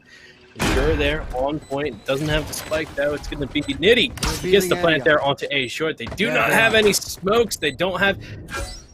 Yeah, I don't think Brim has any smokes to put down there to cover that A short, so definitely wide open for anyone who wants to push in. But look at these defenders. If you look on the mini-map, they're surrounded by all corners. Superman catches one, but it's going to be Aaron and Rex who are going to fall for sure, looking for a statue kill, but doesn't need it. Finds two with the Vandal. It's going to be Brando here looking to redeem his team, pushing up with a Spectre. No more. Does manage to catch Ray, is going to take the Vandal, and I think he may try and just call it here, but doesn't even get to walk away with the Vandal. No consolation prizes here. It is all Shiraniku with that third round win. That's right. So then it's still not going to be out of the pit, the fire pit right now for Shiraniku, because we're going to have a couple of guys still with rifles. That's going to be 3 guys with Rex, Superman, and Brando Spectres for the last 2 of Aaron and Reformed. At least what was good from the way that Shiraniku's playing is that they're able to avoid the ultimates that have started. So Aaron had a showstopper towards our garden side that did not connect into anybody, that still gave a big advantage for Shiraniku to win that round. Getting 1 or 2 kills with the rocket would have definitely helped when it didn't have really upgraded weapons for the defender side. And now with this aggressive push coming through, Superman gets the headshot onto Bearcun as they went for a double push towards short. So it starts off super well. They have so much information, especially with a third guy or second guy spotted towards long B. That means that they were trying to execute some way or shape or form towards his B side. Now they could gamble and stack up towards his B side, keep Cypher solo with the camera. But that communication comes back here for Echo 8, saying that they have the grounds, they have the crossfire set up. You could say towards this A side. Now he rotates back towards B.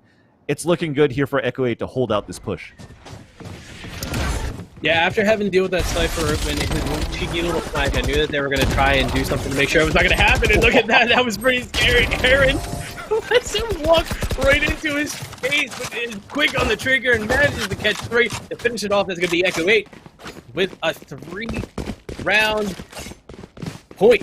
I was going to say lead, but that's not a 3-round lead. That's a 2-round lead. 3 points on the scoreboard here, and they're looking pretty good. They got a great eco. They have they're pretty well stacked as far as their money goes. You're going to see Reformed hold on to that Spectre. He's not going to make any purchases just yet.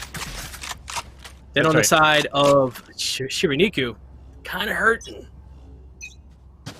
And that's why he wants to keep the Spectre, because he knows that it's going to be broken by no matter what. He might still have a better chance here. And just like that, in one single round, Aaron is already at the same amount of ultimate points charged up as his team with the 3K.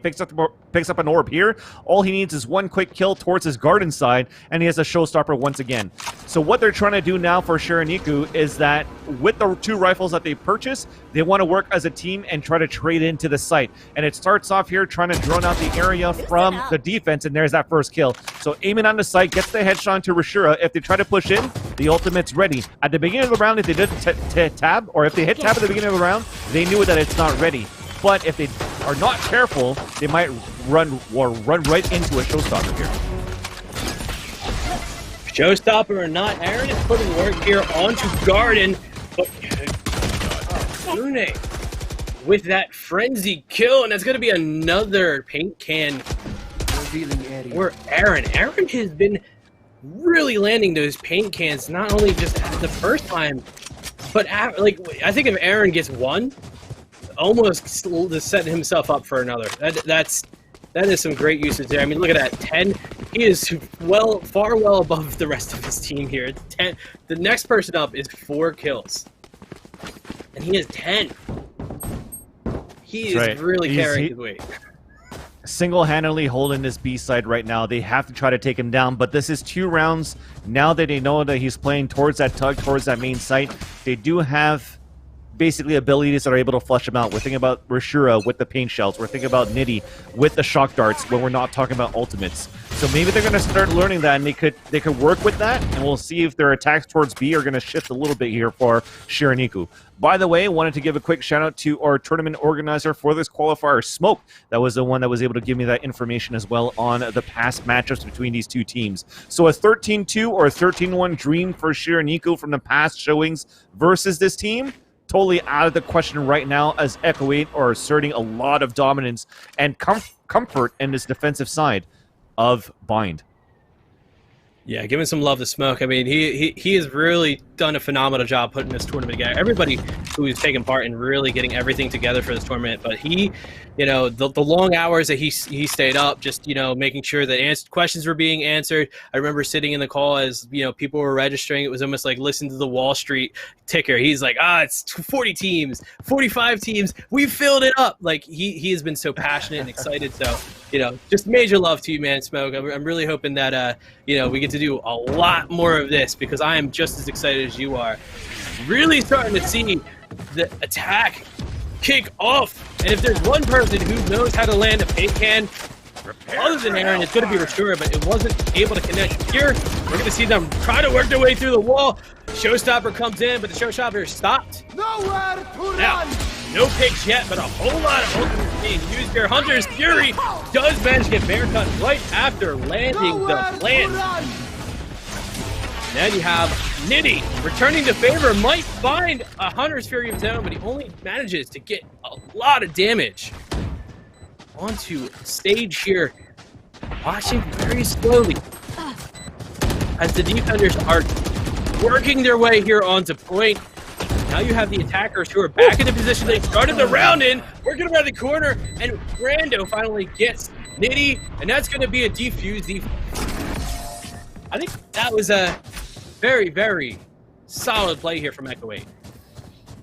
Definitely. I think despite them, you know, letting that spike go down, yes, we did get a kill with the Hunter's Fury, but it was alive long enough. He was alive long enough to get a spike plant for the attacker side of Shiraniku, but the retake that they had was amazing. I mean, I don't think they had that much utilities to work with on that retake. Right. Even a Hunter's Fury that came out that actually tagged Rek, and Rek got picked off, so they didn't have any more heals into the B site as you ran in and got killed by B-Dog, I think. So it came down to just teamwork on that trade buddy system that I've been talking about on and off and on and on about Echo 8, and they're just doing it so well. And this round here, Aaron's all over the site. He's not B, he's A. He's not A, he's B. It's not a rifle, it's an op.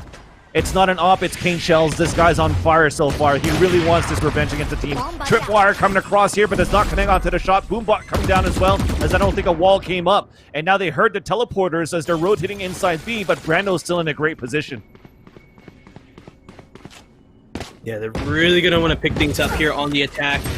Already a 5-1 deficit, but here we go. Just as I say it, Kagune catching Aaron, the heaviest hitter on the side of the defense here. Brando, though, picking up the mantle of Fragger, getting 2. Wreck also joining in on the damage. Going to catch 2 as well.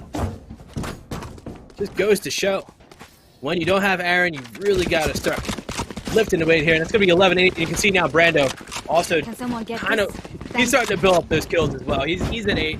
Aaron's still at 11. So, you know, it was pretty early on that we were seeing this. But also, once you start seeing those paint cans come out, you start to play around it. You know not to go to peek certain corners. You know that they're getting used to, certain ways that they're going to go about their approach. So 6-1 though. That is a great way to start this off. Yeah, and a lot of times when I'm saying that Superman is a top fragger for the team, they haven't tried to work A that many times, and when they did, it was Aaron, and Aaron is just able to stay alive often. But the good news is that you're seeing other players starting to step up. I remember Josh RT earlier in the chat saying, oh man, Wreck is getting wrecked. But Wreck is currently at 6 kills so far, and he's stepping it up, holding it aside on A. Brando is doing the same thing too. So now that you're seeing players that are not often on that top of the scoreboard also getting frags, it's looking like a very dangerous team. Not even a composition. I'm talking about a team right now for Echo 8 on this defender side.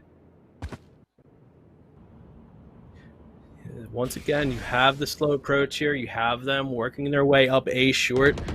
Waiting to get that information, taking some shots there at you, but I think they're gonna opt out. I think they kind of decided, but look at this. Oh no, they're rotating just as the rest of Echo 8 is moving their way towards A.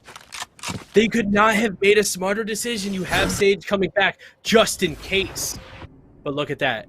You know, Brando is he's weighing his decisions here. He's hanging back there in CT just in case they do make this decision to push in.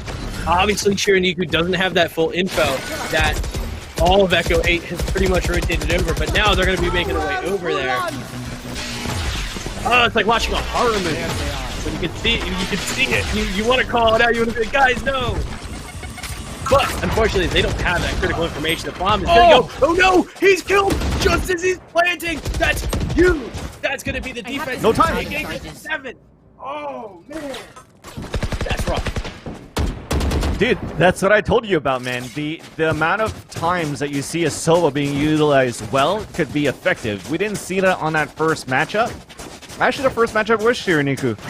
But Brando definitely stepped that up on that point, because now we saw a Hunter's Fury kill on that previous round. The second time he actually got a tag, but he actually used an angle with a bounce off the shock dart to actually land inside the tug and land right at the feet of Kagune, who was trying to get that spike down. And because of that, single-handedly won the round for the team without having to go for a gun battle for the defenders. That was so clutch there for Echo 8. As Shiraniku went a little bit too slow on that take on that B side. So when you were saying that they were gambling towards that A side there, Puns, it still turned out well for them because, like I said, they're feeling themselves in this matchup so far. Yeah, I mean, at this point, it's their game to lose. You're 7-1. The tides have turned. We went into this with Shiraniku being the ones who were 13-1. But I think we may see a bit of a tide shift here. But to be fair, we are still only on their defensive side. Aaron with the full clip wall bang, finishing it off with that final bullet, hit with the recon bolt. But there's only 2 people left, so we'll have to see how they want to approach. Swings the corner, and it is out of here. Bear Kun is down. Aaron gets the pick, and Reform joining in, and they can manage to get this defuse. Sharing the love, letting them get the ult point. Wow, Echo 8 bring it to 8-1. They are coming back. They are not. I think I can say, if there's anything I've said that's right today, it's that it's not going to be a 13-1 in favor of Shiraniku. Could be a 13-1 in favor of Echo 8 at this rate. We already saw at the beginning of this gun round 3 players at 8K, and that was Aaron, Rec, and Reform. And even after that, after 9K, Aaron is at $8,400. That means he only bought abilities at this point. Didn't really need to purchase into shields. These guys are just on top of their game so far in this matchup. They want to come back with a bang, come back with sweet revenge here against Shiraniku, and it's showing. It's very tough right now for these guys to get anything done for Shiraniku in post-plant situations. At least they're able to come in and get plants here and there. Drones are going to kiss each other here as you're going to see a couple of guys inside hookah. But like I said, they get a plant towards A, they get a plant towards B, they don't get a post-plant situation. And now they might not even get a plant because they have a great crossfire setup from Superman and Brando. Finally, though, as B-Dog gets 1 kill, a Showstopper and a Vandal kill picks up the last 2. And immediately, we see a 9-1 scoreline and basically action within 5 seconds. Shironiku falls as a whole roster. Wow, look at that economy. Look at that. They have so much money. They could maybe even afford to buy the skin pack right now. That's how much they have. They have oodles of money to play around with. And then on the other side of Shironiku, they are definitely hurting. Now it's a whole lot of Bulldogs, but if there's one thing I've learned, that the Bulldog can have some bite, so I can't say anything. I can't call them out. Shironiku, we saw a 12-11 game from Echo 8 last round. Who knows?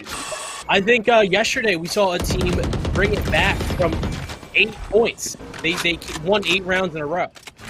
So this could go both ways. We're going to watch Aaron here with the operator over on the back site in the hallway. Not going to be anyone really challenging him just yet. I think Sova's thinking about it, but he's not committing to that swing there. And I wouldn't either. If you know they have an operator, which I don't think they do, why would you do it? No, okay. He crouches through and, oh no! Sticks his head up, just like a whack-a-mole, and it is down. Yeah, you get 200 points from whacking that mole, and you get the big prize, which is a 5-on-4 situation and getting closer to a 10-1 scoreline, and even closer to nailing a spot into the Valorant Showdown, brought to you by T1, Samsung, and Mike and Ike. So now as we're trying to move forward on this low buy coming in from the attacker side, Superman's in a great position in front of you. That's 1 and 2 kills, looking for a hat trick with success. And that is going to be that 10-1 scoreline that we were talking about. So now such a low buy coming into this round here. Should they want to buy, they can only afford 2 rifles and they are going for it. Even Nitty buying a Vandal, probably with no armor as well. The frustration is coming through to try to get anything done right now for the attacker side of Shironiku. Now, what was the map that Shironiku beat Echo 8 on 13-1? I didn't quite remember what that was. I wish I had that, but yeah, I don't think the Battlefire or the system that we're using shows the maps that were played. So I'll have to check that later on. I'll try to see if I could find it while you're casting. No worries, because it's I wouldn't say it's surprising because like I said, this scene is so volatile that you can see these crazy upswings, and being that this is BO1, if it was BO3, we may have saw something change. Wow, that's so wrong. Landing right onto the camera. Almost as good as when you see it land on somebody. Hunter's Fury from Nitty catching 1. Took a little bit more. Finally seeing some kills with these Hunter's Fury, and he does manage to get the Hellfire off just as it goes off. Oh, killed by the op right before the Roomba can do what it wanted to do. Now, have Brando in a rough situation. It's 1v3. Not that it's too rough. I mean, we're heading into the pistol round after this. Sides are going to swap, so he can be a little aggressive. There's a little bit of time to play around here, but at the end of the day, you don't want to lose anything. Oh, he's just waiting for the defuse. He's waiting for the chance. Is he even gonna take a chance here? I guess not. Even a molly coming across, yeah. And you could hurt the economy. I think at this point, the round is lost, but you could see him continue to push forward towards his short A, so he does want to do econ damage if he can, but he hears the portals coming through. So he's going to survive. The last 3 players are going to survive as well. We're ending to have 10-2, which is not too bad. I guess it's not too bad in the sense that moment of salvation, silver lining is that it's not 11-1. Because it's been really one-sided so far for Echo 8. I tried to look through for maps, but unfortunately I can't find anything online. So hopefully Smoke is listening through.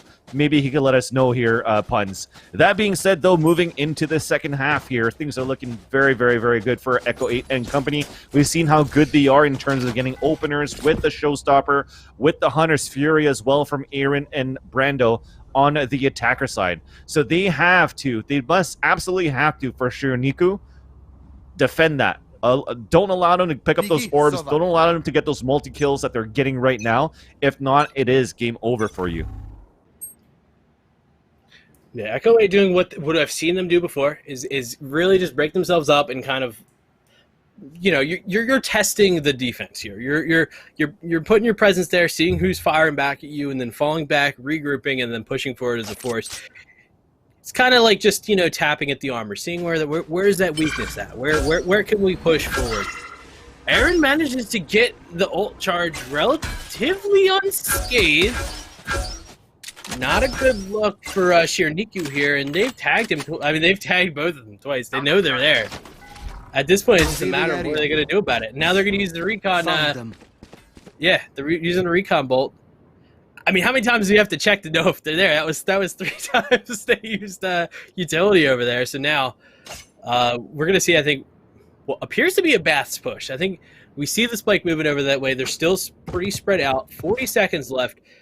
Not loving this. As I've said before, that we've seen some really slow pushes, but it hasn't always paid out. But knowing that it's Echo 8, when they get ready to get to that point, we're going to watch them just run on through. And being that it's pistol round, it's going to get chaotic really quickly. That's crazy. They almost rotated out of the site and then decide to run all the way back. And it starts off well with Nitty getting a USP headshot on to Aaron on this eco. So now, or sorry, on this pistol rather, as they're trying to push inside. Brando and Superman opens it up though, and to get the spike plant. Even a heal coming across now. It's a 4-on-2 situation in favor of Echo 8. 2 guys pulse it up, and you make that even a third. 1 guy even going for the clutch situation with the Brimstone at short A. But now as they double up, Reform doesn't even need help. Gets the last 2 kills of that round and wins that pistol here for Echo 8. 11-2 now. Things are looking very dire for Shironiku. As at this point, you want to save and go and play for the sudden death. And no, it's going to be gun rounds after gun rounds after gun rounds if they can make it that far. So they've invested 3 Buckies so far, but maybe still debating to see if they should maybe save or not. Nope, it's going to be another Bucky. So Buckies across the board and a Marshall. Good luck, have fun for Shironiku. Let's see if they can hold it. Oh man, I think it was that wall bang that really did him in. I mean, he knew that there were going to be people pushing through you, but that wall bang let him know that they are already there. So he was able to swap. He was able to just immediately swing around and finish off those 2 people in that round. So we're gonna watch here as I think this is gonna be a lot more aggressive. And when I say aggressive, I mean it's planted with very little time to pass. Oh my god. For sure is in this. Look at this. This is hellfire. This is the worst case scenario. If you're the defense, they get it down in seconds and win it out. This is going to put them in match point territory with only 2 points on the side of Shironiku. They need a miracle. They need a clutch. They need to get back on the map. Barracuda is still alive, though, with that Bucky. Manages to get that kill. So a little bit of pocket change going into the next round, but they don't need cents. They need dollars, especially when you're dealing with a team like Echo 8 going into this 3rd round. Dude, the amount of right clicks that I watched in that showers, and like, how is that not connecting? Well, I mean, I saw why it was not connecting because it wasn't on the guy, but how stressful that was from his point of view in that position inside the showers. And unfortunate there that he couldn't even get 1, not even 2, to at least hurt the economy of Echo 8 into this round. And because of that, they don't need to upgrade here for Echo 8. They could still work the economy on their side. Should they lose this round here, it's still going to be a broken pie for Shironiku on the next round, and they're still going to have rifles. So it's going to be nothing but a steep uphill battle, having to climb Everest pretty much, if you're looking at it that way. And it starts off with Reform getting the entry frag into Shironiku, making it a 5-on-4, making it grand finals, ticketing in to the second invited spot into the T1 Valorant Showdown, presented by Mike and Ike and Samsung. So far, more people falling down, but they're trying to stay alive. It is a 3 versus 3. Barracuda trying to move out towards you. He does have the Bucky, picks up the Spectre, headshot it right now by Reform. Now it's a 2 versus 1, all up to the Silva on his own. Nitty with shock darts, 29 HP in a dream, has the Vandal as well, no more armor. Having to drop inside that site. 1 inside you. They are playing the time the smartest way to play it so far. It's actually a 1 versus 1. It's tap, Wreck White swings, gets the kill, and that's it for Echo 8. They are able to get the revenge and a 13-2 against Shironiku and gets the second invited spot into the T1 Valorant Showdown.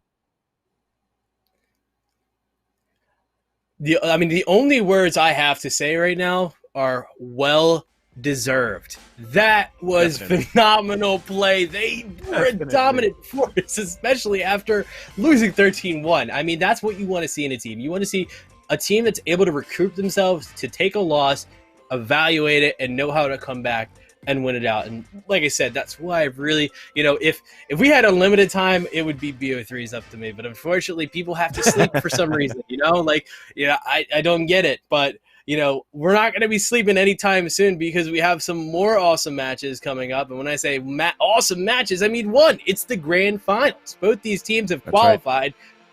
But now it's about that extra dough. They're going to be fighting for that $3,000 prize pool. Right now, they both are guaranteed $900, but I don't think that's enough, and I don't think they think that either. So we will be right back after a short break and find out who wins this qualifier.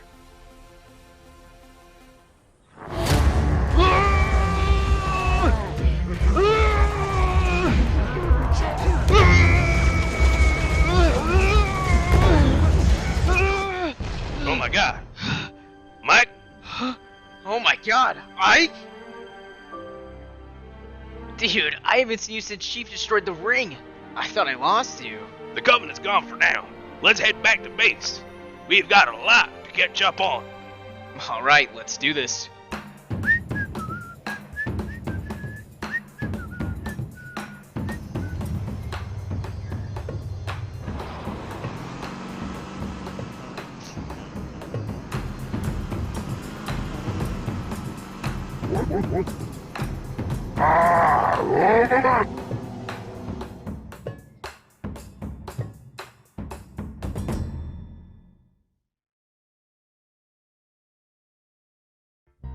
Oh, baby. Contrast stitching. Curves that'll hug your body. Adjustable arms. Custom embroidery. Memory foam pillows. Changeable color inserts. Lay flat, recline. Removable logos. Soft, durable material. Yeah. Like what you see, baby? Zip chair.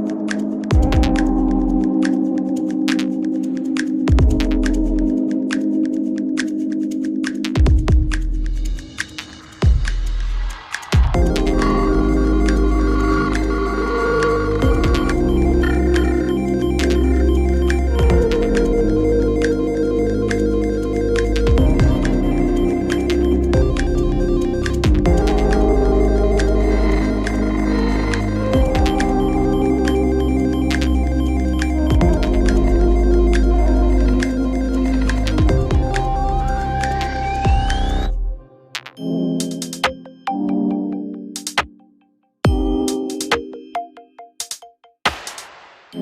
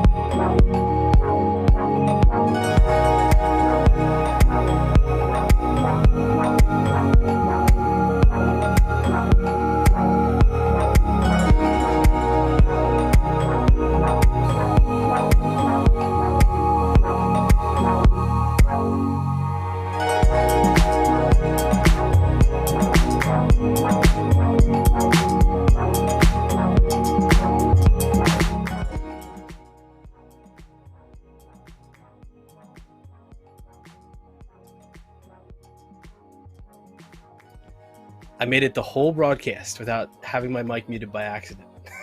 Welcome to the T1X Nerd Street Gamers Valorant Showdown Qualifier. We've got our two qualified teams. We have Spot Up, who won it all in the winners finals.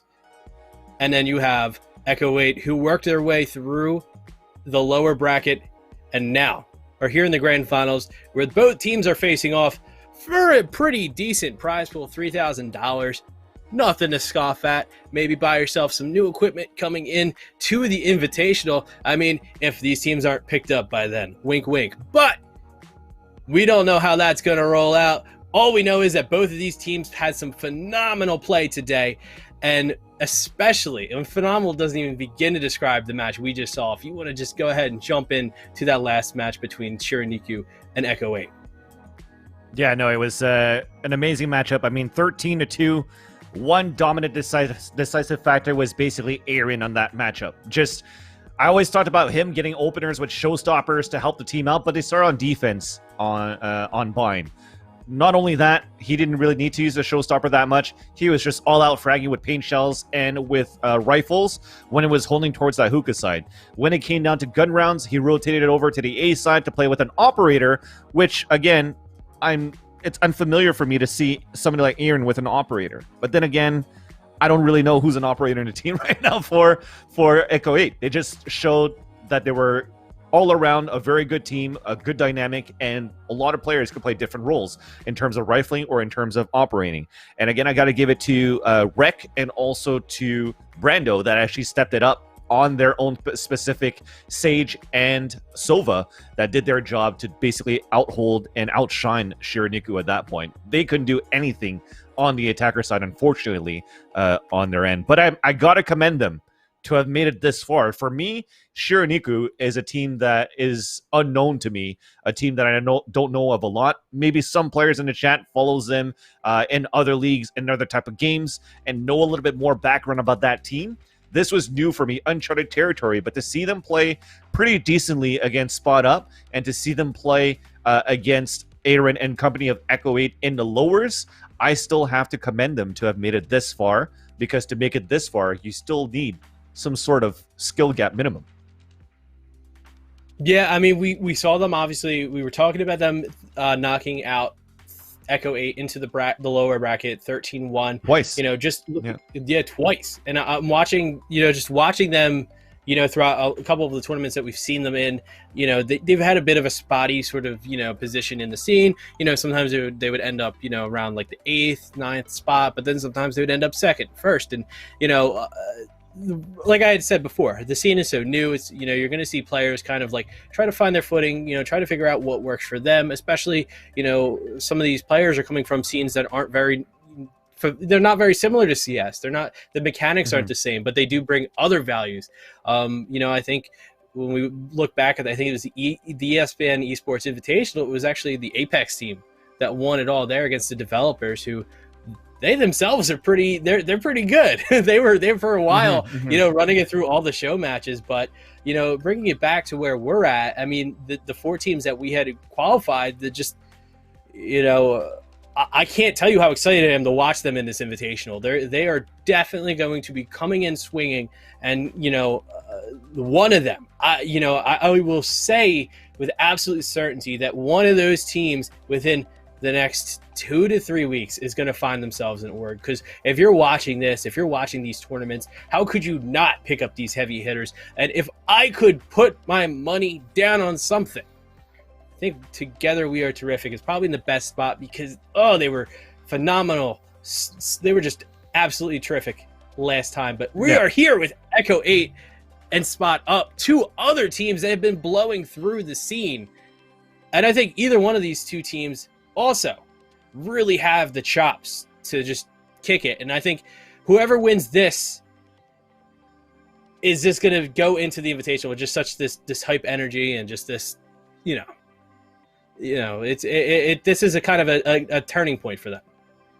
For sure. Big shout out to Kelp, by the way, in the chat, saying that Aaron played with the operator in Crossfire.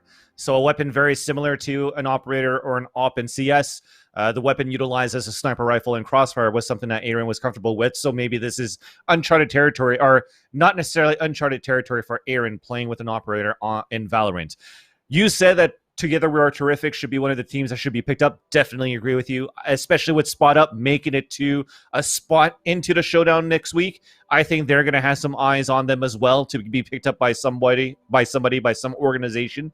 Another team I think is going to be Vegas' team, the PUBG team of Valiate, Venerated, Vegas. I think it's Brian and your boy Dre. I'm pretty sure those guys are going to be picked up sometime soon as well. Although we haven't seen them in the past few tournaments, past qualifiers, it's good to see that in the chat, Vegas was saying that these guys are still screaming to know tomorrow. If you guys haven't had a chance to watch his interview with the New Knock Peak Studios with Sir Scoots and Alchemist, with WTF Moses as the host, and Pansy was in that interview as well, on to Vegas. He puts a lot into their training regiment, how serious they are into becoming one of the top teams, if not the best team in North America, how much effort and emphasis they put into PUBG when they're actually playing and scrimming. He hated playing online because it wasn't the same settings as he was playing in scrimmages, but at least he put so many scrims outside of these pubs to be where he is into a pro player for PUBG, and they're actually using that same type of mentality into Valorant. So despite them not winning tournaments here and there, they're still, as a group, as a core, a team that continues to practice as together. Now we're going to look at the two teams into this grand finals. We've gone through the veto right now. The first map is actually going to be Haven. It's actually taken by Echo 8 as the attacker side and Spot Up as defender. Again, just to remind you, Spot Up has a 1-map advantage in this best side of 3 because they come from the upper bracket. That means that Aaron and company of Echo 8 have to win 2 maps to guarantee that $1,800. But at least these two teams guarantee $900. Second map is going to be played on Ascend, with Echo 8 defending and Spot Up on the attacker side. Now, these two teams making it into the T1 Showdown. They're going to face off against already 4 invited teams, such as T1, Gen G, Sentinels, and the Immortals, as well as Prospects, and Together We Are Terrific, that qualified yesterday. So there's going to be nothing but amazing matchups right now, amazing quality games, and an amazing tournament that I'm looking forward to next week here, Puns, especially that there's still 8 teams yet to be determined into this 12-team bracket. Yeah, I mean, this is probably going to be one of the most significant tournaments we've seen yet in Valorant. And saying that, I mean, it's such a new scene. It's, you know, there's still so much room for new talent to really rise up. But all of the matches, I mean, all the big tournaments we've seen, all the big money prizes have been to, you know, for tournaments that don't really have any opportunity for the grassroots scene to work its way in, with the exception, I think, of the last T1 qualifier, which a lot of people, you know, seem to forget there was a qualifier for that. You know, there was an opportunity for teams to work in. In fact, all the T1 tournaments have had them. But, you know, this one I think is the largest, being that there's 5 teams allowed in, so that, you know, if you're putting one of these, you know, underdogs, as I call them, but really it's just, you know, people who haven't been picked up into those brackets with some heavy hitters, you know, there's a chance, yeah, they get knocked out and they don't go far. I think the only team that has done something when they got one of those qualifiers was Mousebaz, who now is with TSM. So, you know, just entering and competing in these tournaments, you know, has just been really beneficial to all these teams and these players, and just grinding it out, you know. And to anyone who's watching this wondering how you can do it, this is it. This is just signing up for these qualifiers. If you think that, you know, I'm going to get knocked out first round, or I don't, you know, why would I spend the money if I know I'm going to lose? Well, it's about the experience. It's about getting to play against teams like this. Could you imagine being able to jump into a bracket and play against a team like this? I actually paid the other day for a couple of my buddies to play in a tournament like this, and it was probably one of the best experiences they've had, and they got destroyed. In fact, I think they actually, it was really early on, they played against Mousebaz. They got Mousebaz first round, and they were decimated. And I went to the call with them. I'm like, guys, are you okay? Are you good? They're like, that was so much fun. That was crazy. And, you know, that's my TED Talk. That's, if you want to start competing, doing it, and it starts right here. Check out nerdstreetgamers.com while you're at it. Why not? I gotta support. We're on the stream. You know, this is, you know, we've seen so many pros come through. It's just, you know, it makes my heart warm, but I wish it wouldn't be so warm. It's so hot in here. No, but that's it. You were talking about that, right? You could get into these tournaments, you could practice, you could be the next team that gets known going into these qualifiers as well, and hopefully getting your spot. That's why Nerd Street Gamer also has these open qualifiers, or just open tournaments that are independent as well, to let the amateur circuit also grow. I know that they work a lot with university networks too, and trying to build that collegiate scene as well. So they're doing a lot of stuff to try to promote the gaming scene for the collegiate level for aspiring pro players, and I think this is a good way to start. Another way I think you guys could look at too, in terms of following your favorite players, seeing how what events are happening and stuff like that too. I know the streamers like Wardell and stuff like that are some of the big ones too, but if ever you want to check out these websites, check out thespike.gg, or even check out Valorantify.com. These guys are actually really good in terms of getting information about tournaments, top teams that are participating, what the results are, and the Spike GG works very similar to Godfrag, where you could actually just register and tie in your Twitch to that too, so that hopefully later on it's going to become like HLTV, where you're going to see a lot of top streamers stream their gameplay of Valorant on this website, so you can click and follow and learn more how you play versus the agents that you want to. For example, if you want to play the Jet / Sova operator, then you could follow Wardell. If you want to learn how to play an Omen, you could follow Sean Garris. If you want to learn how to play a Viper or Breach, you could learn how to play from Hiko. So there's a lot of players out there, a lot of streamers that consistently stream every single day, even throughout the day. These guys start like at 9 a.m. or so, and they continue on to maybe towards the afternoon, but as soon as they're gone, Sobrosa comes on to the stream, Wardell comes on to the stream, Player One comes on to the stream. There's so much content out there for you to learn the basics of how to play a specific agent, then give it a try, right? Unlock that agent if it's not already unlocked. Play some servers to practice it out, solo servers too, and play those match makes. Even next week, we're going live with the rankings most likely, and that's going to bring a lot of competition in just in general. But without further ado, it is time to start the grand finals here on the first map between Spot Up and Echo 8.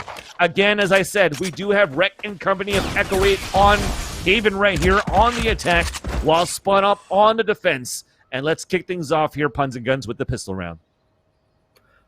Puns and Guns. I love it. No, I love it. Listen, when this quarantine is over, I'm gonna be hitting the gym, and they are going to be calling me either Puns and Guns or Puns and Iron Buns. I gotta really get back in shape. I'm actually worried to work my first LAN event. I'm gonna be lifting a box. I'm done. These online events have been great, but going back into it, no, I miss LAN. I do miss LAN. LAN, there is just, this game on LAN is going to be next level. And that's actually something interesting. This scene is growing completely online. There has been no LAN tournament. Even when they were going to do that creator tournament, they had, with the current situation, they had to cancel it. So, super interesting. We're going back to our roots, man. Going back to our roots. And one more thing, though, before we start the action. The T1 Valorant Showdown is actually 16 teams, not 12. My correction is I can't count while I'm casting it live on air. That being said, though, Aaron is already spotted inside the C site. His teammates are moving up towards the garage side, but Tem spots two with the ghost. Headshots them both, and we see nothing but targets from the headshots from all of these players. Finally, a first body shot kill is going to be Aaron onto Figment. Just like that, it's a 2 versus 2 situation. Spike is yet to be planted. Spike is now planted, but only one player remains. That's Aaron making a 1 versus 1 and a 1 versus 0 with the last headshot on to Bunny. So there was only one body kill and nothing but a headshot across the board. Ladies and gentlemen, I think we may have a game. That was phenomenal play. I keep using that word today, but I just can't get it out of my head. Wow, that swing from Aaron to finish it off, to complete the plant, just to even go for the plant when your team is going down. Gonna be rocking some, I got some Spectres of the Bulldog. We'll see if this pack of dogs can make their way through through C-Long, rather. Going to be using the recon drone here, either just to scout it up or maybe hit a sniper tripwire, but there's not even a sniper tripwire there to hit. Looking at this team composition now, it's pretty similar to what we've been seeing earlier on today. All right, before I say a mirror composition, I just want to take a deeper look here. I think, we got it's the same thing across the board. Picks back and forth on C here. You have the defense kind of wrapping around here. Tucker waiting in that little spot on CT. Superman pushing forward with that Bulldog.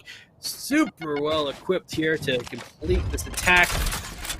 Tucker's going to be pushing through that smoke. The grenade is going to delay the plant, and Bunny with the frenzy moving in from garage, taking care of Superman. Now it's all up to Aaron, as well as Cypher, to get this plant. Cypher is still working his way through garage. And he doesn't have that much HP to play with anyway, so he's going to have to deal with Bunny first. If not, no, Bunny's going to be rotating here. That's going to be Aaron with another 3K. Aaron just putting the team on his back for 2 rounds. That's just insane, though, how I thought this round was going to go in favor of Spot Up. And I was going to mention that so many times on pistols and on second rounds, even if it's pubs or sometimes even in matches that it seems to replicate pubs, they always split Seaside, Long, and Garage. It worked out on pistol. Second round was going to work out, but then somehow the frenzies that they purchased and the aims that they had floor Spot Up really made it in a close situation. It made things very expensive right now for Echo 8 into this round here, and they had to come down to another clutch situation from Aaron at that point because his teammate Reformed was way too far to help him out. So now you can see the guns that they have. I think even one of them decide to just keep a Ghost over here. Reform does have a Phantom to work with. Okay, no, it was just a pistol walking forward, but it's still only Spectres and such for a couple of the players, but it's not a full buy as we wanted to or expected into this third round for Echo 8. So this could still be around here for a spot up to turn things around earlier on in this first half. Yeah, we're going to see, I mean, you know, for one, Aaron is kind of the wild card here. If Aaron is still alive, there's a chance. Doesn't matter if it's 1v5, doesn't matter if it's 1v3. Yeah, gotta be careful. Showstopper coming in as well as the Hellfire. Tucker gets out of dodge. He is just getting out of both of those and almost get the pick onto Aaron. Just takes a little bit, just tickle just a little bit there. Aaron is flying, just going all around the map, using those satchel charges to get up to heaven already. Gonna be waiting for someone to pull up. Takes care of his counterpart, Kai. There they are. Getting the revenge, taking down Aaron. The bomb is planted, and I don't think they're going to commit here. I think they're going to save. They're going to get out of there. Yeah, definitely. It's a pretty rough opening for them. Yeah, still very well done there for Echo 8. Once again, using, an orbital strike to move inside the site with Superman, clearing out that area.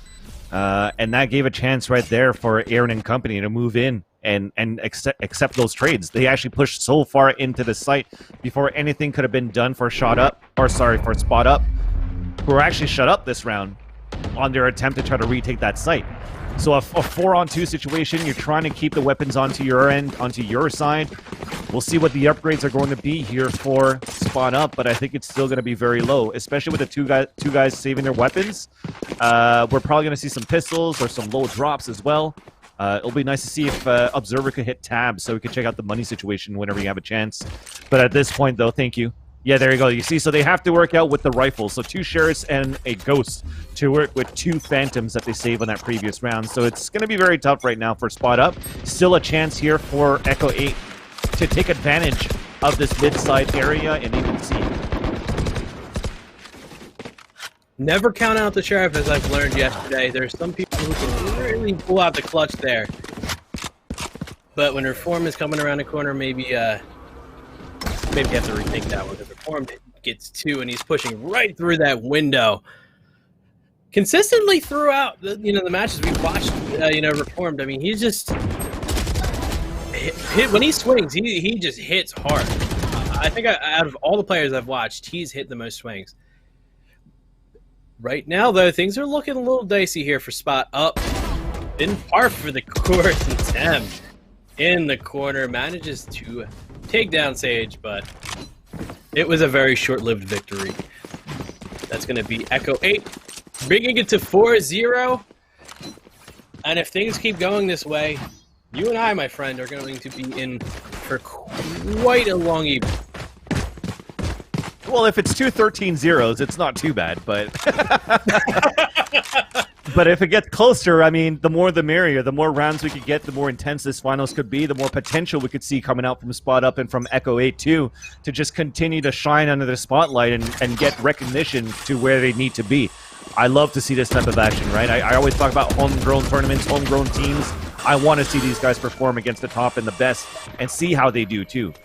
That time, though, it's an aggressive play from the defender side. Spot up, trying to change things around that have worked out, actually. And the mistake, though, for the attacker side is they tried to counter out by just jumping through the cyber cages and try to get those kills. So now they have a one-man disadvantage. Nice paint shells coming down from Tucker onto the A ramp to land right onto Rek. Probably he was looking for an orb to maybe try to get a res going if he was close to that res to try to get a player up. Because right now I don't see that orb at the feet of Superman, so at least he was able to pick it up onto the next round. You can see, right, it's highlighted yellow as he's dead. So that was a chance to try to get the res to bring it back on a 4-on-4 situation. But now, because of that, they're on a 4-on-2. Yeah, things are. I mean, they do have the 4 up against 2, so that that they have that going for them. So they're gonna really want to get these 2 shots, and yeah, I made that sound a lot more negative than of a situation that they were in. They were clearly they were definitely in the better part of that. Yeah, they do manage to take their first point here in this matchup. This goes here, that goes there. Might be a bit of a turning tide here. Looking at that eco, you have Echo 8 really investing there. They'll still have some good money going into the next round, whether or not they win or lose it here. But spot up, looking great. Look at that. Look at their funds right now. They still have more than enough money to play with, but opting not to buy shields. So it looks like they're just rocking what they picked up in the last round. Very smart to kind of run this and an eco round. Here comes the Hunter Fury from him. Does find Brando. You will not kill my allies. But Control Z is hit. Rek brings him back up. Back to the 5v5 and back to square one for Echo 8.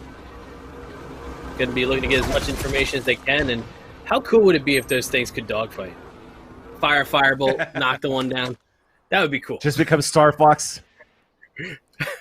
Squadrons. Oh, I'm so excited. Oh yeah, Squadrons is going to be pretty exciting to see. But yeah, on this 5 versus 5, they have a chance to reset, but no armor, at least for the Silva on the attacker side. So that is going to be Brando down. So he sees a lot of opposition coming through. Now even a showstopper is ready here for Aaron. So this is going to be the call. Orbital strike at the entrance, at least to try to slow things down. He's coming across for Tucker, who misses his showstopper. Now he's forced to fall back inside the site. He's going to be in a tough position here. Now we're rocking it up. Here comes the shot. He doesn't land a kill. Now they're trying to wallbang him as well, and he's still saving a rocket. Manages to get the kill at the Kai. Looking back towards that site, it's a 1 versus 1 through the boxes. He's getting tagged at the same time. Tucker kills him with the classic, but Reform comes up towards the Stewards. 2 kills on his own. There's only 12 seconds left on the clock. The spike is down. It's a 1 versus 1. He has to hunt him. Here comes a Neuro Theft. He's going to try to wallbang him as soon as he sees him. But now with 5 seconds left, he didn't peek off that. That is so surprising. And then Tucker gets a 4K for that round.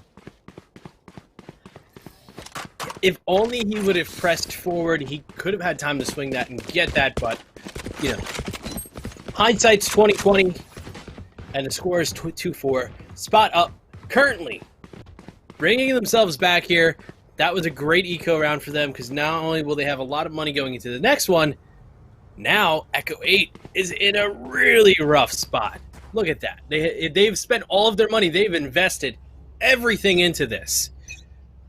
We'll have to see, because if they lose this, that's going to be essentially a tie, unless they can win it in the eco round after this. So, can't count out Echo 8. We'll see exactly what they managed to do here. Wall? Interesting wall. Okay. I don't think I've seen that one yet. I was wondering if maybe he tried...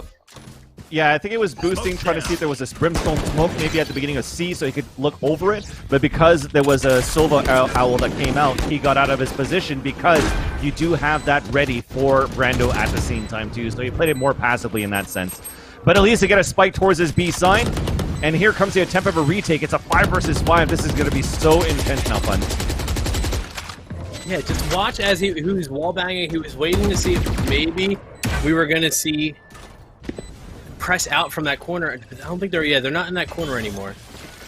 Didn't quite see who it was, but look, now it's still a 5v5. Look at that! A Molly finishes it off! Look at that! What? Cleaning up. That was just chaotic. I couldn't even see exactly who killed what. But almost in an instant, everyone was dead. Yeah, it was a molly from Superman onto the spike carrier, or spike diffuser that got the kill, but just a 3K from Superman with the Bulldog. The whips that he had on the left side of the cyber cage into the B cubby, and then whips over to the right side towards the entrance of B for the other headshot. I've never seen such good control of a Bulldog spray. That was so sick to see. Yeah, I mean, it's one of those guns where I think it's honestly underappreciated. It's not as much of a heavy hitter, obviously. Yeah. Listen, I don't hate it that much. If I have to use it, I'll deal with it. But then again, I'm only a gold player, so I don't really have much to hold my weight against these gentlemen here. So I don't think I could do what he did. But you give me a Bulldog, I'll show you some bite. Speaking of bite, they're looking for an opportunity to push here on C. Long, can they take a bite out of this defense? We will still have to see. Cypher waiting in garage. I think to see if someone's going to rotate out. Kai caught in the float work and was stuck between Brando and the Hellfire. Didn't have anything to do. Tucker getting a paint can.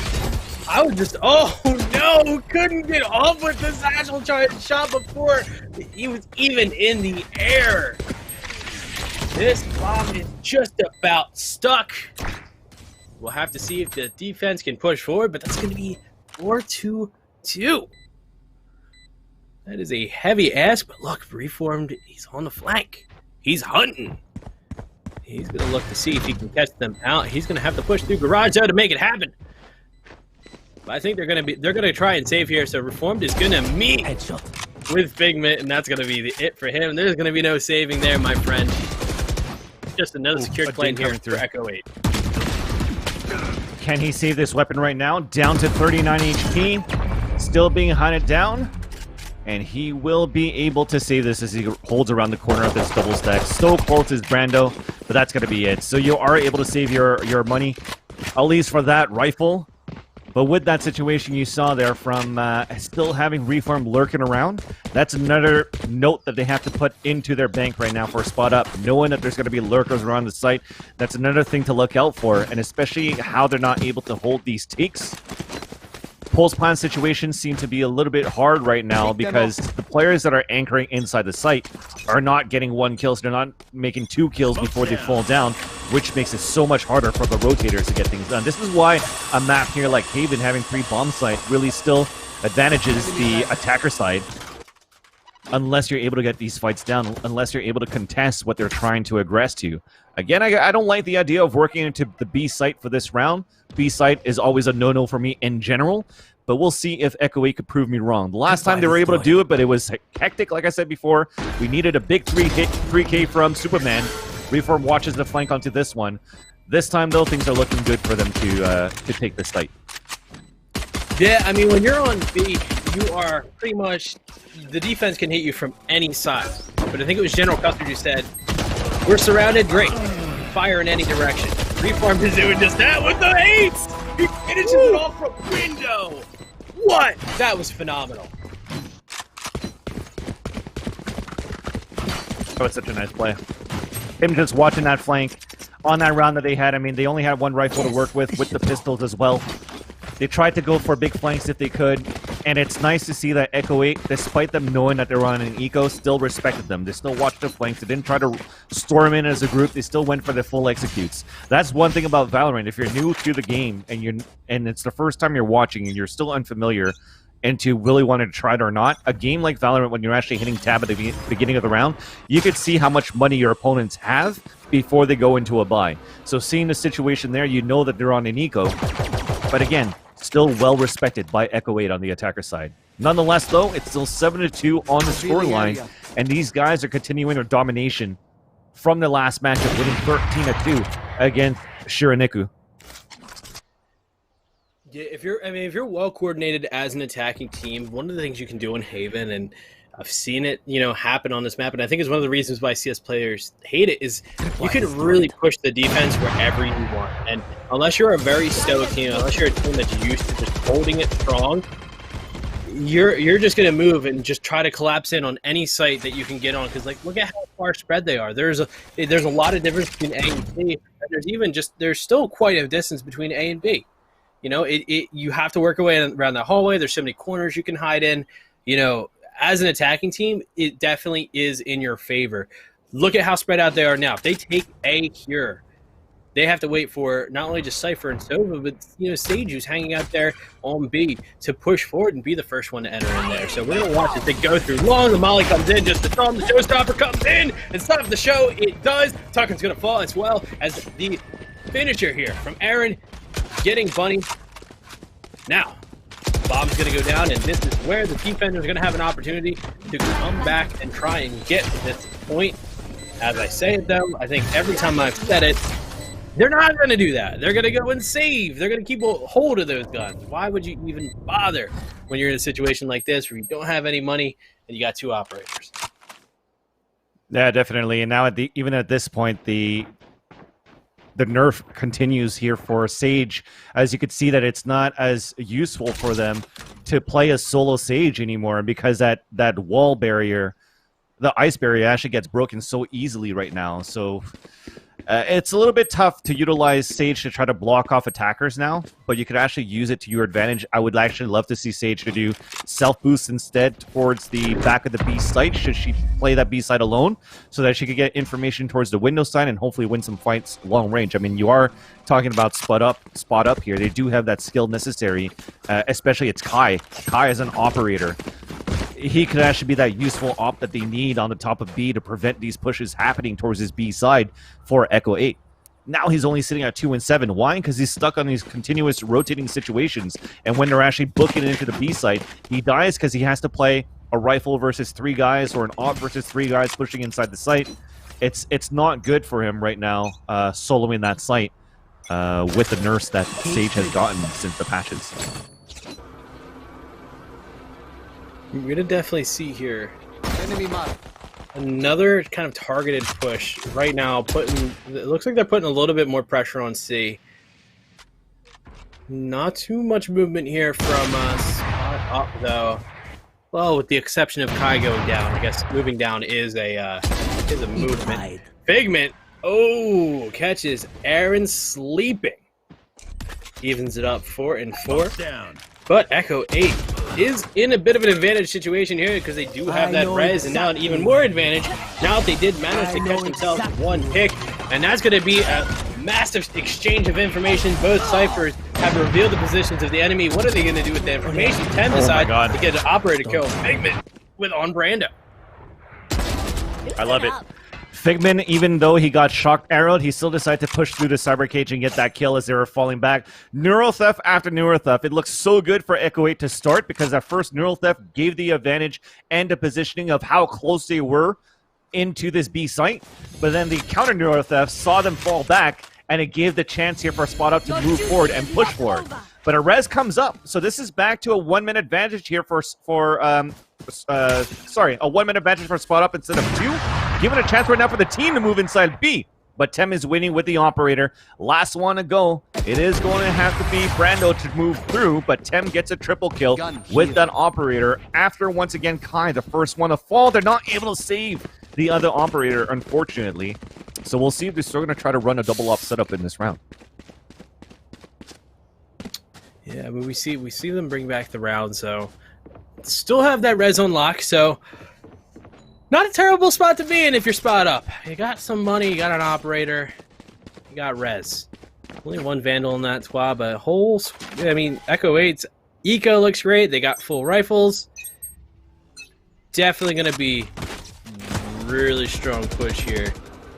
See that sonar arrow getting set up to be shot out. I don't know necessarily where it landed. Okay, so it landed in spawn there. I think it did reveal the raise if she didn't shoot that in time.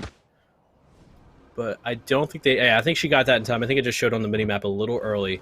So now you have 3 here on C long. They're going to shoot the recon drone and just wait. Maybe watch for the Sova to peek. Watch for someone to rotate. They got time. About 1 minute and 5. It's just waiting there with that op, waiting for someone to make his day. Now we got 4 here on T long. It looks like that is where they're going to commit. There's about 50 seconds left in the round, though, so they could do anything. But Figment with 3. Still 2 left. Could he make this the case?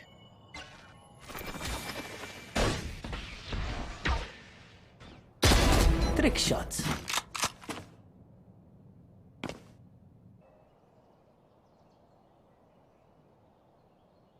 26 left on the clock right now. A 4-on-2 as they're still trying to move slowly inside the site. They spot a tripwire. Figment getting a 4K, but they cannot get the ace. Rick trying to go solo right here, but it's stopped by Tem. I like that at least of how that defense was played on that last round, as I think that Hunter's Fury did come from the defender side, right of Tem. So despite them going for a smoke from Brimstone on the top of the C ramp was a fake to maybe try to work the orb, but nobody tried to pick that up, I think. And then after that, we tried to re-smoke to execute inside the site. So after 2 smokes and a recon arrow that came inside the site, was the call here for the Sova to run his Hunter's Fury inside the C hull. And that gave a chance for tags and even easier for Reform to get open season fragging because everybody was focused on trying to dodge the Hunter's Fury. So with that, though, it's a good round here for Spot Up to put 4 on the board. Still a very manageable round here for Spot Up to win this series, as they do have 1 map under the belt and is best out of 3. They have the attacker side now. They have the advantage to bring this game back. And it starts off here with the Boombot spotted through the smoke of C. Sova Owl coming through as well. It's going to get shot up, but I don't think it's spotted Reform in this corner, so he can stay there. Let's see if he wins this fight now as the first one comes through. There's that dink. There's that kill. Paint shells coming across as well, but they fall back from that. Now they're pushing inside the site. First one to fall. He gets a nice dink here. Runs out of bullets. So does the Sage. Peeks back out. Is Sova moving forward as well. Cannot get the kills, but they're both so lit inside the garage as Aaron is able to get 2 kills at the C entrance. So the last 2 guys forced to fall back. A heal has been forced up as well. So that means at least the Sova is low. Indeed, he is at 44 HP. The Sage is up at 100, and they're trying to walk into B to lurk, but the spike is down towards C, and they don't need to hunt for these kills. They just play for the angles, and Rek is in a great position here to catch them off guard. Right at the spawn, Ghost in hand, angled, spotted up. They're still peeking towards that spawn side, and there's that lineup for the kill. And the pistol round comes into fruition, all thanks to Reform's play to run down that time and split the defense so that Aaron could just focus on killing those people at Long C. For a second there, I almost thought that was a collateral with the Ghost, which I was like, had to take a double take at that, but still very quick fire from Rek there. And you know, as we're waiting to get into this next round, I actually found out recently you can get a 5-man collat with the sheriff, which is just an interesting little fun fact. Max is 1, and that's on a good day. Going into this, watching as they're now deciding to really push in on his A. Gonna be a tripwire here. Waiting for it. Aaron with that Boomba, that Roomba. Gonna be dropping it down. Time to clean out A. So it gets cleaned up, but it was the paint can that does in Kai. Figment with the classic manages to take down Aaron, and it's Reformed. Working his way up to heaven. One thing you don't want to give Reformed is a high ground, because we've seen what he does with Window. Can't imagine what he's going to do here on the top of site. Bomb is down. Now he's just looking for a chance. Put down the pressure. Now they know he's up there. I don't think they're not gonna contest him. He's gonna let his teammate come in, and what? As I'm saying that, Superman comes in with that Spectre. I'm sorry, he gets 2. Yeah, they cleaned it all up. Undeniably. No, I think it was good the way that it was played, because the Cypher Reformed only had a Ghost, right? So jumping out that window after spotting the one at default spot at the spike, he jumps out, gets more information, so that as people are focusing to try to shoot him down with a Ghost, his teammates could run in and get the Spectre kills and sweep up the A site and get the retake. So 10-4, what I like at least from Spot Up's execution is that they stayed very close to their tripwires. You saw how passively it was played.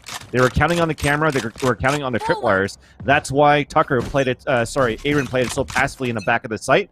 And then once they broke that up and put the Sova arrow out, they actually threw the paint shells at Hell to actually flush Aaron out and get that kill. So it's really great for them to come out of that and get that spike plant to get 300 credits for each of the players. But in the end, it still comes down to map or points into the map that comes into the favor of Echo 8. Yeah, I mean, I definitely think there is a good chance that we may see a second map here and a final map after this. Echo 8 really holding down the fort here, but this is where we see the tides change. After this, we're gonna go into the swap. It's gonna be second half. Spot Up will have a chance on the defense. Superman waiting here at the door, gets one. But it's finished out. Figment, he has the critical information. He's going to shoot at the door. Wall banged a little bit. I don't think he managed to get any shots there. Wreck by the skin of his teeth gets out of the line of fire here. They're stuck in the slow warp and the paint can comes out, but they were able to stay just out of sight. And there is the satchel charge. They had to shoot it. Now they know they're pushing through the garage.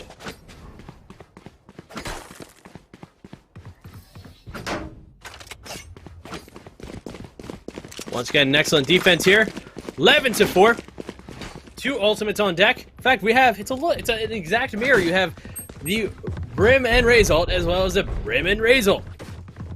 Only difference being how close they are to their ults across the board here. Sage on the side of Echo 8. Satchel out. Relatively close to getting that ultimate online. And you see that difference here from the operator? So when you had the operator of Kai holding towards that B side as the Sage, the difference with the operator from Aaron towards B there, launching himself up towards the Gong. Nice rocket kill from Tucker. I was going to say, how are they going to use the ultimates as they're on an eco? Are they going to use that to their advantage? And indeed they do. But Brando goes with shock darts onto the ground. That's going to slow them in their tracks, get that first kill as well, preventing them from saving a rifle here. And as they're falling back, look at Rek. He's going to spot them long range, get that first shot long range onto the Cypher. That was a dink. He's down to low HP, as you can see on the top of your overlay right now. So Figment at 24, having to move across here with the Sheriff. The last 3 guys are all grouped together down towards this window, and everybody has abandoned towards the A site to pinch in towards B and this garage where exactly the attackers are moving into. So this is going to be great right now for Echo 8 to try to salvage this round and not turn this into bad news from the beginning kills that the Rays came in with Wreck on the by Tucker, sorry, on the attacker side. Deleted. Great shot there from Figment to start this off. Takes down Wreck. There's only 2 left on the defense here. They're going to be able to plant. Raze coming in from CT. 7 moving in from garage, so they're both going to hold the same angle, but I think he decides to go down.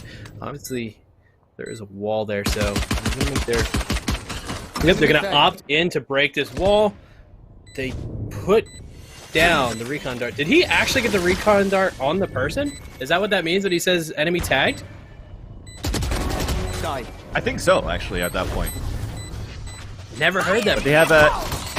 Yeah, they have a showstopper too. It's going to go long range. They're going to tap on that bomb. We're trying to defend it. Aaron gets the first kill. The second one's coming from the back. Is he going to stick it right now? He's being spotted off the spike, and now he gets the kill. Now does he have the time? He doesn't, because he didn't get it halfway, unfortunately. So they are going to be able to survive this right now for spot up. 11-5 on the scoreboard. Should have committed at least until half. That is what did him in. Now it's 5-11. Spot Up has a chance to finish this all out and call it a night. But Echo 8 says, listen, we're not done yet. We want to take this to the next map. We'll take you, but I assume to be Bind, because I think Bind has been the map that we've done the most here. Ascent. Haven't seen it. Oh, it is Ascent, so they already did the Vitas. Okay, so yeah, we'd go to Ascent. Yep. I don't think we've seen any Ascent today. Maybe the first round. Match we casted. Yeah. Yeah, the first match that we did. It's been that long.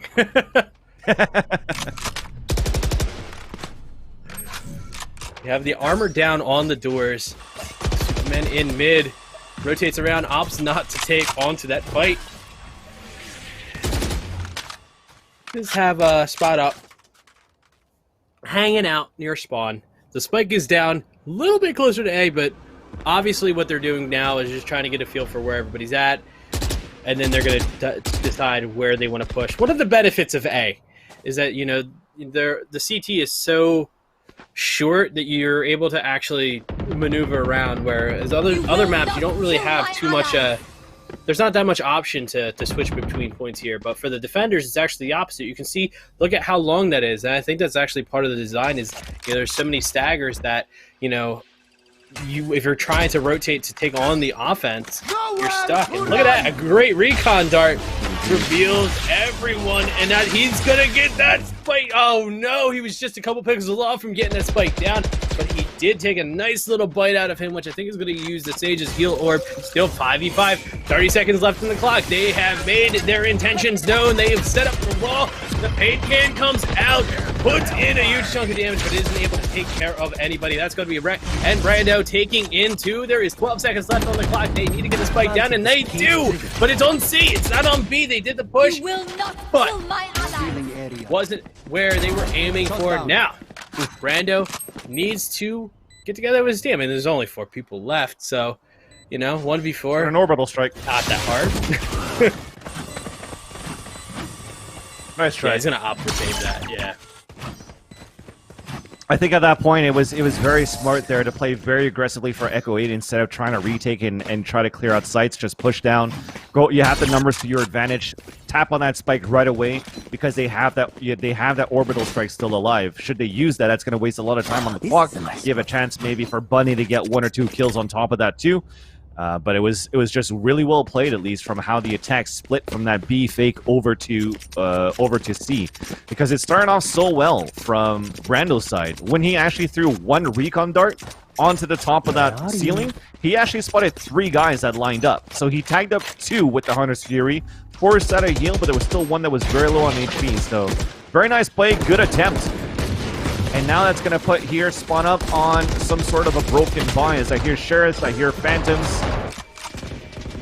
These guys are just trying to survive here. Of course, it is map point situation for Echo 8, which is why we see such a broken buy. For you. Things are looking very good here for a second map for Echo 8. Yeah, we're going to be going to Ascent, which I would love to watch how these 2 teams approach Ascent, being that they're so,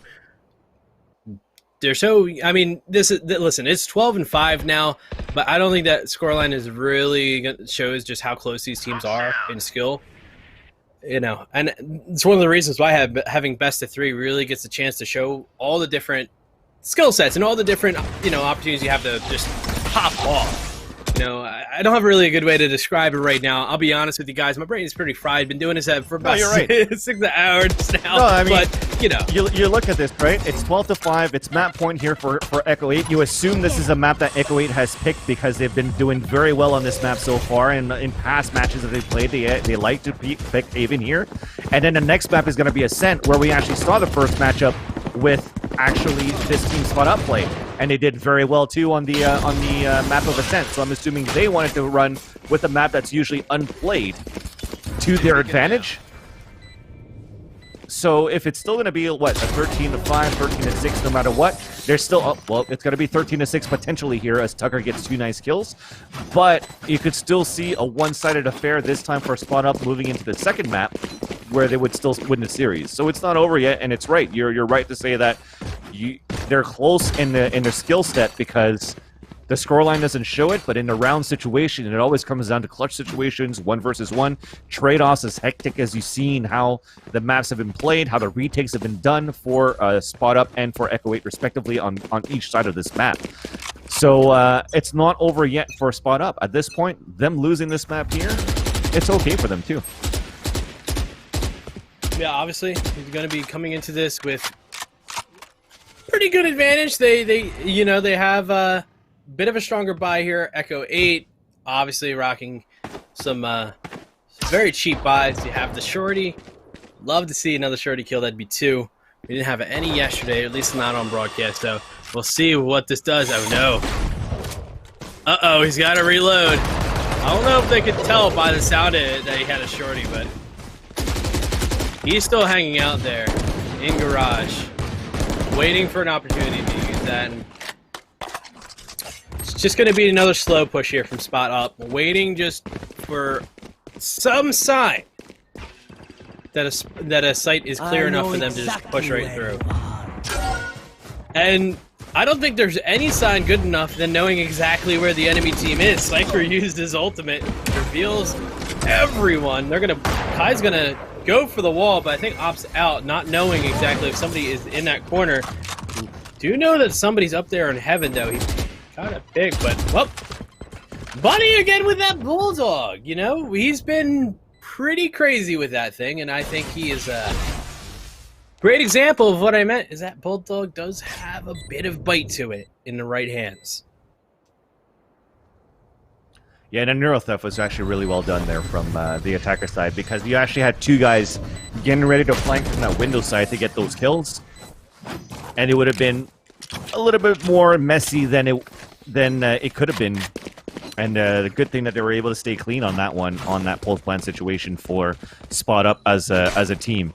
And you saw on that second round there of this half, or whatever it is, when they were on an eco, knowing that they were on an eco, you had one guy buy an Ares. That thing rips and shreds through players that have small armor and don't have enough to come up against you. And you could see that the upgrades could continue through right now for Spot Up. They don't mind dropping their Spectres, dropping their Ares, and getting with the rifles. Because again, it's still map point situation for Echo 8.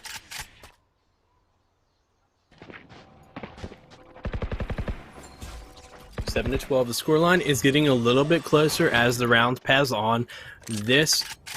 Every round after this is going to really decide the flow of things, because if Echo 8 just takes one, it's all they need to move this on. But Spot Up has an opportunity to keep shutting them down. And I mean, we saw Spot Up win round after round. It was Echo 8 who won round after round last time. Spot Up's the one who made it all the way to final. So just goes to show, any team can just really upset at any point. Echo 8 had that same problem against Shironiku with going 1-13, so we're just going to have to watch to see how this utility is used. We're going to see two ultimates used. One is going to be Hellfire, the other one is going to be the showstopper from Tucker. Just waiting to hear some sounds, but doesn't manage to get anyone with that. But wow, Aaron shows him how it's done. Flies in and shoots it right into hell. And with that, too, they had a molly right on the plant, so they couldn't get that spike yet. Finally, it is down, but it is a 3-on-2 situation in favor of Echo 8. Reform that got the wallbang early is back at his spawn in heaven. Orbs coming in on the ground. They're trying to clear him, and finally they know that there's at least one at long A. Little do they know, though, is that one rotated out from sewers, and they double it up. Now Hunter's Fury is going to come out here from Tem. At long A was trying to hold down so that he could waste that clock down as well. Brando pushing down. Kai gets the kill, so at least that information is there. You'll have the retap coming in very soon. Now the lineup comes through. It's a 1 versus 1. There's no more time on the clock, unfortunately, so we will clutch this for Kai, and he will lose his weapon in the... No, he's going to be able to save it no matter what here. And that is going to be 12-8 now, with such a nice play on the 3 versus 2 from Tem and Kai together. Wow, really seeing the tide start to shift here. Spot Up, finding their footing, and they're just trudging along. Look at that. They have their full buys, they have their armor. And Echo 8 not looking like they have been for the last couple rounds, you know. They don't got all that money, they don't got all those guns, you know. They're going to have to get something done. But 2 Spectres, 2 Phantoms, and a Sheriff. Smoke's down. I think that should be enough for them to at least make something happen, but we'll have to see exactly how they progress here. Rek getting some pot shots in here with the Spectre, just dancing around that angle. Stalling him out just a bit. Bunny on his tail. Here you have Superman in that corner. I'm very surprised on the amount of kills we've seen from that corner. For one, if you're watching the stream, you think you'd make an effort to check it, but I think it just slips everybody's mind. It's probably like one of those things like, nobody's gonna post up here. Why would they post up here? But he's no longer posted up there. 2-3 times that they pushed down that long C, and always it was like the story of the battle of him versus Buddy down towards that long C versus spawn side. So you could see that it's been played very passively from Spot Up to not contest the orb, to try to not contest C early, because that gives the advantage to work towards B. Superman's the first to fall, and we talked about him needing to be one of the top fraggers right here. He's been quiet throughout this matchup so far, and he still continues to be quiet here, Punts. Yeah, just as he's quiet, it starts to get loud here on C. Kai gets the res, though. Still 2 members of the defense alive. And Brando starts it off with a frag. He is tagged.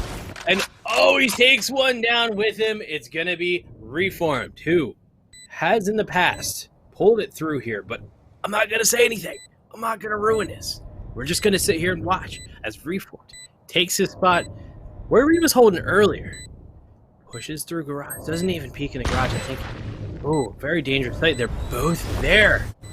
Doesn't know they're pinging, and he's going to rotate through. He's making a lot of noise. No! He checked everywhere but garage. Oh, no.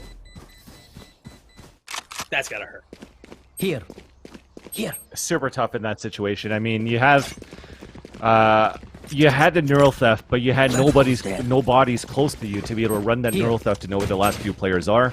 You would assume that one player is playing towards the long C after a post plant situation, but then that's why he didn't really wide swing and push that far out towards that site.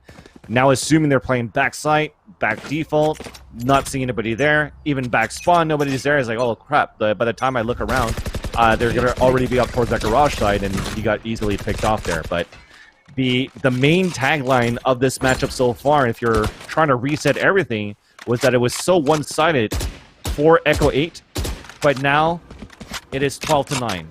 Even tough though, it's not doable yet here for a spawn up because we have exactly 4 ultimates up, make that 3 as the Hunter's Fury is getting shot out by Brandon. He does get 2 hits, no kills because a heal was coming up from Kai, so he survives that, at least wastes the heal. So it could be a very passive play for the attacker side here just to run down that time to get the heal, reset as close as we can in a post-plan situation, but they're all grouped up to work towards this B site where only a Brimstone is holding it by himself.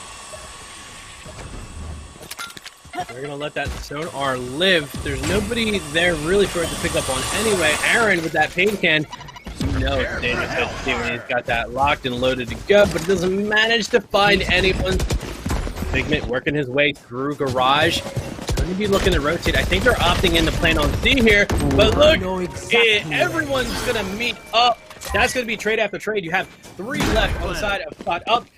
It's going to be 3. It's going to be 2 left here. On Echo 8, you have Reforms, you have Superman, 2 heavy hitters for the team. Can they clutch this out? They're going to be moving forward. Bunny, Molly, getting ready to set up that Molly. Is that going to land on the spike? Yep. And you saw how late that went down, too. Thinking that it was clear for a while, they tap it, now he falls down, puts him out of position. Superman's on his own right now, forced in a situation to save. So it's going to be 12-10 right now in favor of spot up. Just once again, a neural theft ready for Cypher for a second round in a row because he hasn't used it in the previous round, obviously. But there was nobody close to give a chance for these guys to have any information whatsoever where these 3 players were. So these set mollies right now, you could see that Bunny has been practicing off server these molly setups to make sure that the spike is covered on a pulse plant.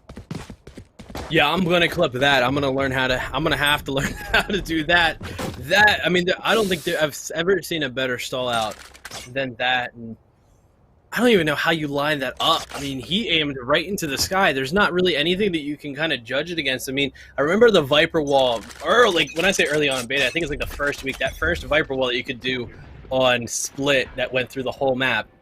You know, that's kind of the element of CS that we're seeing here is, you know, they setting up these smokes, setting up these mollies. It's just, we're going to see so much high-level gameplay moving forward.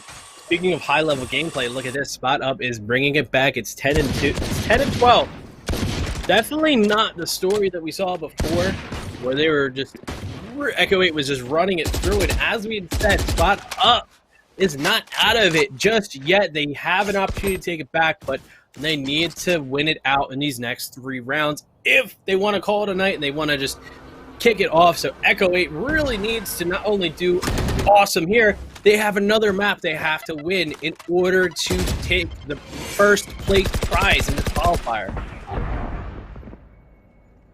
This is so good right now for Spot Up because you could see from the last few rounds, aside from a Cypher neural theft that's been gone out, I haven't seen more ultimates being utilized. That means that these 4 players, these 4 remaining players for Spot Up, probably are very close from getting an ultimate ready in their hands. While I said, what can they do when they had 4 ults ready on the opponent's side? Well, they've already nullified the Sova one. They've nullified the Brimstone as well. And now they have a chance to nullify possibly the last or before last moving into this maybe to the distance. So Brando's in the back of the site. He's boosted by his enemy, Sage Wall. Now he's running across, gets another kill. Superman gets 2.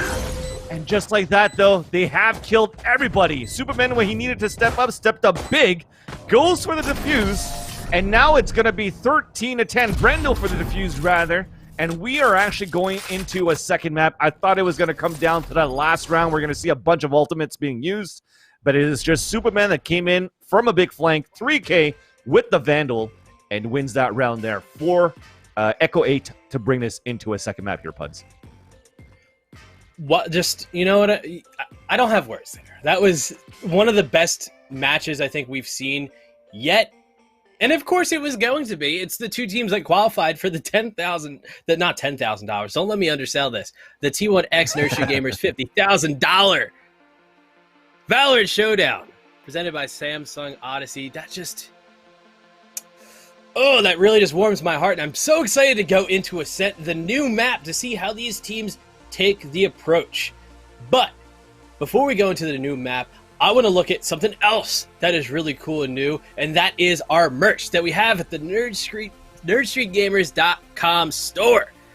If you want to look as cool as me, well, actually, let's be honest, you'd look cooler than me if you rocked one of these awesome shirts or hoodies, and I am going to put in the request for a tank top because I am not doing another cast in this hot room without rocking some Nerd Street gear that is a little bit more akin for the summer, but still, rock it like a nerd.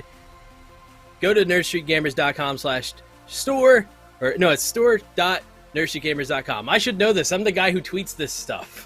But still. Well, yeah, I'm actually on it right now. So it's shop.nerdstreetgamers.com. At least ST gamers, maybe you have different links than me, but I was ready to buy one right now. But like I said at the beginning of the cast, I need one for men. I only see the ladies' logo tank. I need the men's logo tank. Give me one, and then I'll buy like 3 of them, guys. I would opt in, but I'm a big guy. There's no way. But the only thing that's bigger is my excitement for this next round. So I do believe we are going to take a short break, and then we'll be right back with more of the action.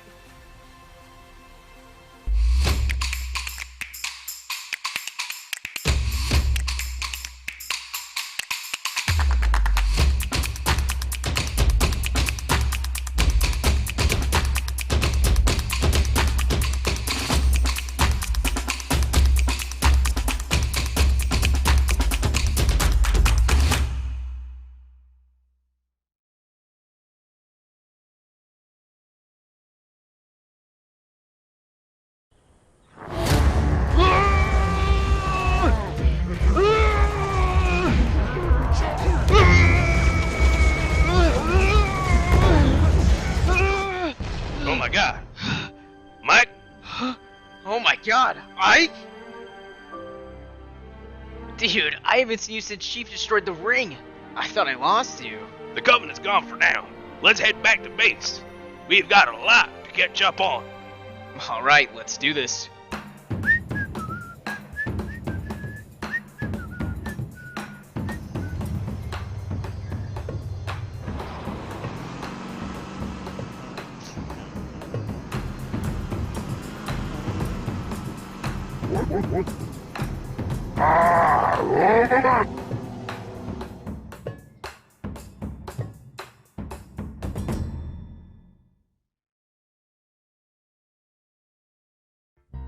Oh, baby. Contrast stitching. Curves that'll hug your body.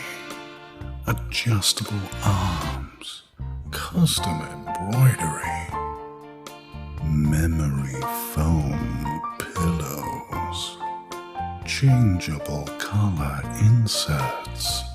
Lay flat, recline. Removable logos. Soft, durable material.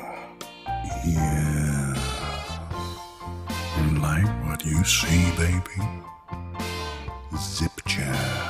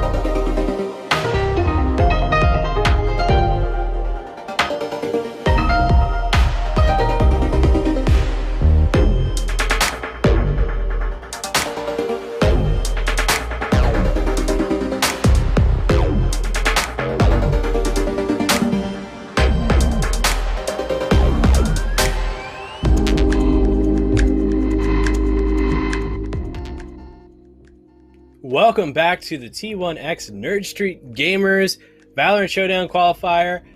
I am Puns and Buns, joined by the smooth-voiced Vansili. I ran out of adjectives. It's been a long night, but we're in the home stretch here, and it's been nothing but amazing gameplay from all of these teams. Both the teams that we have up right now are already qualified for the $50,000 tournament, but they want a little bit more. They want a little bit of that, that sweet change to go into the next week, so they can maybe buy some nice equipment, or maybe, I don't know, go to the Nerd Street Gamer store and get something cool to wear while they're playing their matches. I don't know. It's their money. They can do what they want with it, Definitely. Maybe they should buy some Mike and Ike's Nerd Street Gamer gear, peripherals, whatever they need to take it to the next level as they continue their run in this Counter-Strike, in this Valorant bracket. Yeah, it's been a long day for me too now. Oh my god. So we'll see what's gonna happen. I mean, these two guys actually made it into the championships of next week, the showdown with 16 teams, with 8 more to be determined. Of course, these guys will have seed number 5 and 6, or at least they invite number 7 and 8, rather, because we already have 4 invited teams, 2 qualified teams from yesterday. These 2 teams have made it forward as well. We have a community tournament that's going to be tomorrow as well. Bunch of best out of 3, single elimination with a best out of 5. That means that's now going to be at 9 places. So there is only going to be 7 spots left. Is my math right? Is my math right? I hate doing math on air, but I think it's 7 spots because it's 16 teams, right? So that we still need to figure out who will be the remaining teams that's going to make it into the tournament. So it's going to be a very good one, but to focus back into this best out of 3 in this grand final. So we do have Spawn Up versus Echo 8 because they have won that winners bracket. Spawn Up has a map in hand. Now we just saw Echo 8 winning this 13-11. It looked a lot. We said that it was a widespread, but it finished 13-11, which was a great comeback coming in there from Spot Up. But now we move into Ascent, where it's going to be, I think, a tough matchup here for the team of Echo 8. So we'll be very close. We'll see if they develop some strategies. We'll see if they're going to be able to put up a fight against a map pick of Spot Up. Yeah, I mean, we're going to see nothing but awesome gameplay here, only because of the fact that this is a brand new map. Haven't seen these two face off on this map yet. And it was already so close on Bind. I mean, it started off being Echo 8 coming in, and they were just dominating. They brought it, I think, all the way up to about 11. I think it was 11-5, and then you just saw Spot Up just come on back. Or you saw, oh yeah, I was right. Spot Up, they came back. Bigman, though, starting things off for us with that first pick on Aaron, who's not actually on Raze this time. That is really interesting. It's actually on... the way he fell there was kind of silly. Anyway, this round always is just kind of a great way to kick things off because chaotic is fun. Good chance to just kind of like talk about how awesome these teams are. Just to have made it this far. I mean, we were talking about how long this broadcast has been with 6 hours. I mean, this tournament kicked off at what? I think 8 a.m. PST. If you're on the West Coast, So early start for these gamers. And I was going to say, too, like, if it was a long day for us with 6 hours of casting, these guys have been playing nonstop, especially a team like Echo 8 that had to battle it from the lower brackets. Spot Up, they actually won the winner, so they had a small break of about 2-3 hours before they had to play again. So that was probably another reason why we saw such a wide spread at the beginning of the first map there for Echo 8 until we saw them come back. Spot Up now back as they have seemed to be re-energized towards the end of that leg of that first map. Now, as they're close to trying to win this series, they still lost that pistol, though. So I did want to see Echo 8 do a lot better here on the defender side to start things off, just in general, so that they could have a chance here against Spawn Up in this final map. And it starts off well. They get the pistol round. They get the first kill in this second round. Aaron's trying to push forward at this archway at mid. But everybody's still with pistols and playing it very passively now for Spot Up side. 2 players now falling back from long A to meet up towards mid for this mid control. And Figment actually wins the fight. Ghost versus Spectre up on Catwalk. And now Figment's down to 13 HP. Even a paint shell coming down from Tucker and Aaron falls. Which is interesting to see that Aaron is actually playing a Brimstone instead of a Raze. So You see that difference. Using those smokes is actually going to help a lot Echo 8 on the attacker side. We'll talk about it a little bit more once we reach that hump. Into this round, though, still a 3-on-2 situation. Kai is pushing forward and wins the fight. Classic versus Marshall. How does that happen? It's starting to fall off. We talked about a lot of consistency that's needed from the teams. It's starting to fall off a little bit right now for Echo 8, but I'm glad now that Rec puts it on a 2-versus-1 situation. They know that Kai is out towards this mid side now on Catwalk. They won't know that he's walking there yet, but there's only 15 seconds left on the clock. He has to rush it right now, especially when they break that tripwire and puts the cyber cage up. Reform turns around the corner and kills him from the garden, and that is now going to be 2 unanswered rounds, and I like that. Look at that scoreboard, ladies and gentlemen. 4, 3, 2, 1, 0. Care Bear countdown. Yeah, Echo 8 doing what they did in their matchup against Shironiku, which was start off strong, and we'll see if they can just keep on trucking on strong. This goes here. Spot Up obviously being the ones coming in from the winners final. We'll have to see how they're going to answer this on the attack. They're pretty spread out here. They're going to be putting pressure on A and B. There's so many different ways you can approach this. Nobody's really fighting for that mid control, and that's something that we were talking about earlier. And the importance of mid control in this map specifically is giving yourselves an opportunity to push through. And with the defense, I mean, you have Sova basically stuck back in spawn here. He's just trying to get some intel, like jumping off of that. You know, I promise you, he's not just messing around. He is trying to get information, jumping off that little fountain there. But not able to really see too much. But once you have this mid control, once you're on attack, you could just keep on communicating to your teammates as they want to choose their rotation. So now you can see they're rotating onto B, and they can do it very quickly because they have all of mid. Whereas if mid was on the control of the defense, then you have to go all the way through your own spawn, which, as you can see, is a bit of a hike. And when it comes down to the wire and the time is on, the time is up and going, you're going to want to push fast as you can. Speaking of fast, you're not going to be getting through fast when you have a molly and slow orb down. Either on its own or alone, but you have Tucker getting ready to use the showstopper, going to destroy Wreck on that box, going for the flick, getting the wall bang onto Aaron, who's be the last person on the site that could defend. Now it's going to have to be the rest of Echo 8 to push forward from outside. They're all kind of caught up over towards CT. Careful now. They know that there's one person with mid control on B. He's on the upper part of B. Now Superman, who's now on Phoenix, needs to determine exactly what he wants to do. I don't think they're going to try and save. I think they're going to try and make this push here, but oh, they catch one, catch two. Bunny brings in one. But I think that's going to be it. They're not going to really have an opportunity to get in here and defuse, but they get the exit frag. They clean up. Still 2 people left on the attacking side. Cypher gets to keep his little bulldog. It appears to be.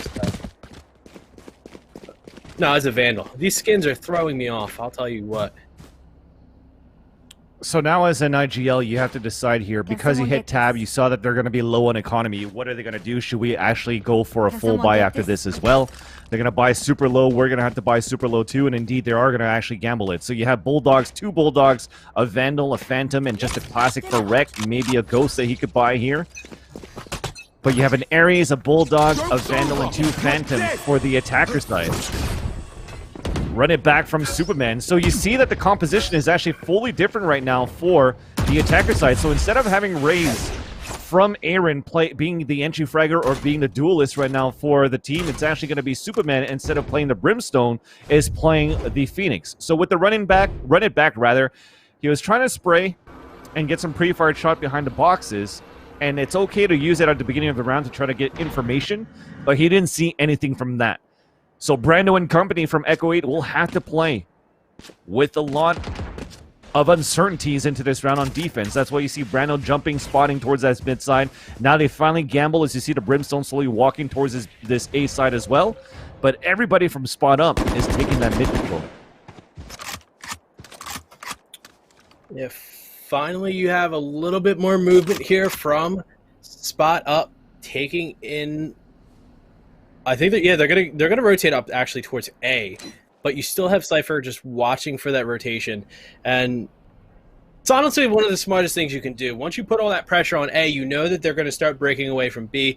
As long as you know that they're still over there at B, so probably see him at stage on the exit as this gunfight is going down on A. He's gonna push forward. I think he's gonna get right behind them. Wow, just gonna watch while everything's going on there. No, oh man, he doesn't get them. He's just sneaking around. I know it's so focused on that, but I could just see it on the mini map. Right now, he didn't get anything from it. Oh man, I hyped it up so much. I was watching him on the mini map. I don't think I've ever been more just disappointed in what I thought was gonna be an awesome play. Yeah, he was a little bit too slow on the flank, no matter what. Though, even at that point, though, you have to give it up for you have to give it up for Echo 8 of how well they played that defense on the main push. The way that he was so far back was basically trying to play a pulse plan situation, thinking that his team was able to come in and get some entry frags. But every single player fell down, and I don't even think they got a kill on that stack inside A, which is why it would nullify that big flank. If not, it would have been huge, definitely, from Cypher with that Ares. But now that's going to put Spawn up back on an eco. The gamble paid off here for the defenders as Rek gets the first kill onto Figment from this B side. This time only a Marshal from the Brimstone of the Spawn up attacker is trying to move forward here. Even you see that drone going up and down in case it was a tripwire. Don't know why he should think that because there's no tripwires, there's no Cyphers. Oh, actually the Cypher's dead. So I didn't know if there was actually one placed off early on that mid side. But now on a 5 versus a 4. Low guns here for the attacker side, but at least they have this mid. It's okay, in my opinion, for Echo 8 to turtle up because they do have the advantage of the weapons versus the pistols to come through. But come the gun rounds, I think they have to battle a little bit more on this mid side hold. Yeah, going into this being 4v5, it's going to be a bit of a rough take, especially trying to push in here through B main. You see Rek making a little bit of noise, and it's actually going to be Aaron who catches 3. No chance. B main, it's always such a tough spot to take. Especially when you have someone like Aaron who's just waiting there to pick up where he left off in the last game. Reform taking the top here for Echo 8 with 8 frags. And across the board too, in fact, he is the highest currently in the entire lobby, with everyone else having pretty much 4 kills.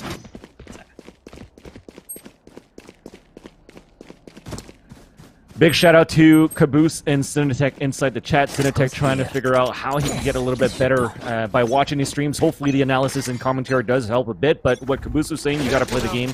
I definitely agree with that one too. I mean, what I'm saying right now so far is based off my experience playing into Plat and also seeing these players play at their level, so I could come out with assumptions as to why they're doing these plays. But you won't really know until you play more and grind the ranks of Valorant and make it into like your Plat, your Diamond, or whatever the new rank system is going to be called once it comes out in the next 2 weeks. But definitely play the game, learn from that. And as we're learning how Echo 8 are playing this so far with this 3-point lead, that deep smoke is going to be good once again for Spot Up to move up towards this mid side, but it is counter smoke right now by Brimstone. So that's what I was telling you guys before. Why it's important to have a Brimstone versus maybe a Raze, and that's why maybe Aaron's playing it, is because you have the smokes that can actually slow down as much as you can in terms of denying visibility on mid control from the attacker. So you're trying to waste that time out. Any other type of execution, another smoke's going to come down as well from the position where Aaron's at. Now a wall and a molly that might force right now Spot Up to make a few footsteps at the beginning, which is going to give their position away and give a chance right now for an orbital strike possibly to come down too. And here it comes. It traps Tucker. It gets off down by Brando. So a great way to waste that showstopper. Sorry. As Bunny is pushing towards that spawn. Gets the first kill on the Reform, traded out by Superman, but Brando continues his spree with the Operator. A second, make that a third. Into the B main. The spike is now down, and Sage is stuck to save his weapon. Not even going to waste his ult here, as there's only 5 seconds left. So it's going to be 5 rounds now for Echo 8. Even they pick up an orb before the time runs out. So they're building that up very good here for Echo 8 rather, on the defender side. Yeah, like I said, both these teams have been, consistent in all the tournaments that, I've seen them play in, ending up anywhere from third to first and really just gunning for it. I think, right here, I don't even need to say it. I mean, they've already proven their worth. They're going to the 50K. But, I mean, it just goes to show, it's been back and forth. Yes, it's 5-1 now, but it was also, I think, 5-1 in the last one, too? It was I think it ended up being like 7-5, and then we saw it start to really come back. So, Spot Up still has a chance to bring it back, especially since they do have 3 ultimates on lock. You have Cypher, Sage, and Sova, all with great information gathering and recovery. And on the other side, you still have the same for Echo 8. But Spot F is going to be the first to take a loss. It's going to be Cypher who falls. It's going to be a lot of information to go leave as well as M. That's pretty much all your information. In fact, that was all 3 people that I said had the ultimate. So, well, now it's the whole team. They get a flawless. They finish it out. Now it's 6-1, and we're going to watch them go into the next round with a decent amount of money, full buys, and hopefully the energy to take them through to the next round. I like this setup so far from Echo 8. You could see from the Cypher with the camera that he puts up, and then you have Superman playing towards the back of the site. So camera spots people, then you have Superman going to flashbang and try to fight. You try to fight as many as you can as you die, and then you hope that your teammate could retake. Now whenever he has the ultimate, then he's ready to run it back towards B main, towards catwalk, towards mid, just to know and gather that information. And it starts off with them pushing towards B. There's that slow orb and a recon arrow to start things off first, but Superman still walking across this. Even a shock dart. He gets the wall bang. What a combo coming in right now from Superman and Echo 8. And because of that, he gets a second kill onto Kai, denies the resurrection, and an early 5-on-3 situation with the last 3 guys desperate to rush inside this A site. Reform is playing towards Hell. Spike grenades will not get the kill onto him, and Aaron sweeps in with a triple kill headshot of a Phantom to make it 7-1. And that is 3 things. Sage Orb, Recon Arrow, and a run it back, just to get all that information necessary in that win. But the Sage was actually a counter from the Kai, but still, I gotta love it. To allow that wall bang, surprise the Sage out of position, and win that fight, that was huge. You didn't lose a single HP or armor. Yeah, I mean, for me, I'm definitely going to clip that, and I want to use that as a frame of reference for just, Aaron specifically. It's for all the Raze players that have been into my unrated games. Yes, you can play Brimstone. Please switch. Because Aaron doesn't, you've seen him frag out using those paint cans, but, he doesn't need the showstopper. He doesn't need the paint cans. He's just been going in and just doing absolute work. I mean, just look at this. So Phoenix is going to be the first of all here. So Superman does drop, but, in a game like Valorant, you have opportunities to use your utilities in all different ways. You can't play Ascent without a smoke, and I know that's mainly the reason why he did opt in for the Brimstone instead of the Raze. Now, the Phoenix is really what's interesting to me. I know they're on. So right now they're on defense. Typically, Phoenix is your entry frag. He's the one you have going in. So probably going to see a little bit more work from him on the attack. But even then, I say that, and he's still getting work done here on the defense. So it's only setting themselves up for really good success here after the swap. Speaking of success, you still have them 4-5. So to find success now, they're going to really need to find where the Kings are in the armor and wrecked his world. That's going to be Tucker falling and Bunny turning to favor. It's going to be a push on the Bean. It's just shot after shot. Figment takes down his counterpart, Reformed.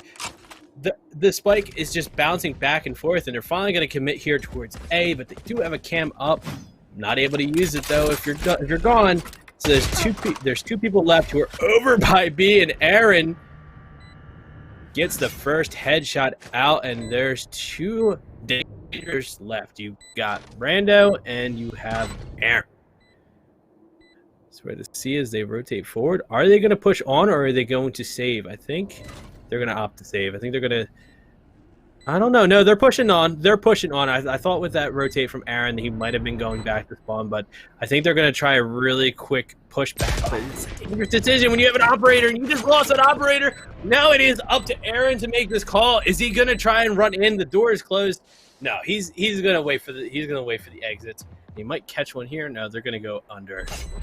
So he's going to want to get out of there before that fight goes off, but valiant effort. Unfortunately, that's a little bit of a loss there. When I say a little bit, I mean Look at None. the economy. That's exactly what I was going to say. I mean, you had 4 players coming into this round at 9K. The situation that you had on that 3 versus 2, the reason why they were walking that slowly is just to try to get exit kills, making more expensive because it is a 7-1 scoreline. Look at the amount that they have right now for a spot up, despite them winning the round and buying whatever they needed to here. Should they were able to kill 1 or 2 guys, force guns that were going to be on a low buy versus them going to be on a full buy for Echo 8 moving into this round here. So the idea was there, but unfortunately it was just... I hate the cape too. The cape from Silva gives away so much position right there as Aaron was able to spot them. Thankfully though, he does not connect with the operator shot. I've witnessed this before from Wardell in, I think it was the CLG Blitz Cup. And it was him versus the Silva from Immortals 2 in that matchup on this very map at the generator on A sign. So that cape, it's got to be nerfed. I think the Sage ponytail has got to be nerfed as well. But trying to hurt the economy is what I was trying to say on my analysis before. It did not work out, but they still have a chance here to be able to turn it around and put them on another safe situation if they're able to win this round here for Echo 8. Yeah, I mean, we're about 50 seconds in. They're still pretty far spread throughout the entire map. They do have that mid control, so they will be able to rotate as soon as they make a decision. And as I'm speaking, before I could get the words out, they have made their decision. They're pushing B. They're going to be going to B main. Really difficult decision to make, being that the last time that they did this, it was almost... It was a firing squad. They just finished them, and you have Aaron holding the op there. Could be nothing but bad news. Here comes the Hellfire, though. It is enough to drag Aaron out from his spot. Rek finds the first pick, and gonna have to return here with Tem using the Hunter's Arrow. Doesn't find much, if not anything, and it's gonna be Aaron catching 2. Brando picking up the work. Why are you peeking? And turns around. Thankfully he won that fight. But and also it was a 2 versus 1, thankfully. I thought it was a 1 versus 1, and I was gonna be like, why the hell are you peeking? There's no time for in the plant. But I see, again, it was from my analysis before, you want to make them broke, so you go for the fight, you keep him from saving his weapon, you get the kill. Even if you lost the fight, at least you win the round on time, so you're Gucci. Thankfully there. So 8-2 in favor of Echo 8. One thing that I also forgot to let you guys know was how well so far Echo 8 has been playing, denying Tucker getting entries with the Showstopper. That's twice in this matchup so far in this half, where he's had the Showstop ready, turned it on, and got immediately killed before he shot his rocket. So that is at least 12 kills, 12 deaths, whatever the combination is to get those points, and it's not paying off. And a self-boost in the B main from Rex to start things off, a push outside from main, a double kill from Superman. These guys are getting caught from all different angles. They have no idea where to look at anymore for a spot up, and this is looking not even like their map pick at all. Echo 8 is dominating this one so far on the defender side, where we usually think that it's an attacker-sided map. Now Tem gets dinked on top of that, down to 13 HP, trying to fall away towards the spawn, trying to meet up with his teammate as well, who is the Rays of Tucker, trying to open up the site solo. Right now inside, as the camera is still up for the Cypher, there's that information, and tags come through. They're falling back from that one, and now you already have 2 guys ready for that. A res comes up to guarantee a 5 versus 2, a 5 versus 1, and then a 5 versus 0. Rough all around. I mean, you have Echo 8, who is just really running the map right now. You know, it's exactly how I said that we're going to see some excellent gameplay from both these teams, being that it's a new map, not a whole lot of tournament experience really for all of these guys, even being that, yes, there's been tournaments, but they haven't had a chance to really face off against each other besides maybe doing some customs. But I would say give it maybe 2 or 3 weeks before we really start to see the solid plays and solid decision making here. You know, we're still seeing those 6 things that we saw in early. Oh my God! Oh no, Brando! The Odin spray from the B side through the wall kills him inside B main. They stop, they run it back. Showstopper coming through. He's flashed, but at least gets the kill onto Superman. So finally a Showstopper that works for Tucker.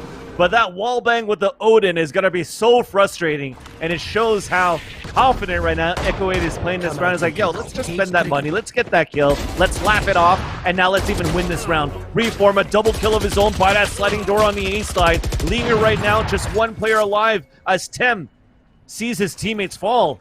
He only has a spike in hand. Well, sorry, a Spectre in hand. Does have the spike to work with at least at 45 seconds left. And his only way to actually get some information and flank around is the right spawn. He's actually pushing in towards defender spawn. But now the Owl drone comes out, spots him, and this is going to be it. Stage peeking out, wins that fight 10-2 to end the first half for Echo 8. So one of two things is going to happen here. We're going to see a complete shift here where Spot Up puts themselves in the same situation, and they're able to really bring it back. Or we're going to see Echo 8 start to struggle here. Not too sure really how this is going to turn. Obviously, they've been dominating. They've been leading the charge here.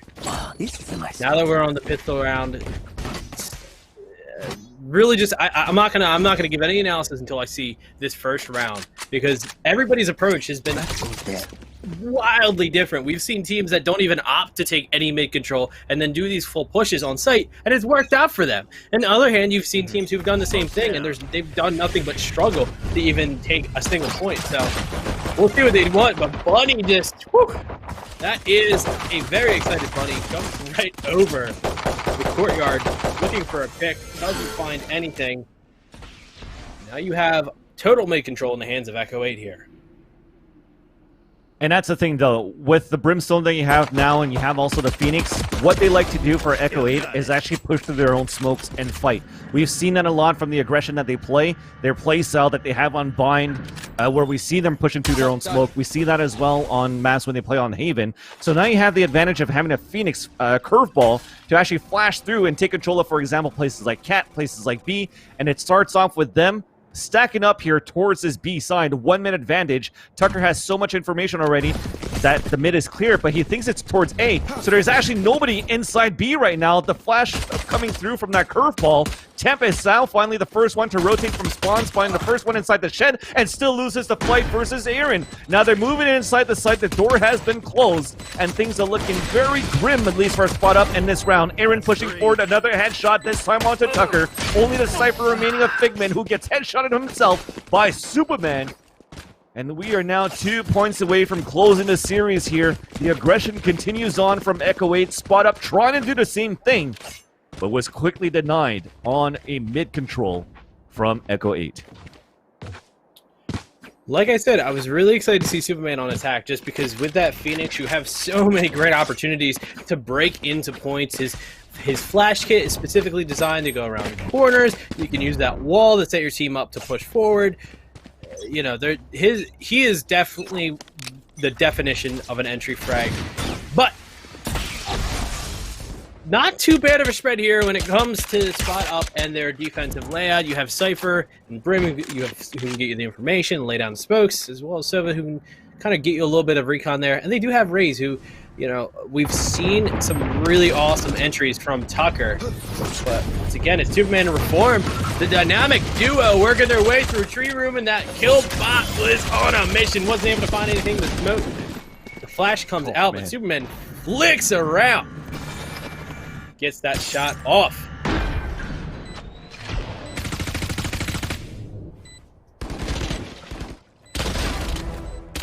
Could be another great shot here from Aaron and Reformed, and that's going to be a flawless here for the attack. They're 1 point away from winning this all. Gambling right now, or gambling was Spot Up, going with full shares across the board on that previous round. Now whatever you could buy, an Ares, 2 Spectres, a Marshall. Don't know what Kai's going to have at this point, as he still is waiting to buy with his 2,400 credits. I'm assuming it could be a Spectre armor. Full armor right now, 1,300 left. Maybe a Sheriff. Yep, there's that Sheriff.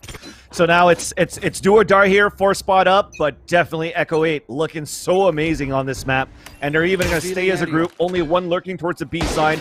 Even the camera to come out first. Marshall being sprayed through the wall, but these guys are just spraying themselves through the wall at mid side, but no contact as of yet.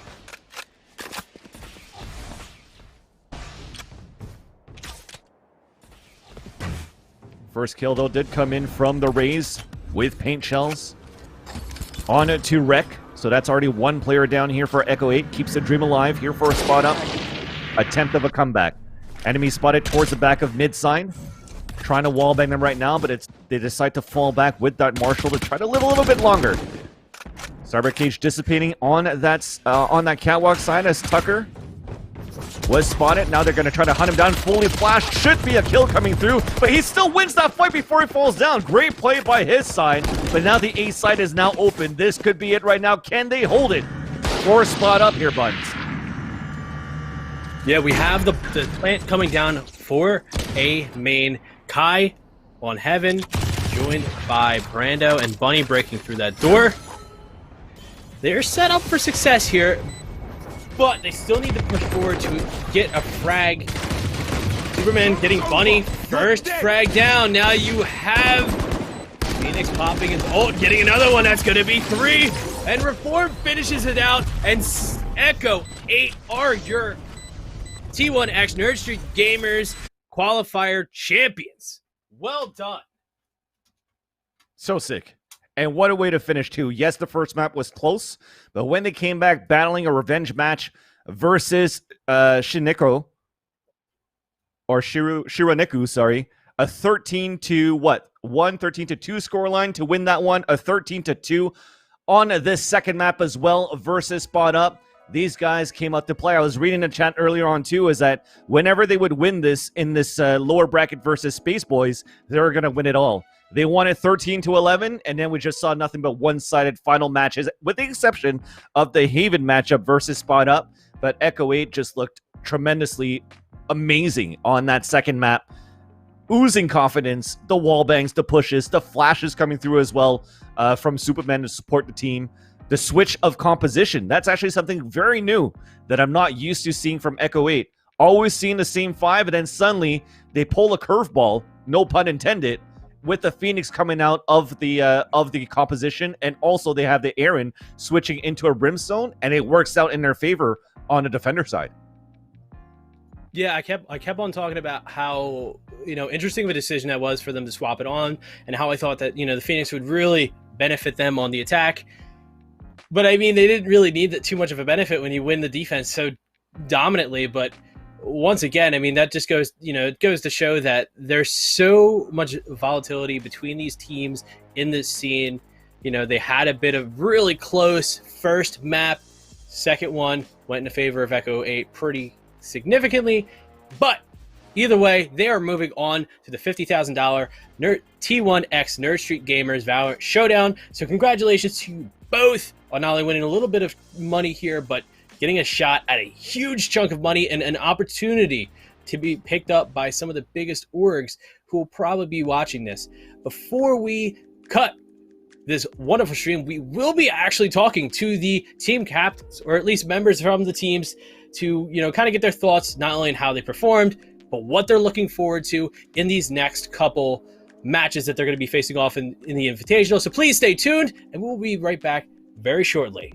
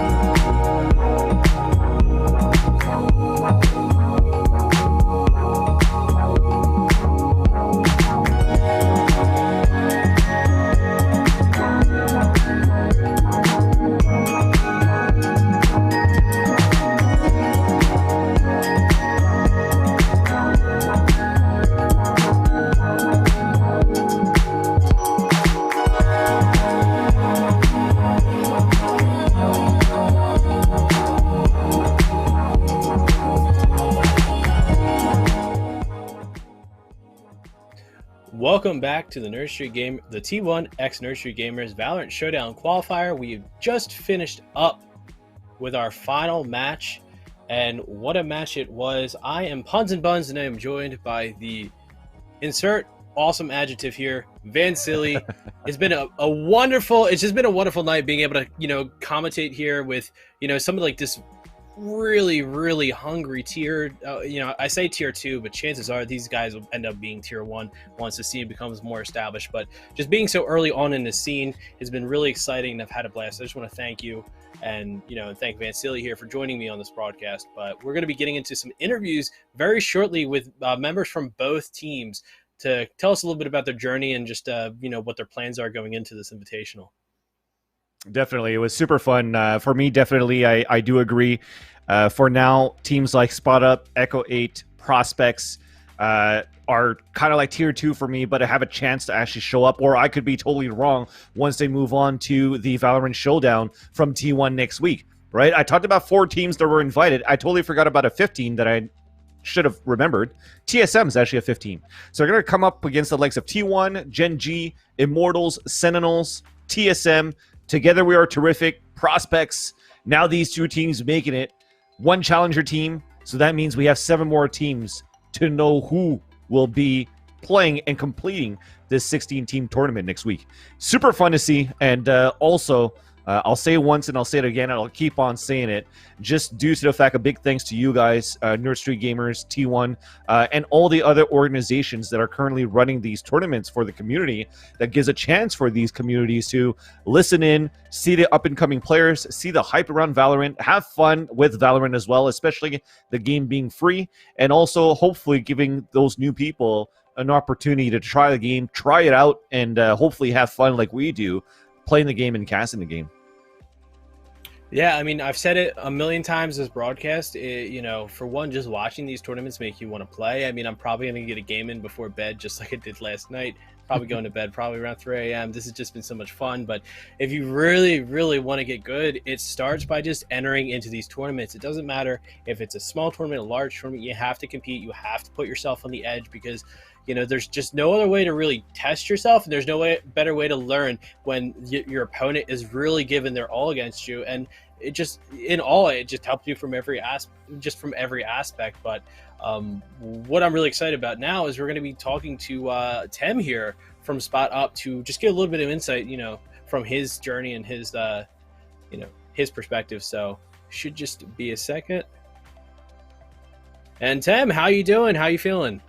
Hey guys, I'm not feeling too great. Kind of not the way we wanted to, but tried our best. Dude, no matter what, man. Qualifying. Exactly. You didn't get the $1,800, but at least you qualified into the $50,000 tournament. So congratulations on that, at least. Thank you. It was a very nice 2 series, no matter what. And I'll start off at least the interview with just tell me about your team, because I think you guys played in the beta, right? Because you guys probably won one of the first qualifiers, and then you guys kind of dropped off from my radar in terms of what you participated in. So where does the team come from? Where were you in that space, and where are you today now? Yeah, most of us come from CS. We've been playing for a while now, and I actually recently joined the squad not too long ago. But yeah, they started off from like the first day of beta. They qualified for the first T1 Invitational, and I recently joined. We started playing together, and I feel like we can achieve a lot with the squad. Looking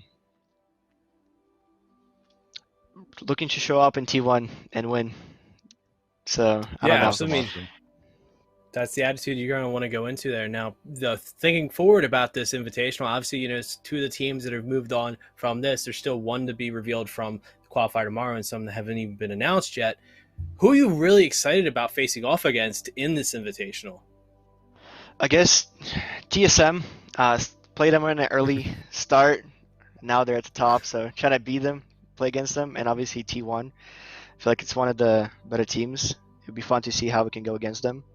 And if we can beat them, we'll do our best to do that. And I think we can do it. So we'll just spend our time practicing up until the Friday and try to beat them. What's the practice regimen like for you guys actually? Because when you're looking at scrim systems or whatnot, it's kind of hard to come in contact with some of the players. I see maybe sometimes people are tweeting about it, but what systems are you guys using in your crew to make sure that you are able to practice against invite teams or organizations in order to hone your skills and your strategies into these sites or into these maps? We are playing against the top players and practicing against them. We do have like 5 to 6 scrims a day, trying our best, grinding right now. So we're just trying to play against the best to know how to play against them, and I think we're doing pretty good. I just feel like we got a little bit tired later in the day today. Should have been better, but it happens. We'll do better in the next tournament, which is coming up. So, but yeah, we've been practicing a lot versus good teams, and I feel like we've been doing pretty good against them. Absolutely. You're looking for sponsors, I'm assuming? Yes, we are looking for an organization to represent. There you go. So shout out there. Where can they actually follow you and shoot you messages in case we have some sponsors and organizations watching? We do have our Twitter. You can message us at SpotUpVal or message me at TemCSGO on Twitter. You can contact us there, and we got an email on our Twitter page as well. So pretty easy to reach out to us. Yeah, nice. Sorry, Chris. I kind of cut you as well, so I'll let you take it.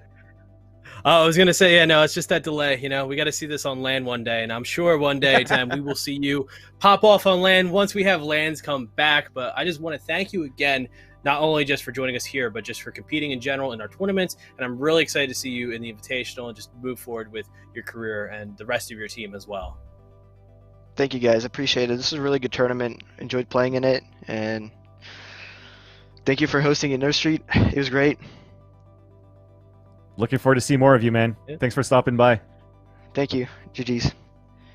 GG, bro. GG's. I love it. Coming from Counter-Strike, man. That's what I love to see.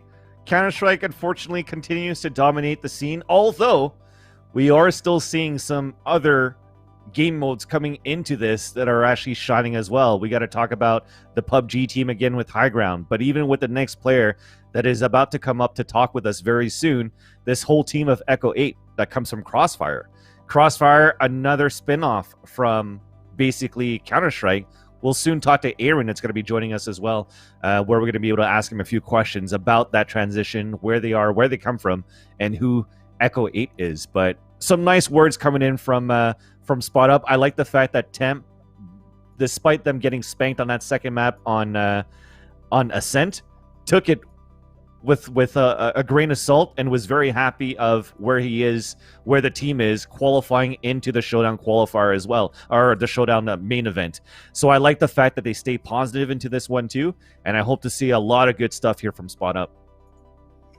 Yeah, I mean, going into a positive attitude after, you know, I mean, they say it's a loss. I think either way you won, you're in the qualifier. Yeah. But, you know, when you're a competitor, no matter what, you want to go in. But now we have Aaron from Team Echo 8, who has been, I mean, he's been coming out, like his name has been on our mind the whole time. He's been popping off on a Raze, and then jumping onto that Brimstone on Ascent has just been crazy. So we have him on the line now. How's it going, Aaron? Hey, Christian. Hey, Alex. How's it going, guys? What's up, man? What's up? Good, you? Woo! Big congrats, bro. Big congrats. Christian, I'll let you take the first few questions, and whenever you're ready to toss it to me, go ahead. But I got to say, at least first, congratulations, bro. I hear the hype. I feel the hype. Probably the whole team is going crazy on the Discord, too. So a big congratulations to you guys to qualify and also to get the first place here in this qualifier. Thank you, guys. Yeah, my first question for you is how did you feel going into that lower semifinal match? I mean, after being beaten 13-1 and then bringing it back in such a dominant fashion, like kind of what went into that for you guys to really, you know, find a swing there? Was it a map difference? Was it just a matter of being able to change up how you play? Yeah, so like going into the tournament, I think the past week we haven't been doing as good as we wanted to do. For instance, we played TSM and they showed up really good.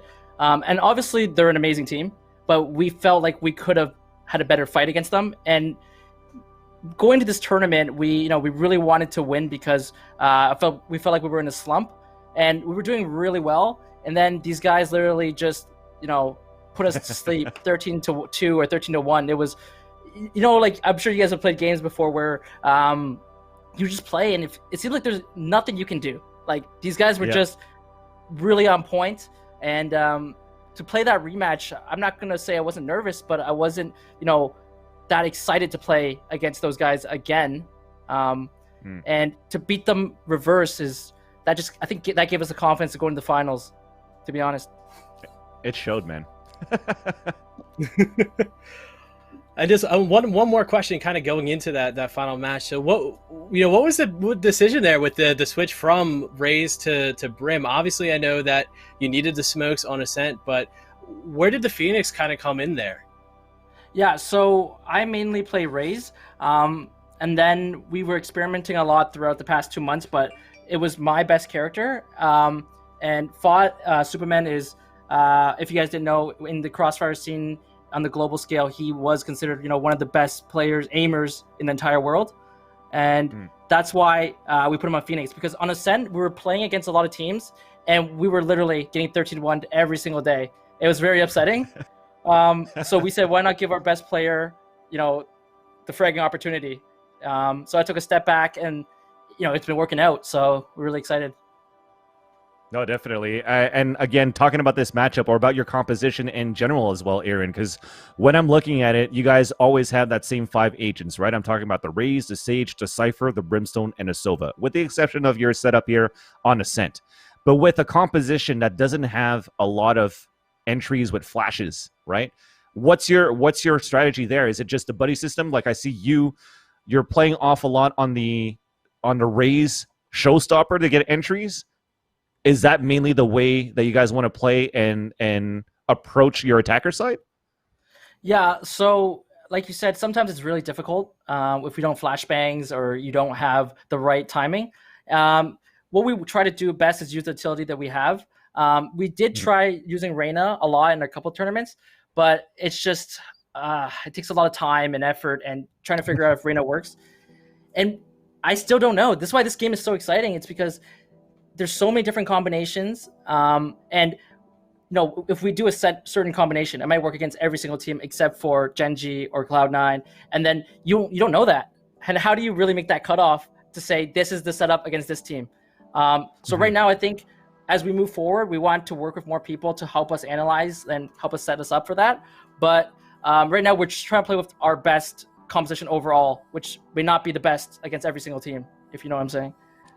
No, for sure. And you're talking about the support that you want too, by the way, here, Aaron. And when you're looking at Echo 8 in terms of an organization, do they complete what you guys are looking for? Are you guys still looking for a coach? Is that available for you guys to pick up as well for your roster moving into this organization with Echo 8? Yeah, so we've been approached by some orgs, some people that want to be our coach and analyst, and we're still open to those applications. It's just that I think the biggest difficulty is when me and Brando. So a little bit about Brando. Brando was also a Crossfire. Me? Oh, sorry. I think we. You're back. You're back. You're good. So we lost you at Brandon was a Crossfire. Yeah. So Brando is a Crossfire legend also, and he, for the past decade, he was leading Team USA and Team North America to huge majors, and nice. And I was leading Team Canada. So, and then, when we were competitors and we came together here, we spent so much time dissecting the game together, like watching replays, talking strats, that it's hard to, get an analyst or a coach to tell you that they know the game better than you do. And I think that's our next step. We got to figure out how to incorporate that, because it would make the team better. I don't see why it wouldn't. Awesome. Well, my last question for you. I have so much more to ask, but we gotta close it off. I just want to look at what's next here for Echo 8 in order to prepare for the Valorant Showdown next week with the likes of Genji, TSM, Immortals, Sentinels, T1, if I didn't say it once already. But you guys had a chance to play against a few of these teams or see them in the Immortals first light last week. How is it going to be different in your training regimen to be ready for next week? This week is going to be a lot of scrimming, more selective scrimming. We want to play against some of the top teams this week, and Also, not the top teams, just to see, whatever creative ideas can come up from different teams. But it's going to be one step at a time. I mean, these teams are amazing. They're great. But at the same time, we're seeing any team can beat any team right now. The game is in its early stages. Just because we beat TSM doesn't mean we're better than TSM. It means that maybe that, like I said, our composition or the map, there's a lot of factors in it. I think in order to say that you're better than a team right now is that, if you play 10 games and you beat them 9 times, then you can say that they're kind of better than you. But moving forward, we're really going to take it one step at a time. We're going to try to get out of groups first. So once we figure out who's in our group, we're going to analyze and try and see what they do. Because we're not really worried about the playoffs. We just want to take it one game at a time, to be honest. Mm-hmm. And then again, congratulations. And then if people want to look for you, if organizations, you're saying you're open for organizations for contracts, whatever, who should they contact and where can they contact you? Yeah, they can just contact me on my Twitter. My DMs are open, and we're open to talk, to be honest. And thank you guys for putting on the show today. I know it's not hard. It's not hard to cast. I mean, it's super hard to cast all day long. I'm looking at you guys right now. You guys look beautiful. Wow, coming in roasted. Thanks, man. Bro, it's easy to cast when you're winning 13-2 on Ascent, man. No, good job, man. Congratulations again, and good luck for next week. And we appreciate the kind words, dude. I'm looking forward to see more of you guys. Thank you, guys. Appreciate it. Have a great night. You too, bro. You too now. Thank you very much. Once again, that was good, thank Chris. You so much. Yeah, that was great. I did not expect to come into a roast to finish it off there.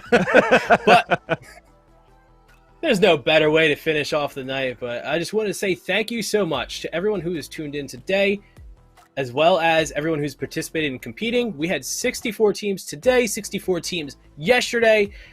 It's just been nothing but fun, and having an opportunity to cast throughout the whole weekend has been phenomenal. But I really, really want to thank the team behind the tournament. I'm just the guy who does the tweets. I can't take much credit for anything that happens on the back end, but to our event staff, to the production staff who has been telling me in my ear to breathe this entire time. Don't think I would have made it through the whole cast there. Pith on the Observer. And then obviously everyone else who's just really made this tournament happen. My light just went out. That's how long this broadcast has been. And also thank you to you. It's Vansili. No, thank you. It turns out well, right? The light turns out closing time. Oh, hopefully we don't get DMCA'd for that one. But no, it's been a blast, man, to be able to watch these tournaments, to be able to watch these teams continue to perform. A lot of people are like, who's the next big team? Who's the next big team? It's nice to see Spot Up. It's nice to see Echo 8.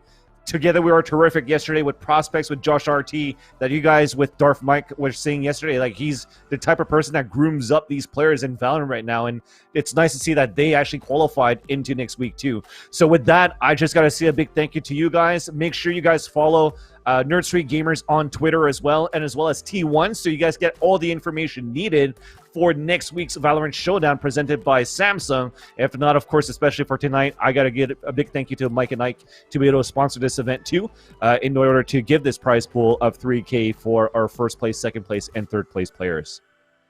No, absolutely. If you're trying to take your candy game to the next level, I'm not even going to read the script. I just love Mike and Ike, and you should love Mike and Ike too. Please go to your store, get yourself some Mega Mix, go get yourself some Mike and Ike sours. I've been eating it nonstop. You don't want to be like me. Eat it responsibly, but please go and check it out, because they've not only just supported us here, they've been supporting a lot of our tournaments, and the fact that they're so involved in esports should make you really want to support them. So go eat some delicious candy. And then finally, I just wanted to give everyone just an overview of what we have coming up in the next week. The T1X Nerd Street Gamers Invitational. What is it exactly? It's $50,000, but it's also a Samsung Odyssey monitor to every single player that wins this tournament. So that's 5 players. I made it sound like it was a lot more than that, but it doesn't matter because that monitor is sick. It's super wide, 240 hertz. But there's going to be 16 teams who have been invited either by winning the qualifiers that we have now or just being invited by being some of the best teams in the scene at the moment. So you are going to want to tune in. So be sure to follow us on social at nerdstreetgamers.com. At Nerd Street Gamers. I was about to drop the website, just at Nerd Street Gamers, and check out our website at nerdstreetgamers.com. And then go to T1 as well, who will be releasing the rosters as they come out and as they're announcing more teams. And there's some exciting ones coming up, so you do not want to miss that. My name is Puns and Buns. I've been joined by Vansili. Once again, thank you to everyone. I'm going to throw it to Vansili for one last word. Thanks so much, everybody. We wish you all a good night. Big shout out as well to our producer and observer. I wanted to thank them personally as well. So to Dre and to Pith, great job. And you guys could give me a follow as well at Vansilli. Trying to do more Valorant casting, so hopefully you're going to be able to hop onto a mic more often. But of course, last but not least, thank you to my co-commentator tonight, Puns and Buns, or Puns and Guns, depending once you get back into the gym. Great casting alongside you. And looking forward to see you guys on to the next broadcast.